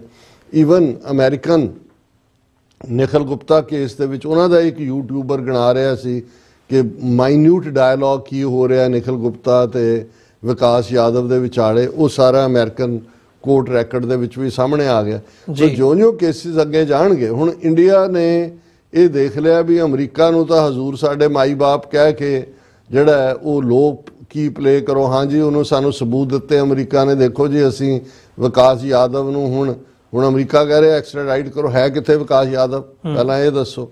ਕੈਨੇਡਾ ਕਹਿ ਰਿਹਾ ਵੀ ਅਜੇ ਵੀ, ਹੁਣ ਇਹਨੇ ਜਸਟਿਨ ਟਰੂਡੋ ਨੇ ਪਿੱਛੇ ਵੀ ਕਿਹਾ ਕਿ ਵੀ ਜੇ ਅਸੀਂ we did our best diplomatic channel ਰਾਹੀਂ ਜੋ ਅਸੀਂ ਕਰ ਸਕਦੇ। ਸੋ ਇਹ ਅਮਰਿੰਦਰ ਵਰਗੇ ਜਾਂ ਦੂਜੇ ਜਿਹੜੇ ਟਕੇ ਦੇ ਮੁਰਦੇ ਨੇ ਕਬਰਾਂ 'ਚੋਂ 2 ਸਾਲ ਬਾਅਦ ਨਿਕਲਿਆ, ਹੁਣ ਕਿਉਂਕਿ 4 ਬਾਈ ਇਲੈਕਸ਼ਨ ਪੰਜਾਬ 'ਚ ਹੋਣੀਆਂ ਨੇ। ਅੱਜ ਉਹ ਦਿਨ ਸੀ ਕਿ ਪੰਜਾਬ ਦੇ ਕਿਸਾਨਾਂ ਨੇ 4 ਘੰਟੇ ਦਾ ਜਿਹੜਾ ਪੰਜਾਬ ਬੰਦ ਦਾ ਸੱਦਾ ਦਿੱਤਾ, ਰੋਕੋ, ਕਿਉਂਕਿ ਝੋਨਾ ਪਿਆ ਹੈ ਮੰਡੀਆਂ 'ਚ ਰੁਲ ਰਿਹਾ, ਕੋਈ ਉਹਨੂੰ ਲੈਣ ਲਈ ਜਿਹੜਾ ਪੰਜਾਬ ਗਵਰਨਮੈਂਟ ਨੇ FCI ਦੇ ਬਿਹਾਫ ਤੇ ਖਰੀਦਣਾ ਉਹ ਖਰੀਦ ਨਹੀਂ ਰਹੇ ਨੇ। ਔਰ ਬਹੁਤ ਵੱਡਾ, ਔਰ ਉਹ ਆ ਕੇ, ਔਰ ਇਹ ਵੀ ਸੈਂਟਰ ਦੀ ਲਾਈਨ ਹੈ ਕਿ ਵੀ ਉਹਨਾਂ ਨੇ ਜੇ ਡਿਸਕ੍ਰੈਡਿਟ ਕਰਨਾ ਪੰਜਾਬ ਗਵਰਨਮੈਂਟ ਨੂੰ ਵੀ। ਹਾਲਾਂਕਿ ਇਹਨਾਂ ਦੇ ਅਸੀਂ ਕਿ ਇਹਨਾਂ ਨੇ ਕਿਹੜਾ ਕੱਦੂ 'ਚ ਤੀਰ ਮਾਰਿਆ, ਬੇਈਮਾਨਾਂ ਦੀ ਹਕੂਮਤ ਹੈ, ਪਰ ਫਰਦਰ ਪੰਜਾਬ ਦੇ ਕਿਸਾਨਾਂ ਨੂੰ ਸਬਕ ਵੀ ਸਿਖਾਉਣਾ ਹੈ, BJP ਦੇ ਲਈ ਹਮਾਇਤ ਵੀ ਲੈਣੀ ਹੈ। ਸੋ ਇਸ ਮੁਰਦੇ ਨੂੰ ਕਬਰਾਂ 'ਚੋਂ ਕੱਢਿਆ, ਉਹਦੀ ਸ਼ਕਲ ਹੀ ਦੇਖੋ, ਹਰਦੂ ਲਾਨਤ ਲਿਖਿਆ ਉਹਦੀ ਸ਼ਕਲ ਦੇ ਉੱਤੇ। ਲੇਕਿਨ ਅਸੀਂ ਇਹ ਸਮਝਦੇ ਹਾਂ ਵੀ ਆਉਣ ਵਾਲੇ ਦਿਨਾਂ 'ਚ ਇਹ ਬਿਟਰਨੈਸ ਜਿਹੜੀ ਆ, ਨੈਕਸਟ ਸਟੈਪ ਕੈਨੇਡਾ ਵੱਲੋਂ ਇਕਨੋਮਿਕਲ ਸੈਂਕਸ਼ਨਸ, ਕੋਰਟਸ ਦੇ ਵਿੱਚ ਟਰਾਇਲ 'ਚ ਜਾਏਗਾ, ਇੰਡਾਇਕਟਮੈਂਟ ਹੋਏਗੀ ਇੰਟਰਨੈਸ਼ਨਲ ਕ੍ਰਿਮੀਨਲ ਕੋਰਟ, ਔਰ ਮੈਂ ਬਹੁਤ ਜਲਦੀ ਦੇਖ ਰਿਹਾ ਕਿ ਇਸ ਪ੍ਰੋਸੈਸ 'ਚੋਂ ਅਲਟੀਮੇਟਲੀ ਸਾਡਾ ਮੁਲਕ ਖਾਲਿਸਤਾਨ ਦਾ ਨਿਕਲਣਾ। ਅਮਰੀਕਾ ਨਾਲ ਵੀ ਇੰਡੀਆ ਹੁਣ ਜਾ ਕੇ ਜਿਵੇਂ ਬ੍ਰਿਕਸ ਦੇ ਵਿੱਚ ਰਸ਼ੀਆ ਤੇ ਚਾਈਨਾ ਦੀ ਕੱਚ ਵੜਨ ਦੀ ਕੋਸ਼ਿਸ਼ ਕੀਤੀ ਹੈ ਤਾਂ ਕਿਸੇ ਪਾਸੇ ਦੇ ਸਕੇ ਕਿਸੇ ਤੇ ਨਹੀਂ ਹੈਗੇ, ਔਰ ਇਹਨਾਂ ਨੂੰ ਖੁਦ ਨੂੰ ਨਹੀਂ ਪਤਾ ਇਹ ਕੀ ਕਰ ਰਹੇ ਨੇ। ਪਰ ਕੈਨੇਡਾ ਜਿਹੜਾ ਕਿ ਮੈਂ ਸਮਝਦਾ ਵੀ ਮੋਰ ਵਰਕੇਬਲ ਸੀ, ਜਿਹਦੇ ਨਾਲ ਡਿਪਲੋਮੈਟਿਕਲੀ ਕੁਝ ਚੀਜ਼ਾਂ ਇਹ ਤੈਅ ਕਰ ਸਕਦੇ ਸੀ, ਇਹਨਾਂ ਨੇ ਜਿਸ ਕਿਸਮ ਦਾ ਸੰਜੇ ਵਰਮਾ ਨੇ ਬਿਆਨ ਦਾ ਗਿਆ ਕਿ ਜੀ ਅਸੀਂ ਜਿਹੜਾ ਇੰਨੇ ਦਿੱਤੇ ਨੇ ਉਹਦੇ 'ਚ 26 ਐਕਸਟ੍ਰਾਡਾਈਟ ਨਹੀਂ ਕੀਤੇ, ਔਰ ਹੁਣ ਉਹਨਾਂ ਨੇ ਉਹਨਾਂ ਦਾ ਕੈਨੇਡੀਅਨ ਬਾਰਡਰ ਪੈਟਰੋਲ ਦਾ ਕੋਈ ਸਿੱਧੂ ਹੈ ਲੜਕਾ, ਉਹਦਾ ਨਾਂ ਕਿ ਜੀ ਇਹ ਤਾਂ ਫਲਾਣਾ ਜਿਹੜਾ ਬਲਵਿੰਦਰ ਸਿੰਘ ਕਾਮਰੇਡ ਉਹ ਭਿੱਖੀਵਿੰਡ 'ਚ ਮਾਰਿਆ ਸੀ, ਉਹਦਾ ਜਿਹੜਾ ਉਹਦੇ 'ਚ ਇਨਵੋਲਵ ਸੀ, ਉਹਨੂੰ ਤਾਂ ਪ੍ਰਮੋਸ਼ਨ ਦੇ ਦਿੱਤੀ ਹੈ। ਸੋ ਇਹਦਾ ਮਤਲਬ ਇਹ ਹੈ ਵੀ ਇਹਨਾਂ ਨੇ ਇਸੇ ਨੈਰੇਟਿਵ ਨੂੰ ਜਿਹੜਾ ਹੌਸਟਿਲਿਟੀ ਵਾਲਾ ਹੈ, ਨਫ਼ਰਤ ਵਾਲਾ ਹੈ, ਸਿੱਖਾਂ ਨੂੰ ਤੰਗ ਕਰਨ ਵਾਲਾ ਹੈ, ਔਰ ਇਹਦੇ 'ਚ ਉਹਨਾਂ ਨੂੰ ਕੋਈ ਫਿਕਰ ਨਹੀਂ ਹੈ ਵੀ ਲੱਖਾਂ ਸਿੱਖ ਜਾਂ ਈਵਨ ਆਪਣੇ ਉਹਨਾਂ ਦੇ ਗੁਜਰਾਤੀ ਵੀ ਜਿਨ੍ਹਾਂ ਦੇ ਉੱਤੇ ਅੱਗੋਂ ਪਾਬੰਦੀਆਂ ਲੱਗਣਗੀਆਂ, ਉਹ ਉਸ ਪਾਬੰਦੀਆਂ ਦਾ ਕੀ ਪ੍ਰਭਾਵ ਕਬੂਲਣਗੇ। ਪਰ ਕੁੱਲ ਮਿਲਾ ਕੇ ਅਸੀਂ ਇਹ ਸਮਝਦੇ ਹਾਂ ਵਿਨਾਸ਼ ਕਾਲੇ ਵਿਪਰੀਤ ਬੁੱਧੀ, ਔਰ ਇਹ ਇਹਨਾਂ ਦੇ ਵਿਨਾਸ਼ ਦੀਆਂ ਹੀ ਨਿਸ਼ਾਨੀਆਂ ਨੇ। ਜੀ ਡਾਕਟਰ ਸਾਹਿਬ, ਸੋ ਵਿਊਅਰਸ ਇੱਕ ਛੋਟੇ ਜਿਹੇ ਬ੍ਰੇਕ ਦੇ ਲਈ ਇੱਥੇ ਰੁਕਦੇ ਹਾਂ। ਕਮਰਸ਼ੀਅਲ ਬ੍ਰੇਕ ਤੋਂ ਬਾਅਦ ਦੁਬਾਰਾ ਗੱਲਬਾਤ ਅੱਗੇ ਤੋਰਦੇ ਹਾਂ।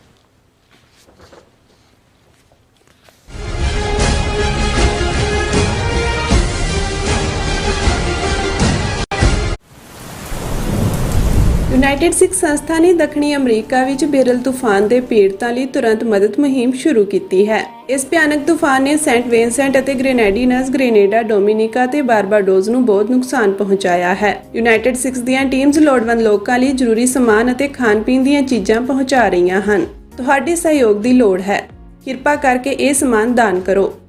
ਖਾਣ-ਪੀਣ ਦੀਆਂ ਚੀਜ਼ਾਂ, ਤਿਰਪਾਲ, ਜਨਰੇਟਰ, ਕੱਪੜੇ, ਤੰਬੂ, ਟਾਇਲਟ ਪੇਪਰ, ਬਰਸਾਤੀ ਕੋਟ, ਸੈਨੇਟਰੀ ਪੈਡ, ਹਰੇਕ ਸਾਈਜ਼ ਦੇ ਡਾਈਪਰ ਆਦਿ। ਡੋਨੇਟ ਕਰਨ ਲਈ contact@unitedsikhs.org ਤੇ ਸੰਪਰਕ ਕਰੋ। ਮਦਦ ਕਰਨ ਲਈ ਕਿਰਪਾ ਕਰਕੇ ਸਾਡੀ ਵੈਬਸਾਈਟ ਤੇ ਡੋਨੇਟ ਕਰੋ। ਸਿਗਨੇਚਰ ਟਰੱਕ ਸਰਵਿਸ ਰਾਊਟ 81 ਉੱਤੇ ਐਗਜ਼ਿਟ 235 ਤੇ ਟਰੱਕਰ ਵੀਰਾਂ ਲਈ 24 ਘੰਟੇ ਰੋਡ ਸਰਵਿਸ ਦੀ ਸੁਵਿਧਾ ਮੌਜੂਦ। Heavy duty repair, oil change, ਪੁਰਾਣੇ ਅਤੇ ਨਵੇਂ tyre, computer diagnostic, DPF cleaning, brake service ਜਾਂ ਰਸਤੇ ਵਿੱਚ ਆਈ ਹਰ ਤਰ੍ਹਾਂ ਦੀ ਰਿਪੇਅਰ ਪ੍ਰੋਫੈਸ਼ਨਲ ਟੀਮ ਵੱਲੋਂ ਕੀਤੀ ਜਾਂਦੀ ਹੈ। ਬ੍ਰੇਕਫਾਸਟ, ਲੰਚ ਅਤੇ ਡਿਨਰ ਲਈ ਪੰਜਾਬੀ ਢਾਬੇ ਦਾ ਆਨੰਦ ਵੀ ਮਾਣੋ। ਡਰਾਈਵਰ ਅਤੇ ਟਰੱਕ ਆਪਰੇਟਰ ਵੀਰ ਡਿਸਪੈਚ ਦੀ ਸਰਵਿਸ ਲਈ ਸਾਡੇ ਨਾਲ ਸੰਪਰਕ ਕਰਨ। Signature truck service 58 triangle drive, Weyers Cave, Virginia 24486। America ਵਿੱਚ ਰਹਿ ਰਹੇ ਹੋ ਅਤੇ ਡਰਾਈਵਿੰਗ ਲਾਇਸੈਂਸ ਲੈਣਾ ਚਾਹੁੰਦੇ ਹੋ ਤੇ ਲੱਭ ਰਹੇ ਹੋ ਇੱਕ ਤਜਰਬੇਕਾਰ ਡਰਾਈਵਿੰਗ ਸਕੂਲ, ਤਾਂ ਤੁਹਾਡੇ ਲਈ ਹੈ ਵੱਡੀ ਖੁਸ਼ਖਬਰੀ। ਕੈਲੀਫੋਰਨੀਆ ਦਾ ਸਟਾਕਟਨ ਟਰੱਕ ਡਰਾਈਵਿੰਗ ਸਕੂਲ ਤੁਹਾਨੂੰ ਦੇਵੇਗਾ ਡਰਾਈਵਿੰਗ ਸਿਖਲਾਈ ਅਤੇ ਡਰਾਈਵਿੰਗ ਦੌਰਾਨ ਪੇਸ਼ ਆਉਂਦੀਆਂ ਮੁਸ਼ਕਲਾਂ ਨਾਲ ਨਜਿੱਠਣ ਦੀ ਸਿਖਲਾਈ। 25 ਸਾਲ ਤੋਂ ਵੀ ਵੱਧ ਦੇ ਤਜਰਬੇ ਨਾਲ ਤੁਹਾਨੂੰ ਮਿਲੇਗੀ ਡਰਾਈਵਿੰਗ ਨਾਲ ਸੰਬੰਧਿਤ ਹਰ ਤਰ੍ਹਾਂ ਦੀ ਸਿਖਲਾਈ, ਉਹ ਵੀ ਵਾਜਿਬ ਕੀਮਤ ਵਿੱਚ। ਫਿਰ ਦੇਰ ਕਿਸ ਗੱਲ ਦੀ, ਅੱਜ ਹੀ ਸੰਪਰਕ ਕਰੋ 2097883308 ਜਾਂ ਫਿਰ 2093139919 ਨੰਬਰਾਂ ਤੇ ਅਤੇ ਪਾਓ ਆਪਣਾ ਡਰਾਈਵਿੰਗ ਲਾਇਸੈਂਸ।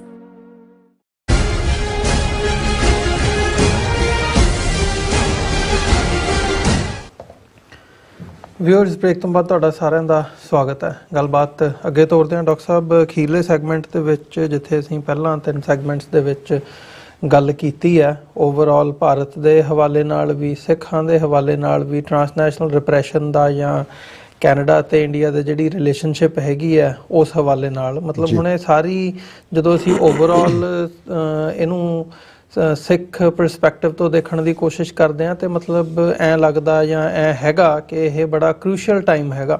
ਤੇ ਇਸ ਕ੍ਰੂਸ਼ੀਅਲ ਟਾਈਮ ਦੇ ਵਿੱਚ ਬਣਦਾ ਇਹੀ ਹੈ ਵੀ ਭਾਈ ਜਿਹੜੀਆਂ ਆਰਗੇਨਾਈਜੇਸ਼ਨਸ, ਜਥੇਬੰਦੀਆਂ, ਬੰਦੇ ਲੱਗੇ ਹੋਏ ਨੇ, ਕੰਮ ਕਰ ਰਹੇ ਨੇ ਆਪੋ ਆਪਣੇ ਪਿੰਡ ਦੇ ਵਿੱਚ, ਕਿਤੇ ਨਾ ਕਿਤੇ ਉਹਨਾਂ ਦੀ ਕਿਸੇ ਨਾ ਕਿਸੇ ਲੈਵਲ ਤੇ, ਜਿਵੇਂ ਤੁਸੀਂ ਵੀ ਜ਼ਿਕਰ ਕਰਦੇ ਹੋ ਵੀ ਕੋਈ ਕੋਆਰਡੀਨੇਸ਼ਨ ਬਣੇ ਤੇ ਉਸ ਕਿਸਮ ਦਾ ਕੋਈ ਯਤਨ ਹੋਵੇ ਵੀ ਭਾਈ ਦੁਨੀਆ ਦੇ ਸਾਹਮਣੇ ਇੰਟਰਨੈਸ਼ਨਲ ਪੱਧਰ ਦੇ ਉੱਤੇ ਤੁਸੀਂ ਉਹ ਇੱਕ ਸੁਰਤਾ, ਇੱਕ ਮੁੱਠਤਾ ਦਾ ਇਜ਼ਹਾਰ ਕਰ ਸਕੋ।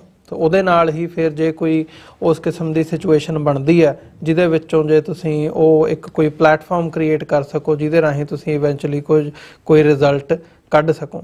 ਸੋ ਉਸ ਹਵਾਲੇ ਨਾਲ ਹੀ ਮੈਂ ਚਾਹੂੰਗਾ ਵੀ ਅਸੀਂ ਇਸ ਅਖੀਰਲੇ ਸੈਗਮੈਂਟ ਦੇ ਵਿੱਚ ਉਹ ਕਰੀਏ ਵੀ ਭਾਈ ਜਿਹੜੀ ਇਹ ਟਰਾਂਸਨੈਸ਼ਨਲ ਰਿਪਰੈਸ਼ਨ ਦੀ ਨੀਤੀ ਜਾਂ ਸੌਫਟ ਟਰਾਂਸਨੈਸ਼ਨਲ ਰਿਪਰੈਸ਼ਨ ਜਿਹੜਾ ਆ ਤੇ ਜਿਹਦਾ ਸ਼ਿਕਾਰ ਅਸੀਂ ਵੀ ਇੱਕ ਅਦਾਰਾ TV84 ਆਰਗੇਨਾਈਜੇਸ਼ਨ ਹੋਣ ਦੇ ਨਾਤੇ ਅਸੀਂ ਵੀ ਉਹਦਾ ਸ਼ਿਕਾਰ ਰਹੇ ਹਾਂ ਪਿਛਲੇ ਇਹਨਾਂ 10-12 ਸਾਲਾਂ ਦੇ ਵਿੱਚ। ਕਿਵੇਂ ਸਾਡੀ ਜਿਹੜੀ ਗਰੋਥ ਹੈਗੀ ਹੈ ਉਹਨੂੰ ਰੋਕਿਆ ਗਿਆ, ਪਲੇਟਫਾਰਮਸ ਤੋਂ ਸਾਨੂੰ ਆਉਣ ਤੋਂ ਰੋਕਿਆ ਗਿਆ, ਸੋਸ਼ਲ ਮੀਡੀਆ ਤੇ ਸਾਡੀ ਜਿਹੜੀ ਪ੍ਰੈਜ਼ੈਂਸ ਹੈਗੀ ਹੈ ਉਹਨੂੰ ਕਰਬ ਕੀਤਾ ਗਿਆ ਤੇ ਅਸੀਂ ਵੀ ਉਹਦਾ ਸ਼ਿਕਾਰ ਹੈਗੇ ਆ ਐਜ਼ ਅ ਨੇਸ਼ਨ ਵੀ, ਐਜ਼ ਐਨ ਇੰਡੀਵਿਜੂਅਲ ਵੀ ਤੇ ਐਜ਼ ਐਨ ਆਰਗੇਨਾਈਜੇਸ਼ਨ ਵੀ।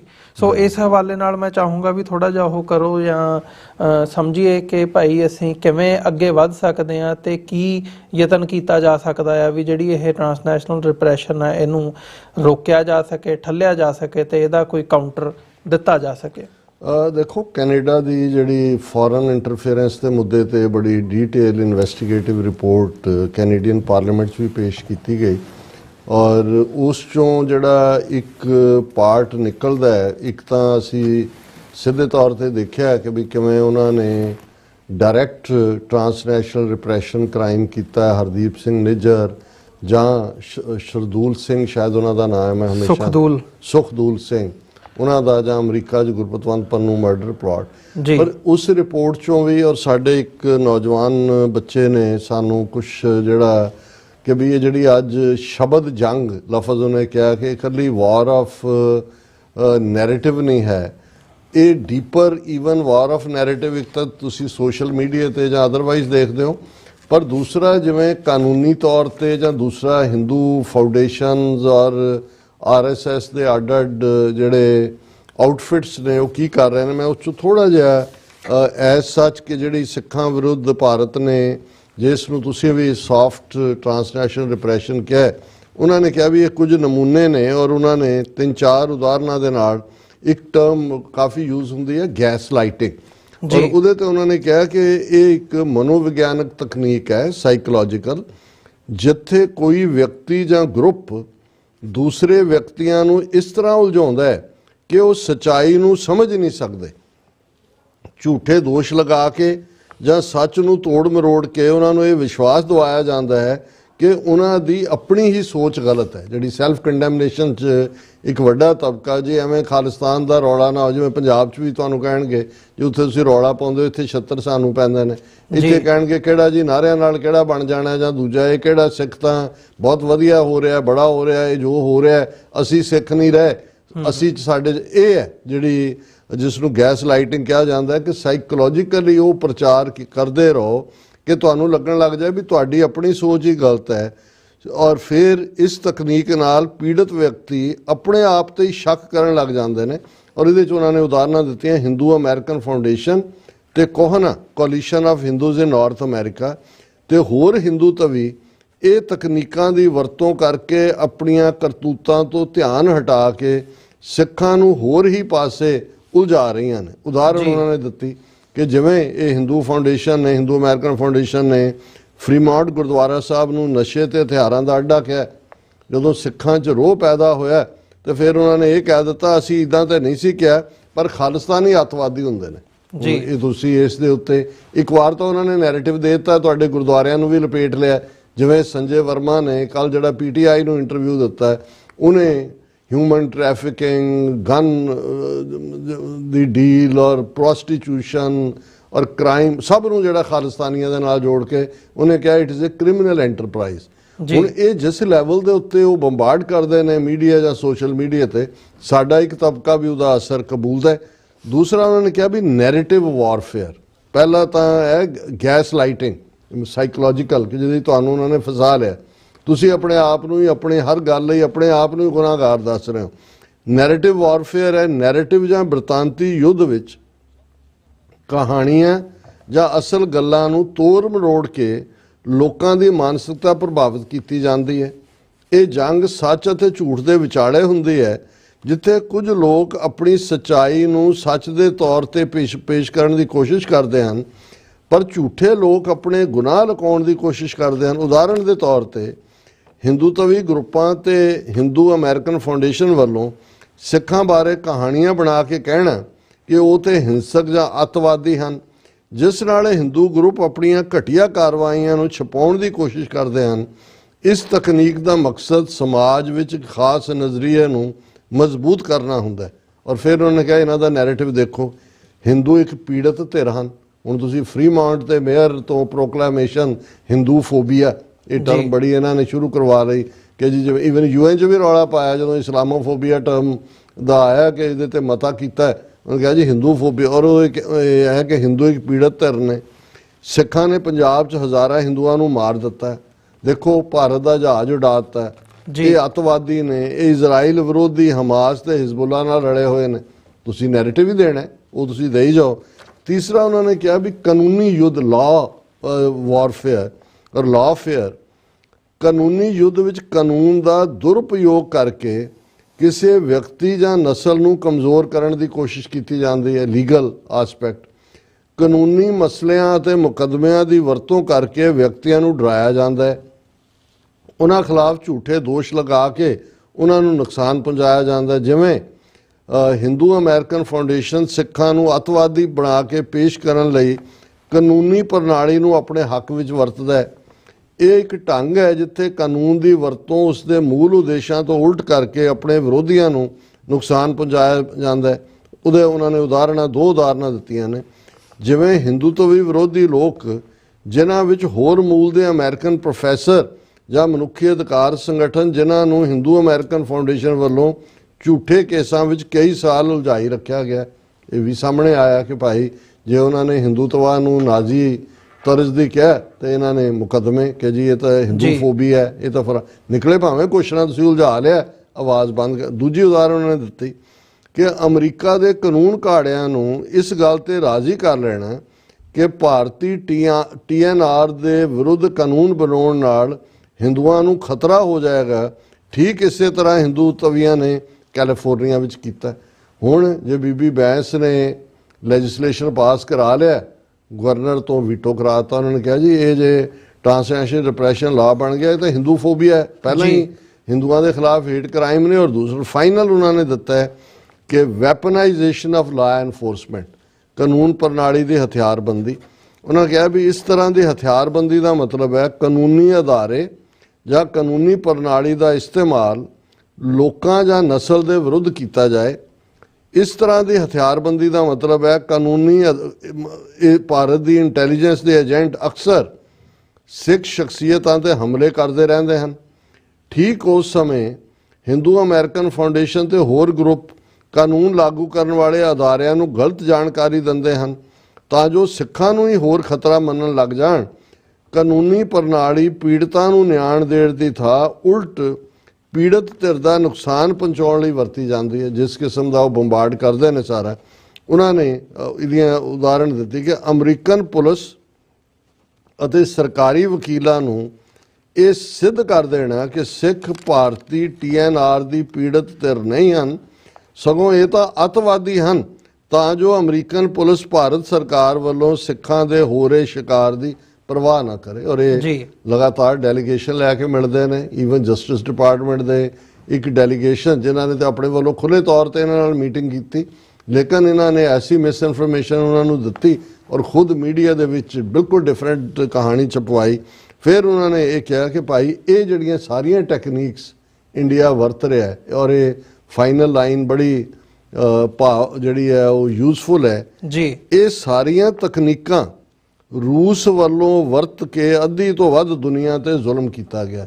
ਜੋ ਕਮਿਊਨਿਸਟ ਕਰ ਰਹੇ ਸੀ ਇਹੀ ਟੈਕਨੀਕ ਸੀ, ਅੱਡ ਤਰੀਕਿਆਂ ਦੇ ਨਾਲ। ਹੁਣ ਭਾਰਤੀ ਏਜੰਸੀਆਂ ਵੱਲੋਂ ਹਿੰਦੂ ਅਮਰੀਕਨ ਫਾਊਂਡੇਸ਼ਨ ਅਤੇ ਕੋਹਨਾ ਰਾਹੀਂ ਇਹ ਦਾ ਪੇਚ ਅਮਰੀਕਾ ਤੇ ਕੈਨੇਡਾ ਵਿੱਚ ਵਸਦੇ ਸਿੱਖਾਂ ਖਿਲਾਫ ਵਰਤੇ ਜਾ ਰਹੇ ਹਨ।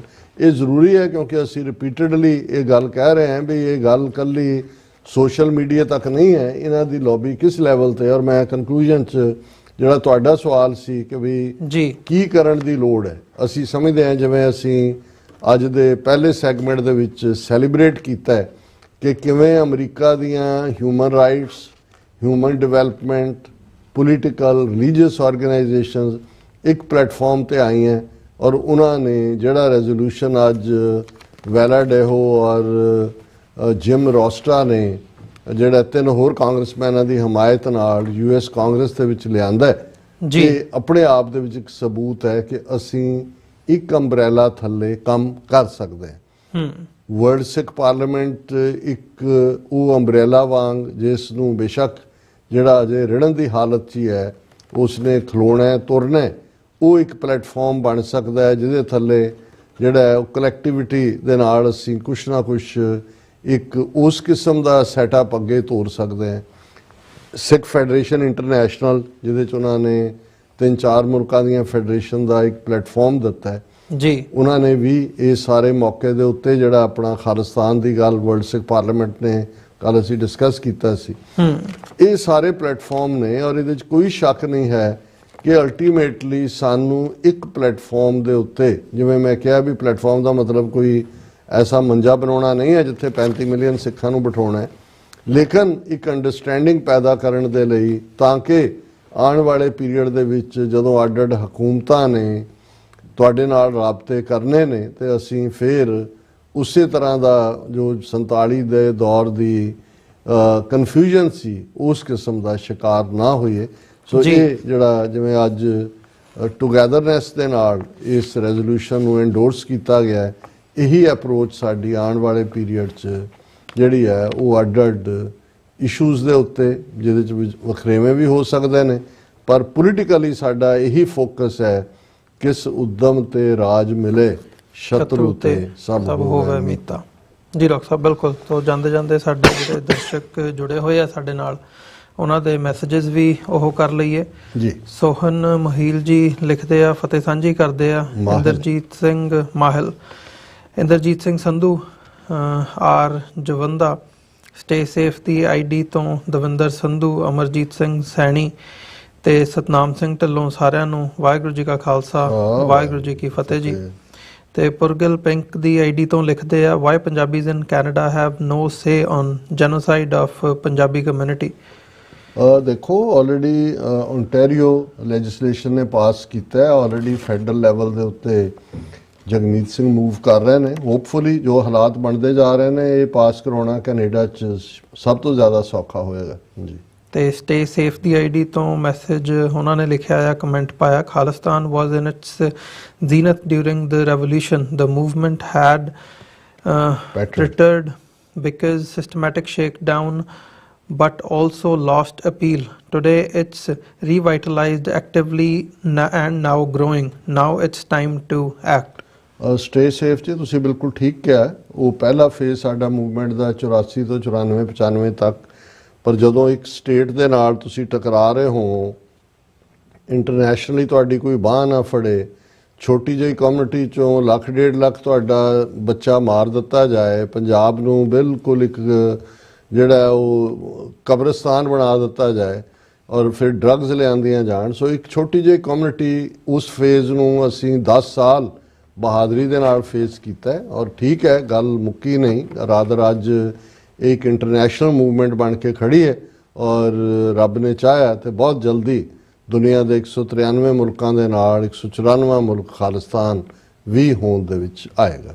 ਜੀ ਡਾਕਟਰ ਸਾਹਿਬ, ਤੇ ਫਿਰ ਬਸਰਾ 4759 ਦੀ ਆਈਡੀ ਤੋਂ ਫਤਿਹ ਸਾਂਝੀ ਕਰਦੇ ਆ ਲਖਵਿੰਦਰ ਸਿੰਘ ਔਲਖ, ਜਸਕੀਰਤ ਸਿੰਘ, ਸਾਰੇ ਫਤਿਹ ਸਾਂਝੀ ਕਰਦੇ ਆ। ਸਤਨਾਮ ਸਿੰਘ, ਖਾਲਿਸਤਾਨ ਜ਼ਿੰਦਾਬਾਦ, ਵਾਹਿਗੁਰੂ ਜੀ ਕਾ ਖਾਲਸਾ ਵਾਹਿਗੁਰੂ ਜੀ ਕੀ ਫਤਿਹ ਜੀ। ਜਸਕੀਰਤ ਸਿੰਘ ਫਤਿਹ ਸਾਂਝੀ ਕਰਦੇ ਆ, ਲਿਖਦੇ ਆ ਵੀ ਵਾਹਿਗੁਰੂ ਜੀ ਤੁਹਾਡੀ ਸਭ ਦੀ ਚੜ੍ਹਦੀ ਕਲਾ ਕਰਨ। ਧੰਨਵਾਦ ਜਸਕੀਰਤ ਸਿੰਘ ਜੀ।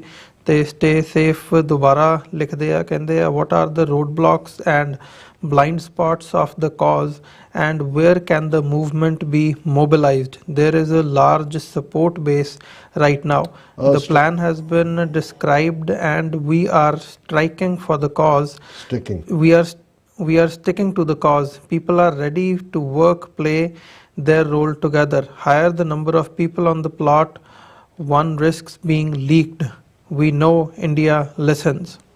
ਤੁਸੀਂ ਠੀਕ ਕਿਹਾ, ਇਸ ਵੇਲੇ ਇੱਕ ਮੋਬਿਲਾਈਜੇਸ਼ਨ ਵੀ ਹੈ ਔਰ ਮੈਨੂੰ ਇਸ ਗੱਲ ਦਾ ਕੋਈ ਭੁਲੇਖਾ ਨਹੀਂ ਹੈ ਕਿ ਅਲਟੀਮੇਟਲੀ ਲੀਡ ਰੋਲ ਡਾਇਸਪੋਰਾ ਸਿੱਖਾਂ ਨੇ ਪਲੇ ਕਰਨਾ ਔਰ ਇਸ ਵੇਲੇ ਕੈਨੇਡਾ, ਅਮਰੀਕਾ ਸਮੇਤ 5 ਆਈਜ਼ ਕੰਟਰੀਜ਼ ਦਾ ਸਿੱਖਾਂ ਪ੍ਰਤੀ ਸਿੰਪੈਥੀ ਵਾਲਾ ਐਟੀਟਿਊਡ ਔਰ ਸਿੱਖ ਡਾਇਸਪੋਰਾ ਦੇ ਵਿੱਚ ਇੱਕ ਪੂਰੀ ਅਵੇਕਨਿੰਗ ਇਹ ਦੱਸਦੀ ਹੈ ਕਿ ਭਾਈ ਅਸੀਂ ਆਪਣੀ ਮੰਜ਼ਿਲ ਦੇ ਠੀਕ ਰਸਤੇ ਦੇ ਉੱਤੇ ਵੱਧ ਰਹੇ ਹਾਂ ਅੱਗੇ ਜੀ। ਤੇ ਸਤ ਢਾਲੀਵਾਲ ਫਤਿਹ ਸਾਂਝੀ ਕਰਦੇ ਆ, ਵਾਹਿਗੁਰੂ ਜੀ ਕਾ ਖਾਲਸਾ ਵਾਹਿਗੁਰੂ ਜੀ ਕੀ ਫਤਿਹ ਜੀ। I am watching your every show from UK, Dr. Saab. I am feeling bad that I missed the opportunity to meet you while you were here in UK. Stay blessed. ਸਤ ਧਾਲੀਵਾਲ ਜੀ, ਬਹੁਤ ਬਹੁਤ ਸ਼ੁਕਰੀਆ। ਮੈਨੂੰ ਹੁਣ ਤੱਕ ਵੀ ਕਾਲਾਂ UK ਤੋਂ ਕਰ, ਸਾਡੇ ਇਟਲੀ ਤੋਂ ਇੱਕ ਵੀਰ ਦੀ, ਯੂਰਪ ਦੇ ਬਾਕੀ ਮੁਲਕਾਂ ਚੋਂ ਆ ਰਹੀਆਂ ਨੇ। ਜ਼ਾਹਰ ਹੈ ਮਹਾਰਾਜ ਨੇ ਚਾਹਿਆ ਜਦੋਂ ਵੀ ਸਾਡਾ ਫੇਰ ਇੱਧਰ ਦਾ ਫੇਰਾ ਲੱਗਾ ਤੇ ਤੁਹਾਡੇ ਸਭ ਦੇ ਦੀਦਾਰ ਕਰਾਂਗੇ। ਬਹੁਤ ਸ਼ੁਕਰੀਆ ਤੁਹਾਡੀਆਂ ਸ਼ੁਭ ਕਾਮਨਾਵਾਂ ਲਈ।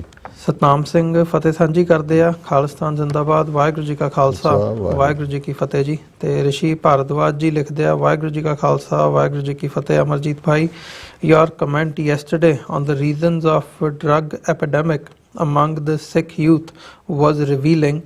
It showed frustration. It is due to living in exile. Bhardwaj ਜੀ, ਵੈਸੇ ਇਹ ਵਾਹਿਗੁਰੂ ਦਾ ਖਾਲਸਾ ਵਾਹਿਗੁਰੂ ਦੀ ਫਤਿਹ ਨਹੀਂ ਹੈ, ਵਾਹਿਗੁਰੂ ਜੀ ਕਾ ਖਾਲਸਾ ਵਾਹਿਗੁਰੂ ਜੀ ਕੀ ਫਤਿਹ। ਜ਼ਰਾ ਇਹਨੂੰ ਕਰੈਕਟ ਕਰ ਲਓ, ਤੁਸੀਂ ਫਤਿਹ ਬੁਲਾਉਂਦੇ ਹੋ ਚੰਗਾ ਲੱਗਦਾ ਹੈ।